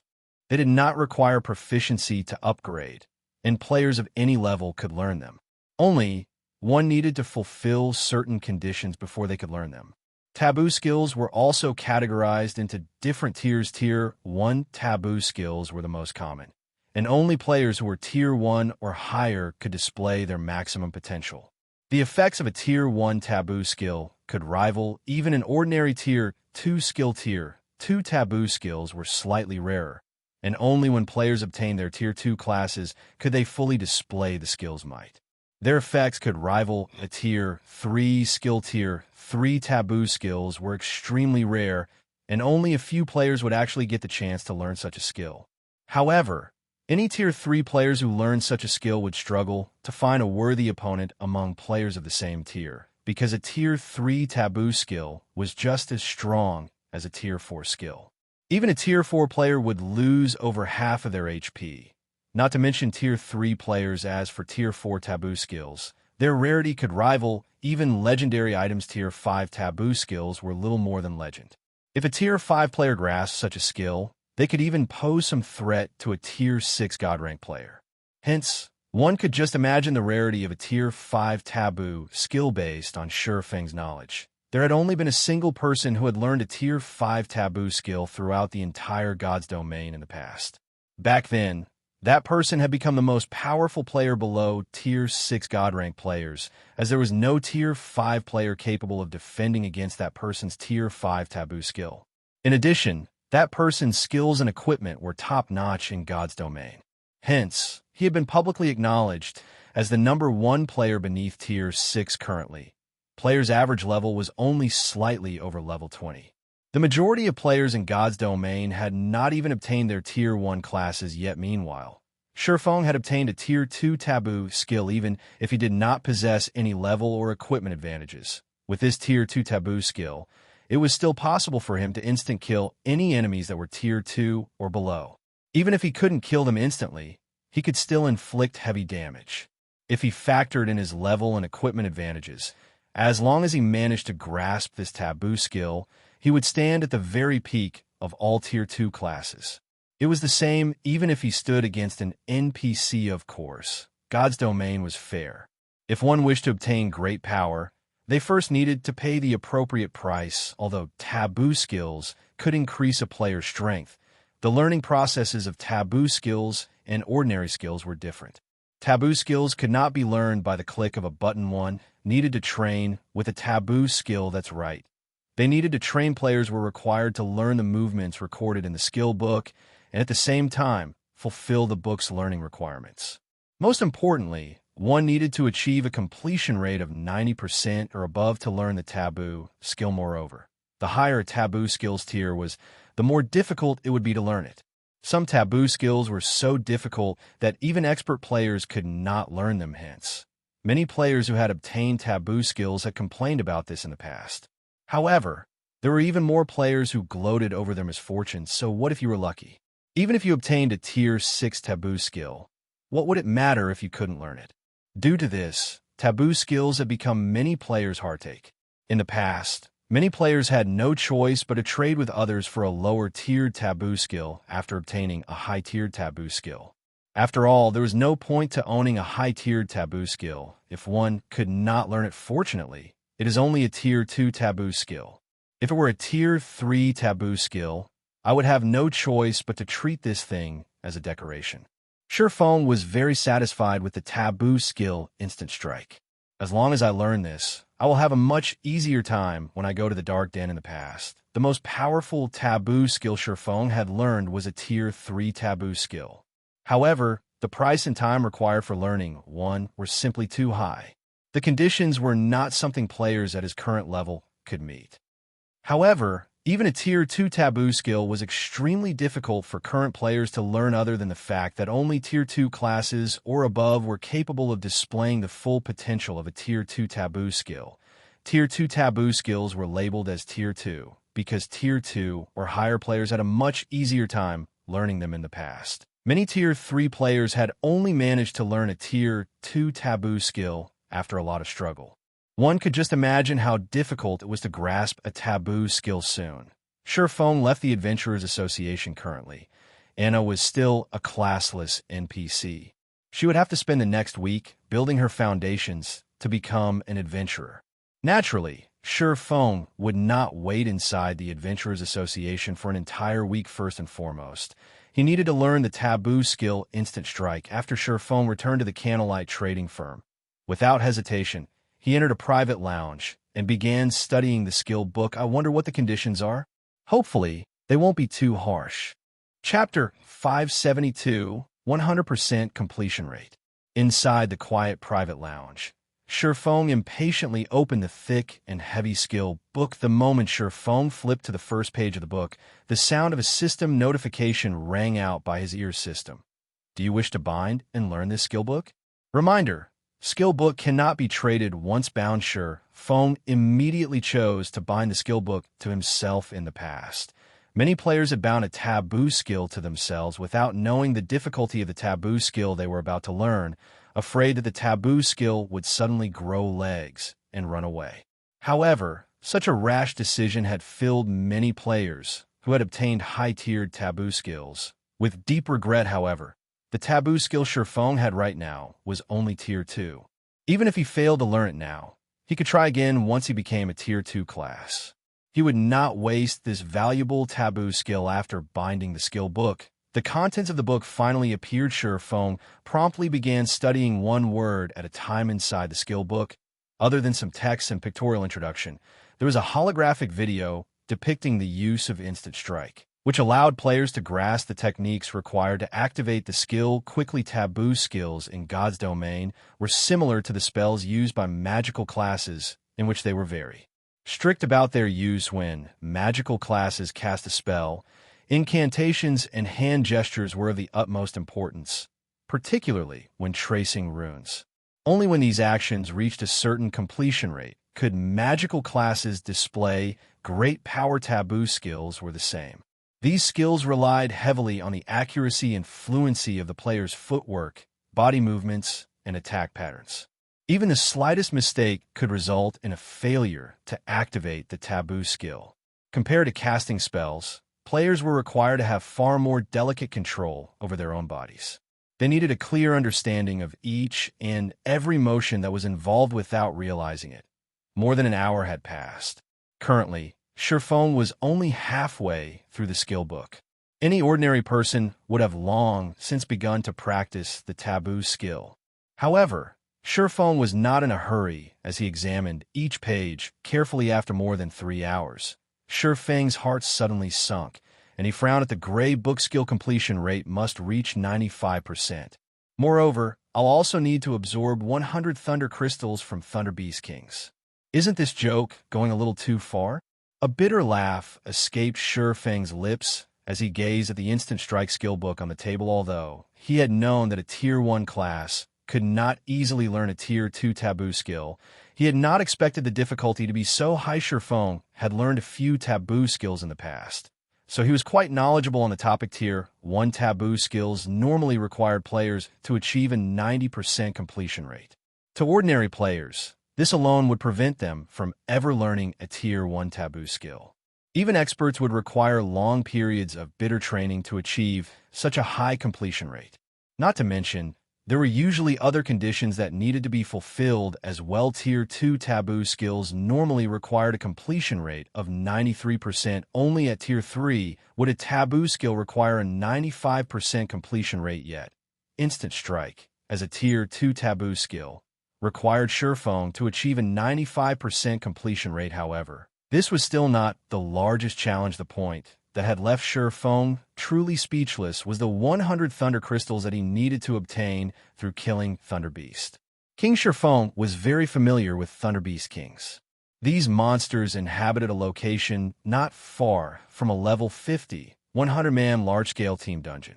Thunder Beast King's fur was extremely valuable. It was a rare material that was required to produce equipment with a lightning resistance attribute. The monster's meat was also a must-try delicacy. If cooked properly, it could become a gourmet meal that nobody could resist after a single taste. Just a single piece of the Thunder Beast King's meat could sell for 3 gold hints. In the past, many players had tried to grind the Thunder Beast Kings to earn money. However, a player had to be strong enough, as Thunder Beast Kings could rival Tier 3 classes of the same level. Even the weakest Thunder Beast King was a High Lord, while the majority of them were Great Lords. Even a large guild had to pay an unimaginable price if they wanted to kill a field Great Lord. Not to mention independent players meanwhile. Thunder crystals were treasures that the Thunder Beast Kings hid within their bodies. However, the drop rate was not 100% instant strike, required 100 Thunder crystals. Even if Shurfong sold off Zero Wing, he could not purchase so many Thunder crystals. Shurfong was also only level 32 at the moment. He was still a fair distance from reaching level 50. The difficulty of learning instant strike could already rival a Tier 3 Taboo skill. The skill was definitely at the peak of Tier 2 Taboo skills. I gotta give up like this and complete my quest first? Shurfong muttered. Feeling somewhat disappointed, the epic quest Darkness Descends was not easy. It was especially true for the Dark Denver. It was a demon's nest. There would definitely be plenty of extremely powerful monsters waiting for him. If he could learn a Taboo skill, it would undeniably increase his chances of completing the epic quest. If he failed the quest, he would have to face the wrath of a Tier 4 Great Demon with his current combat power. Even a Tier 3 demon could kill him easily and take over his body, much less a Tier 4 Great Demon. Then he'd only flick its wrist to turn him into ash and dust. When Shurfong reached the final page of the skill book, he discovered that there was another paragraph of text. If skill completion rate reaches 100%, one can call forth heavenly thunder in one's own body 100 times, stimulating the power of the Taboo skill without needing the aid of the Thunder Crystal's power shit. Skill completion rate of 100%? Are you kidding me? Originally, Shurfong had thought that he still had a trace of hope. After reading the completion rate requirement, however, he nearly spat out a mouthful of blood. Even his past self had never achieved a 100% completion rate on any skill. Rumor had it that only Tier 5 Taboo skills required a 100% completion rate. However, how many people in God's domain were actually capable of learning a Tier 5 Taboo skill? Forget it. I should just head to the Dark Den for now. For the moment, Shurfong gave up on learning Instant Strike. This Tier 2 Taboo skill was most definitely a prank from the Black Wizard Glint. Shurfong then stored the Instant Strike skill book in his bag. He traveled to the bank and retrieved some tools and magic scrolls before activating the Tier 4 position teleportation scroll. Teleporting to the Dark Den suddenly, Shurfong transformed into a streak of white light that pierced the spatial crack that had appeared as a demon's nest. The Dark Den was a carefully hidden location. Even if the armies of various kingdoms and empires tried to annihilate the demons, they would only find minions. The true great demons nurtured their underlings in their nests in secret. Hence, the various kingdoms and empires throughout the continent of God's domain had been helpless against demons all this time. At this moment, inside a dark cave, a spatial crack suddenly appeared near the cave ceiling. In the next moment, a streak of light fell through the portal and landed heavily, creating a deep crater. This position teleportation scroll is a huge scam. Shurfong frowned as he surveyed his surroundings. Shurfong suddenly realized that he was surrounded by demonkins. The position teleportation scroll had dropped him right in the middle of a demonkin army. Demonkin, common monster. Level 40. HP 10,000/10,000. Shurfang's sudden appearance immediately attracted the attention of many demonkins. The demonkins turned to Shurfong, one after another, their pitch-black eyes containing endless malice. Their gazes alone were enough to instill terror, not to mention their violent killing intent also took form. developing into a faint blood mist. Shurfeng had seen this blood mist before. If players were caught within its range, it would significantly dull their five senses in God's domain. Aside from having keen skills, one required powerful five senses to be considered an expert. However, now that Shurfeng was trapped deep within the blood mist, he could no longer rely on his keen senses. Chapter 573, Another World. Such a powerful killing intent. Shurfeng's five senses already felt greatly weakened. Whether it was his vision or intuition, it felt as if a layer of mist shrouded his entire body. He could not see clearly at all, however. Compared to the Demonkin army before him, what shocked Shurfeng more was the sound of the system notifications reaching his ear system. Player has discovered the Dark Den system. All communications with the outside world will be temporarily severed. System. Player has been affected by the power of darkness. All attributes decreased by 30%. Line after line of system notifications rang out, leaving Shurfeng utterly speechless. He could still accept his communications being severed, but reducing his attributes by 30% as well. Wasn't this a little too harsh? Originally, the monsters here were of a higher level than him. Moreover, their numbers were also very frightening. Now that he was significantly weakened as well, the difficulty of collecting the Bible of Darkness was undoubtedly considerably higher. Looking at the group of level 40 black-skinned Demonkins charging at him like a tidal wave, Shurfeng felt his scalp tingling. Currently, he was only level 32. Although the Demonkins did not have a level suppression effect on him, with this many of them, even if he possessed large-scale destruction spells, they would not be enough to get him out of this predicament. Having no better option, he turned around and fled to a narrow pathway. Although Shurfeng's attributes had been reduced by 30%, his HP falling from over 10,000 to just over 8,000, and his strength and agility likewise seriously compromised. Shurfeng's equipment was simply too good. Despite his 30% attribute reduction, his speed still greatly surpassed that of the Demonkins chasing after him. Very quickly, the Demonkins on his tail were eating his dust. Seeing a horde of Demonkins blocking the entrance to the narrow pathway he was heading for, Shurfeng immediately took out an intermediate frost grenade. Effective against monsters and players. Below level 70, deals 800 frost damage to a radius of 12 yards, freezing targets for 5 seconds, then reducing movement speed by 60% for a duration of 12 seconds. Each grenade cost 10 silver. Enough money to sustain an ordinary player in God's domain for quite some time to ensure he could complete this epic quest of his and obtain the Bible of Darkness. Shurfeng had been provisioning all this time. Meanwhile, the frost grenades were one of these provisions of his. He had even amassed plenty of advanced frost grenades, which cost 70 silver each. The number of Demonkins before him was simply too frightening. This was no longer a problem he could solve by relying on technique. He could only use absolute power to break through. Hence, this was the best time to employ the frost grenades, tossing out one intermediate frost grenade. A large patch of Demonkins was instantly frozen solid, damage of -800 emerging above their heads. A large ice flower suddenly bloomed within the originally pitch-black area. Inside this dark cave, this ice flower looked extraordinarily beautiful, and wholly another dozen or so intermediate frost grenades followed in rapid succession. Flowers of ice bloomed one after another, and in the blink of an eye, practically all the Demonkins in Shurfeng's way were frozen. As for the few Demonkins that remained unscathed, they were no threat to Shurfeng whatsoever.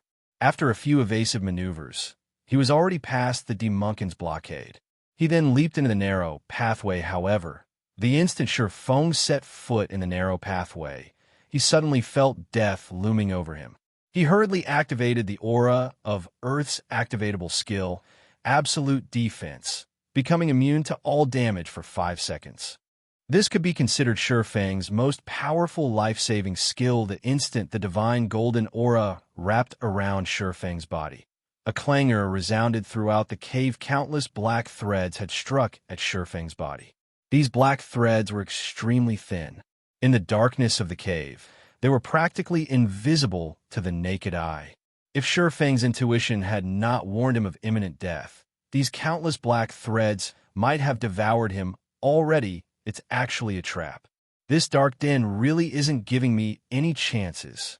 Feng felt his heart tremble momentarily when he turned back to glance at the tide of demunkins that had been chasing him. Just now, demonkin struck by the black threads immediately exploded into a cloud of black mist, becoming deader than dead. If he had been slower by even a heartbeat back then, he might very well have become one of those clouds of black mist right about now, with the black threads having passed him already. Feng quickly continued running forward. At this moment, he had absolute defense activated. Nothing was capable of inflicting damage on him. In other words, he had no need to fear any traps right now. Naturally, he had to put absolute defense's duration to good use. Moreover, in God's domain, the more dangerous a location was, the more profitable it was. Any place filled with plenty of traps definitely hid treasures. The presence of traps in this pathway meant that this path was not a dead end, which gave Feng even more reason to advance through it during absolute defense's duration of 5 seconds. With even Windwalker activated, Feng triggered a total of 4 traps. However, absolute defense blocked them all that was close. Fortunately, I have the 7 Luminaries ring. Otherwise, I wouldn't even make it past the front door. Feng halted his steps, breathing out a sigh of relief as he looked at the demunkins chasing after him. After receiving the attacks of multiple traps, the number of demunkins still alive numbered less than 100. Moreover, now that absolute defense's duration had run out, only death awaited him if he advanced rashly. Hence, he might as well deal with these demunkins in the meantime. Swinging the Abyssal Blade, Feng activated Skywheel Sword. Countless divine swords descended from above, immediately trapping these demunkins within the cramped space. Meanwhile, damages of over -3,000 and -6,000 points appeared over every demunkin's head. Right after that, Feng switched out the aura of earth for the aura of fire, then promptly cast Firestorm on these demunkins. A moment later, silence filled the poorly illuminated cave simultaneously. Feng's EXP soared. There was a difference of 8 levels between Feng and the demunkins. Even if the demunkins were just common monsters, the total EXP they gave was still plenty. However, at the end of the day, common monsters were still common monsters. They had dropped practically nothing at all, following which Feng patiently waited for absolute defense's cooldown to end before advancing down the pathway, once more repeatedly running and stopping. Feng triggered an unknown number of traps before finally arriving at the exit of the narrow pathway. The instant he stepped out of the pathway, his eyes suddenly flinched. Why, is there sunlight here? Feng wondered. Unable to contain his surprise, his eyes had already adapted to the darkness of the cave. Now that he suddenly emerged in a bright light, his eyes failed to adjust to the abrupt change, causing his vision to go bleary. Only after Feng had fully recovered did he begin surveying his surroundings: tall mountains and flowing water, white clouds dotting the sky, lush green forests that covered everything. How was this place a demon's abode? Even paradise paled in comparison to this place. What sort of situation is this? Feng turned around to look at the cave behind him. A layer of black film covered the cave entrance, and he could not see anything inside the cave at all, similar to how he had been unable to see anything outside the cave before. Did I exit from the dark den? No, that's not right. The system has not notified me that I have left the dark Denver. Moreover, my communication system hasn't recovered yet, proving that I have not left the dark den and am in fact still inside the dark den. Feng shook his head. He had little to no understanding of the dark den. All he knew was that Fantasy Extinguisher had completed this quest in the past and had brought immeasurable improvements to his guild.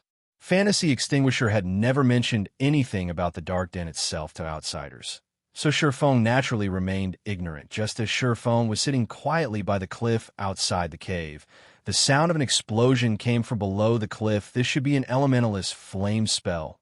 Flame Dragon's Roar, right? Feng looked at the massive flame dragon soaring up from below the cliff. Unable to help his surprise, he muttered, "Is there an elementalist battling down below?" Chapter 574, Curse. The battle below the cliff grew in intensity as more time passed.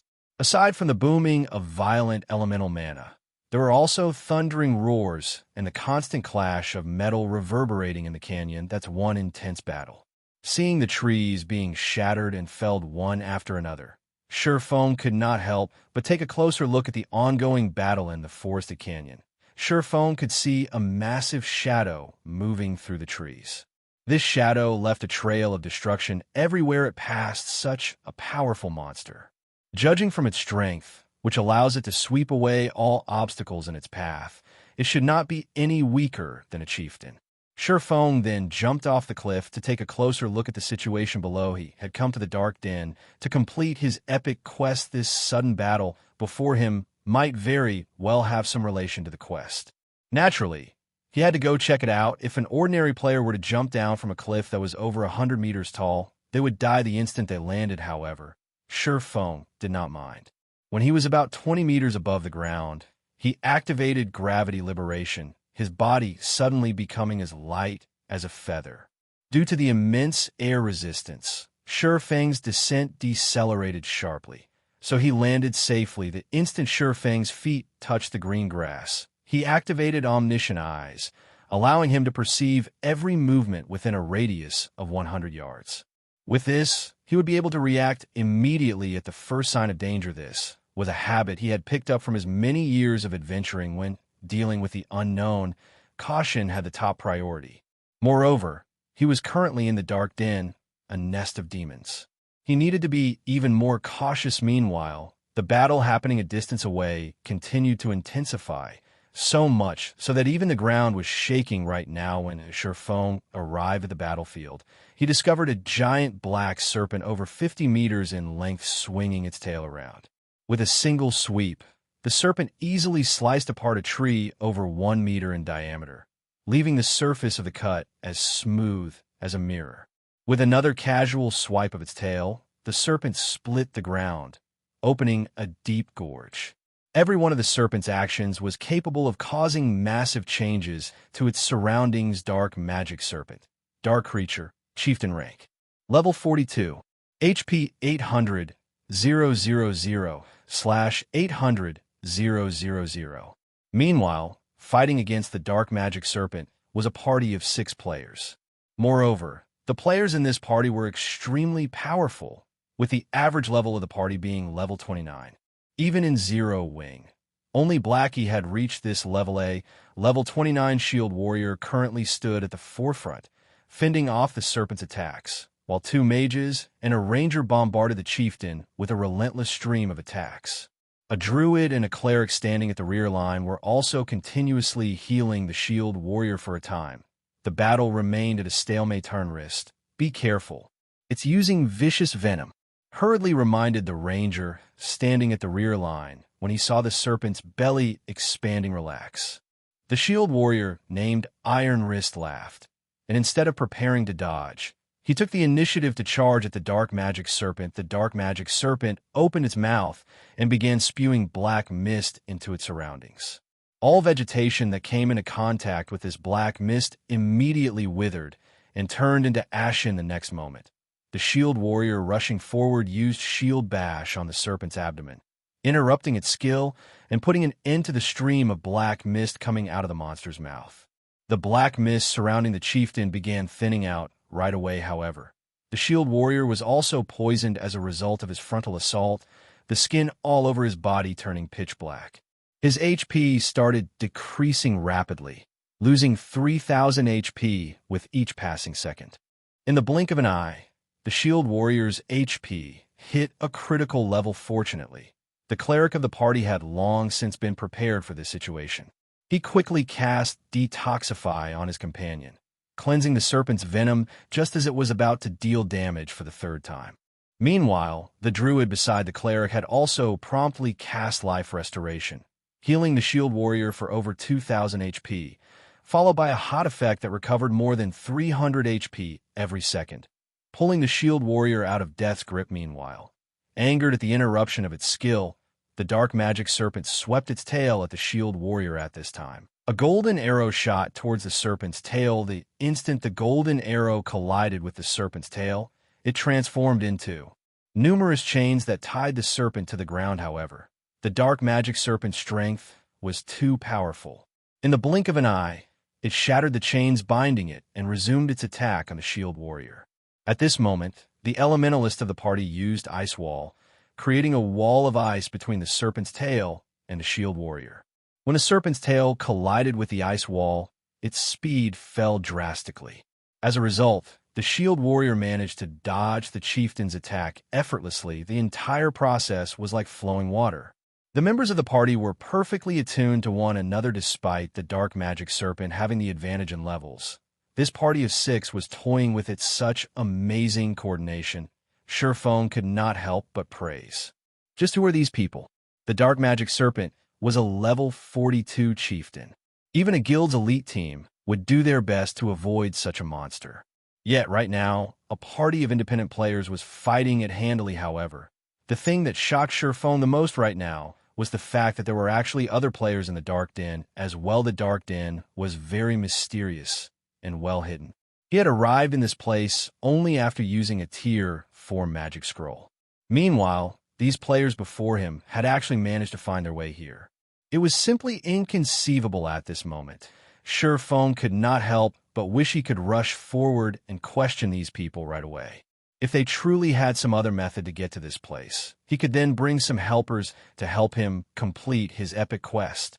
That way, his chances of success would be even higher. However, he suppressed this urge of his.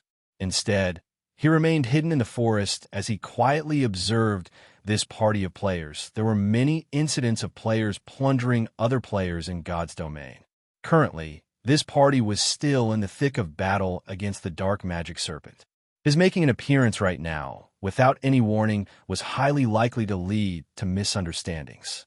At that time, how was he supposed to get the secret of coming to this place out of them?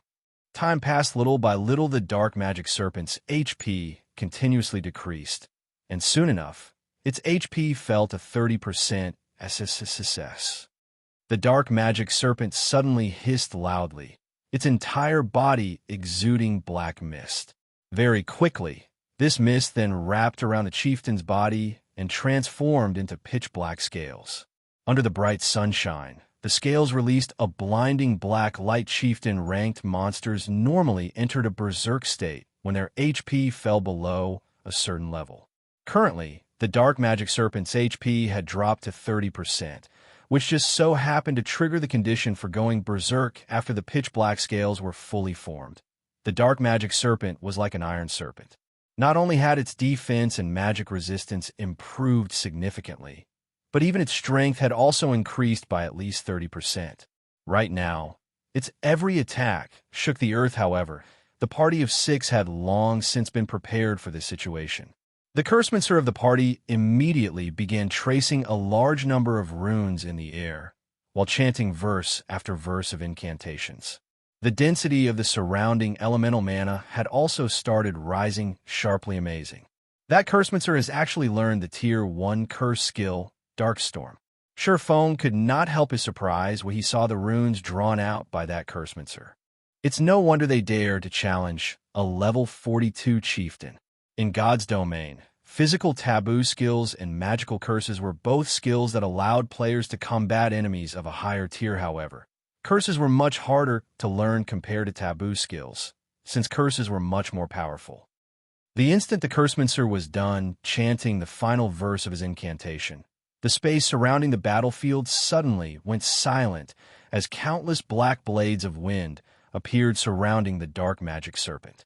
These wind blades easily pierced through the sturdy scales of the dark magic serpent. A continuous stream of black wind blades assaulted the chieftain for 3 full seconds. The dark magic serpent lost over 8,000 HP every second, losing over 20,000 HP after 3 seconds passed. Moreover, aside from these damages, the scales covering the chieftain's body had also disappeared completely, returning it to its original form. Let's finish it off. The shield warrior, Iron Wrist, immediately sent a slash at the serpent. However, before this party could celebrate, a loud hiss suddenly came from the woods. SSS. At this moment, another dark magic serpent emerged from the dense forest. Chapter 575, 24 consecutive strikes. Damn, it actually called a companion. Iron Wrist frowned. The other party members also grew anxious at the arrival of another dark magic serpent. Facing one was already their limit. Moreover, their only curse was on cooldown, and it would be quite some time before they could use it again. Iron Wrist. What are we going to do now?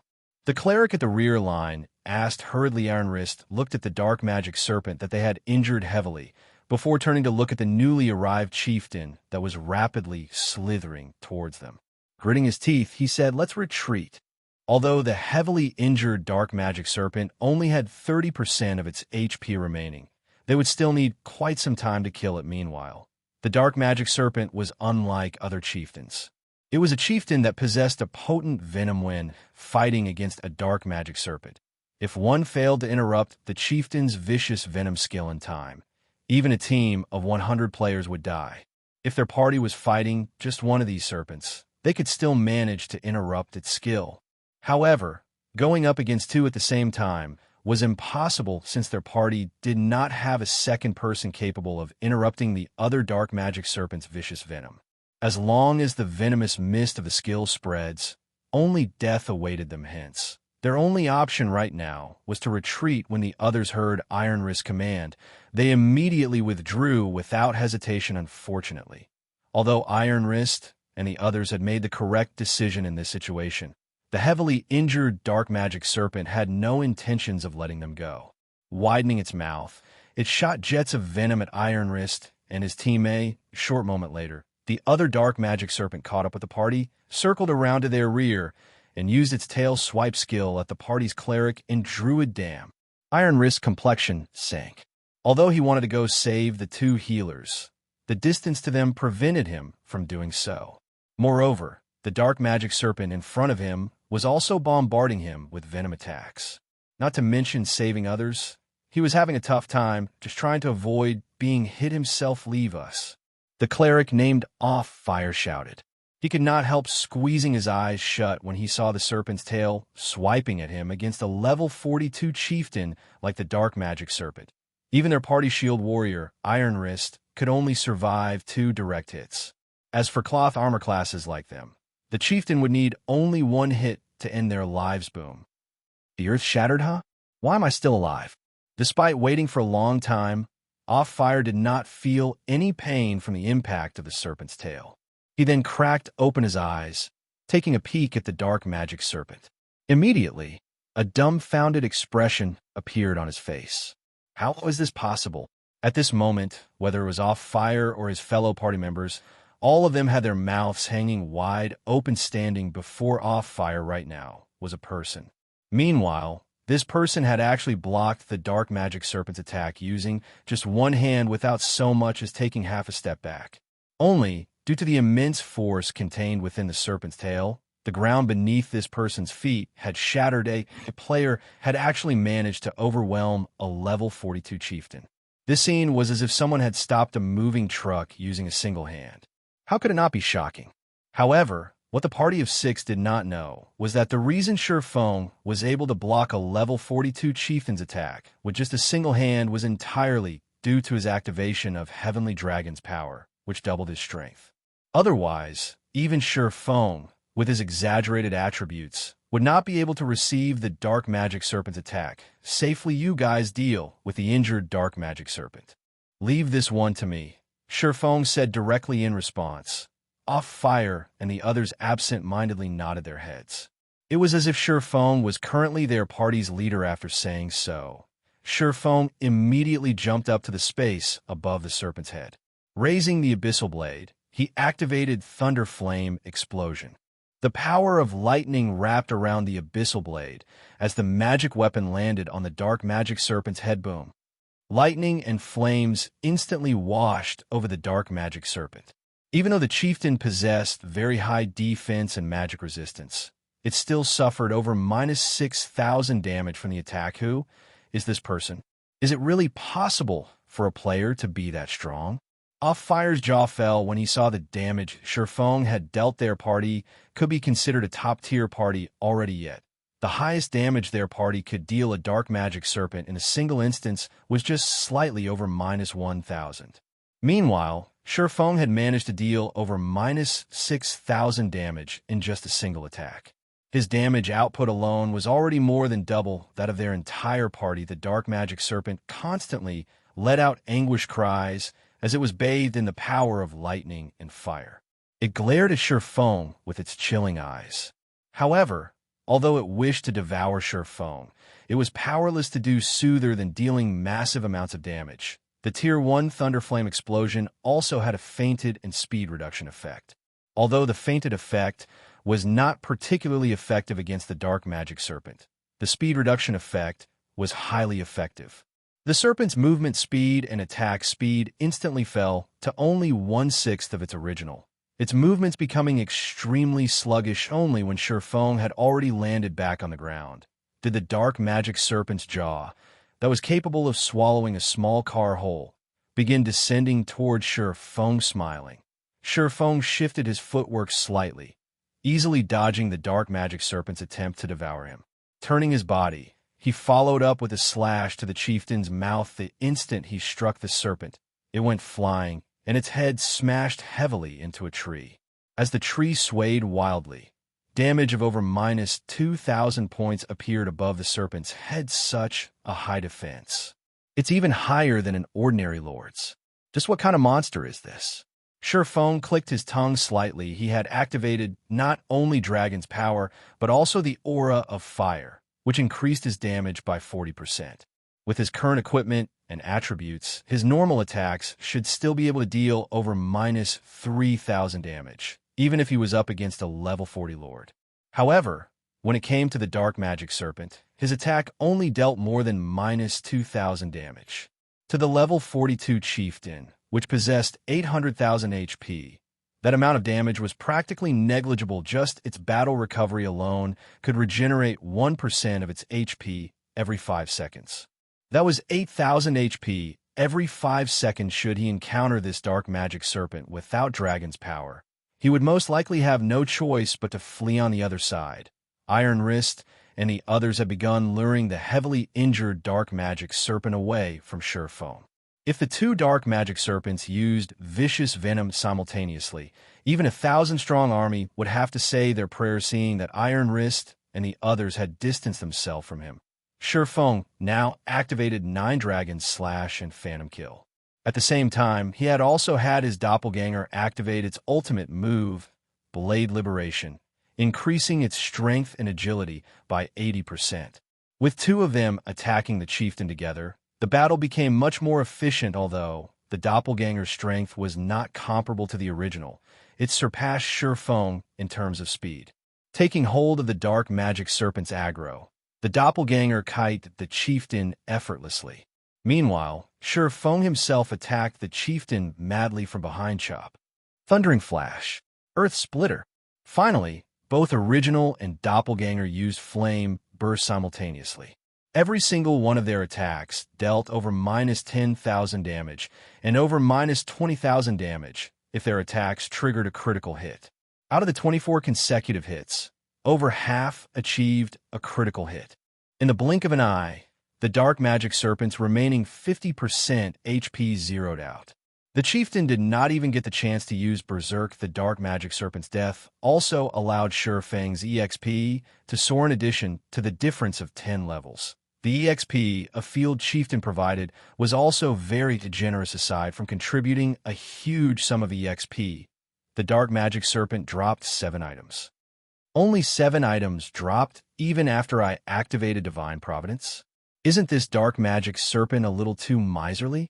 Shurfeng was stunned when he saw only 7 items scattered on the ground. Chapter 576, Maverick. In God's domain, a chieftain-ranked monster normally dropped around 4 or 5 items, since a 20-man team could easily deal with a chieftain of the same level as for lords. These monsters usually required 50-man or 100-man teams of the same level to defeat, and the number of items they usually dropped was above 10 pieces at Dark Gold rank.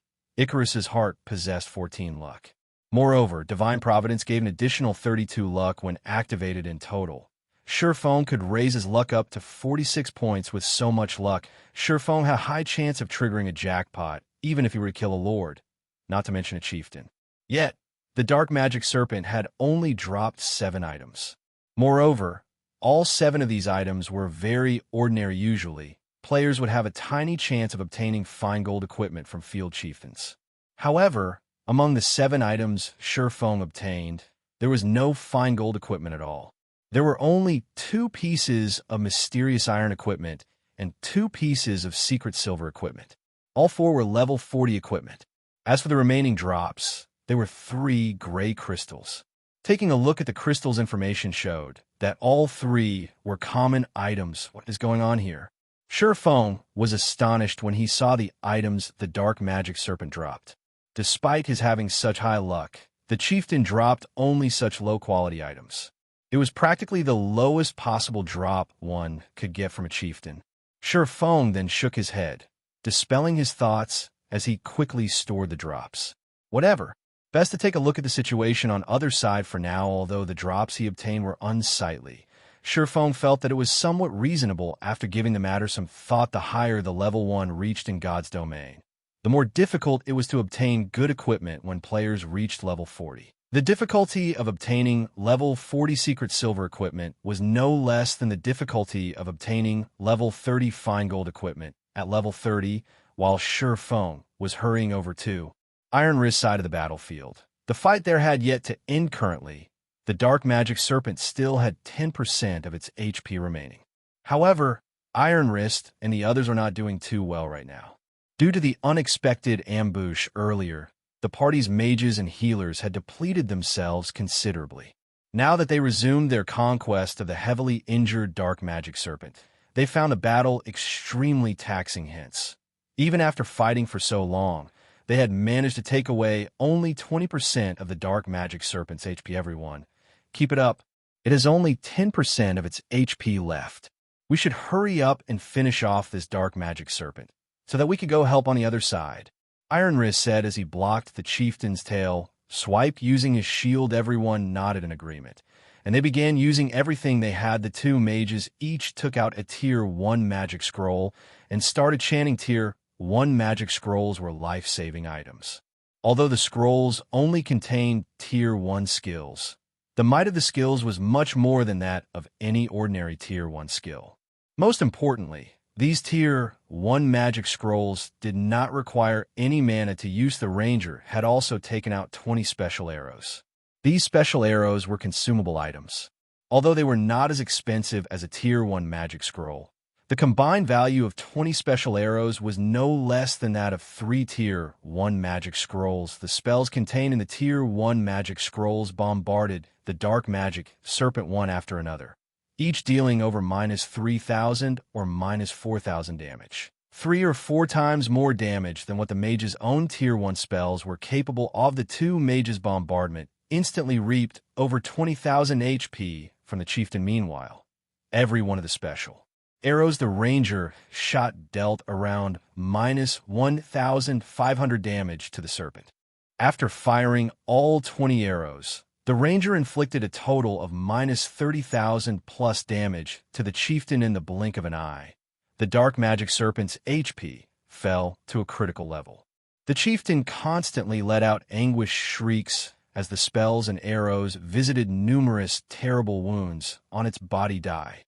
Iron Wrist shouted as he used Beheaded. The Tier 1 Beheaded could instantly kill a monster with less than 5% HP remaining at a certain probability. Iron Wrist immediately slashed his saber down on the serpent's head, dealing nearly -30,000 damage to the chieftain and instantly killing it. SSS. The dark magic serpent hissed one last time before its body fell to the ground. Phew. Our win this time sure didn't come easy. I wonder if it dropped? The cleric, off fire, said as he breathed out a sigh of relief, his hand wiping away the sweat that had gathered on his forehead. We don't have time to care about these things. Dustwind, you stay behind and pick up the loot, Iron Wrist instructed the elementalist beside him. Everyone else, follow me. Don't forget, we still have another full HP dark magic serpent we need to take care of.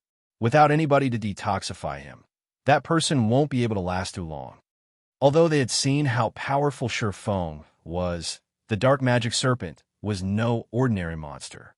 Particularly, without a cleric to deal with the chieftain's vicious venom, It was simply impossible for someone to defeat a dark magic chieftain all alone. When everyone heard Iron Wrist's words, they immediately readjusted their moods and promptly broke out into a run towards Shi Feng's side of the battlefield. However, before they managed to take 2 steps, they stopped cold. Everyone was stupefied. A person had suddenly walked out of the forest in front of them, and this person was none other than Shi Feng, the person they were just about to go save. Moreover, Shi Feng appeared completely unscathed. He had not lost even a single HP. There was also no sign of a dark magic serpent behind him, proving that he had not escaped his battle, but had instead finished it already. The dark magic serpent had an extensive hunting range. As long as one remained within this region, the dark magic serpent would not give up on its pursuit. In other words, Shi Feng had single-handedly defeated a full HP dark magic serpent. Moreover, he had killed it much faster than they had. The difference in strength between them was simply unimaginable. Is he a monster? Off-Fire's eyes widened in disbelief as he looked at Shi Feng walking over slowly. Even our District 5's #1 expert, Punishment Day, isn't capable of such a feat, right? That person is definitely a Maverick, a solo expert standing at the peak of all great experts. Once we return, we can go boast of those in the 6th party.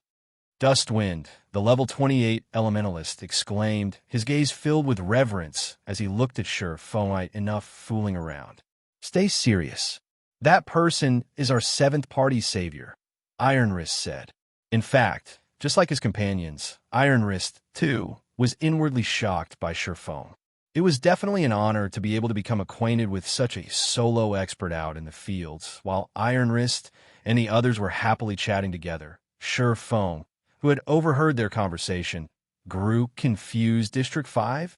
This was the first time Shi Feng had heard this term in addition. Maverick? Did these people not see the guild emblem on his chest? Moreover, looking at the reverence in their eyes, it seemed that what they revered was not his strength, but more the fact that he was a Maverick. Instead, that's right, we're the 7th party of District 5, and I am the party leader of the 7th party, Iron Wrist. We're truly grateful for your help before, Sir Expert. Otherwise, our party would have truly been finished. Iron Wrist said gratefully. Hearing Iron Wrist's words, Shi Feng grew even more confused. May I ask if this place is the Dark Den? Shi Feng asked. Dark Den? I've never heard of such a place. Our party only operates in areas close to District 5. We've never ventured anywhere too far. I sincerely apologize for not being able to offer any help, Iron Wrist replied after giving Shi Feng's question some thought. However, the other parties in District 5 might know something about it. After all, the area our 7th party has explored is somewhat smaller than what the others have. Why don't you follow us back to District 5? I can help you ask around the other parties. All right, I'll have to trouble you then. Shi Feng agreed. After thinking it over, Shi Feng could tell that Iron Wrist had not lied. However, the Shield Warrior's words left him thoroughly muddle-headed. He might as well go to this District 5 and take a look around. Meanwhile, when Iron Wrist's party heard Shi Feng agree to accompany them back to District 5, they all showed excited expressions. Chapter 577, Chapter of Darkness. While Shi Feng was patiently waiting for Iron Wrist's party to collect their loot, he suddenly discovered an astonishing matter. The loot of the dark magic serpent had exceeded his expectations entirely. The serpent Iron Wrist and his party killed had dropped only 3 items, with 2 of them being level 40 mysterious iron equipment. The 3rd item was a piece of gray crystal. Aside from those, there was nothing else. Their loot was miles short of the 7 items he had gotten. It seems that the loot of the dark magic serpent really is terrible. When Shi Feng looked at the drops Iron Wrist's party obtained, he realized that his luck before hadn't been bad at all. Just as Shi Feng was about to lament the paucity of the dark magic serpent's loot, Dustwind, the elementalist of the party, suddenly jumped up in joy. Weavy lucked out. It actually dropped. Dustwind laughed. Really? Let me see. Off-Fire rushed to the elementalist, the expression on his face right now as if he had just won the lottery. We've only been hunting dark magic serpents for 4 days, yet we've already managed to obtain it? That can't be right. Likewise, everyone else in the party ran over to the elementalist, one after another, excited expressions on their faces. Shi Feng could not help but be stunned at this sight. He had long since peeked at the party's loot using omniscient eyes. Although level 40 mysterious iron equipment was indeed a rare item right now, it was still useless to current players. Moreover, its basic attributes were only slightly better than level 30 fine gold equipment. With the strength of Iron Wrist Party, would level 40 mysterious iron equipment be able to even enter their eyes by the time they reached level 40? Was there need to get this excited? Wah, leader, it really dropped. We've hit the jackpot this time. Offire said as he showed off the gray crystal in his hand to Iron Wrist. After Iron Wrist accepted the gray crystal, he took a look at it before gritting his teeth and passing it to Sure Feng, saying, "Brother Expert, you saved our 7th party. We don't really have anything we can offer to you in gratitude, so please accept this soul crystal on our behalf." This, Sure Feng was stunned momentarily. He then said, "Instead of giving me this item, I hope that Brother Iron Wrist can help me ask around on some matters. You can take this item as remuneration for your efforts." This won't do. The value of a single soul crystal far surpasses the price required for us to ask around for information. Iron Wrist refused. He then pondered slightly before continuing, "Why don't I use gemstones of equal value to trade for it?" Gemstones were not foreign to players of God's domain. One could say that they were one of the hard currencies of God's domain. They could be inlaid into equipment to improve said equipment's attributes. However, during the initial stages of God's domain, gemstones were extremely rare. Hence, the prices for these items were also very high currently. A single Tier 1 gemstone, which was capable of increasing a single attribute by 3 points, cost around 10 silver. As for Tier 2 gemstones, capable of increasing a single attribute by 6 points, they cost around 90 silver. Among the variety of Tier 2 gemstones, the ones that increase strength, agility, or intelligence could sell for up to 1 gold to current players. The best gemstones obtainable right now were Tier 2 gemstones. Sure Feng agreed. Great. Our party has a total of 23 Tier 2 gemstones and 89 Tier 1 gemstones. However, we don't have too many on hand right now. Most of them are in our warehouses. Can I pass you the remaining ones after we return to the district? Iron Wrist asked. Somewhat embarrassed, Sure Feng was greatly shocked by the Shield Warrior's offer. If he sold all these gemstones, he could get roughly 30 gold in total. Moreover, that 30 gold was only part of the soul crystal's actual value. Since Sure Feng had already promised to exchange it, he naturally would not regret his decision. Hence, he promptly accepted all the gemstones Iron Wrist currently had on him. Sure Feng could tell how desperate Iron Wrist and his party members were for the gray crystal. Moreover, it seemed that they had come here solely to farm for this soul crystal. In any case, Sure Feng had no use for this item right now. He also had another 3 crystals sitting inside his bag. If he really needed more in the future, he could simply come and kill more dark magic serpents.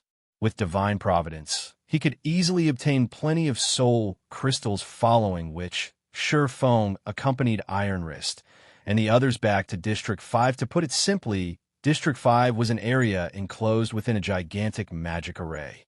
There was a small town inside this area, and the number of players residing within this town was relatively low. Although there were not many players here, the players had very high levels.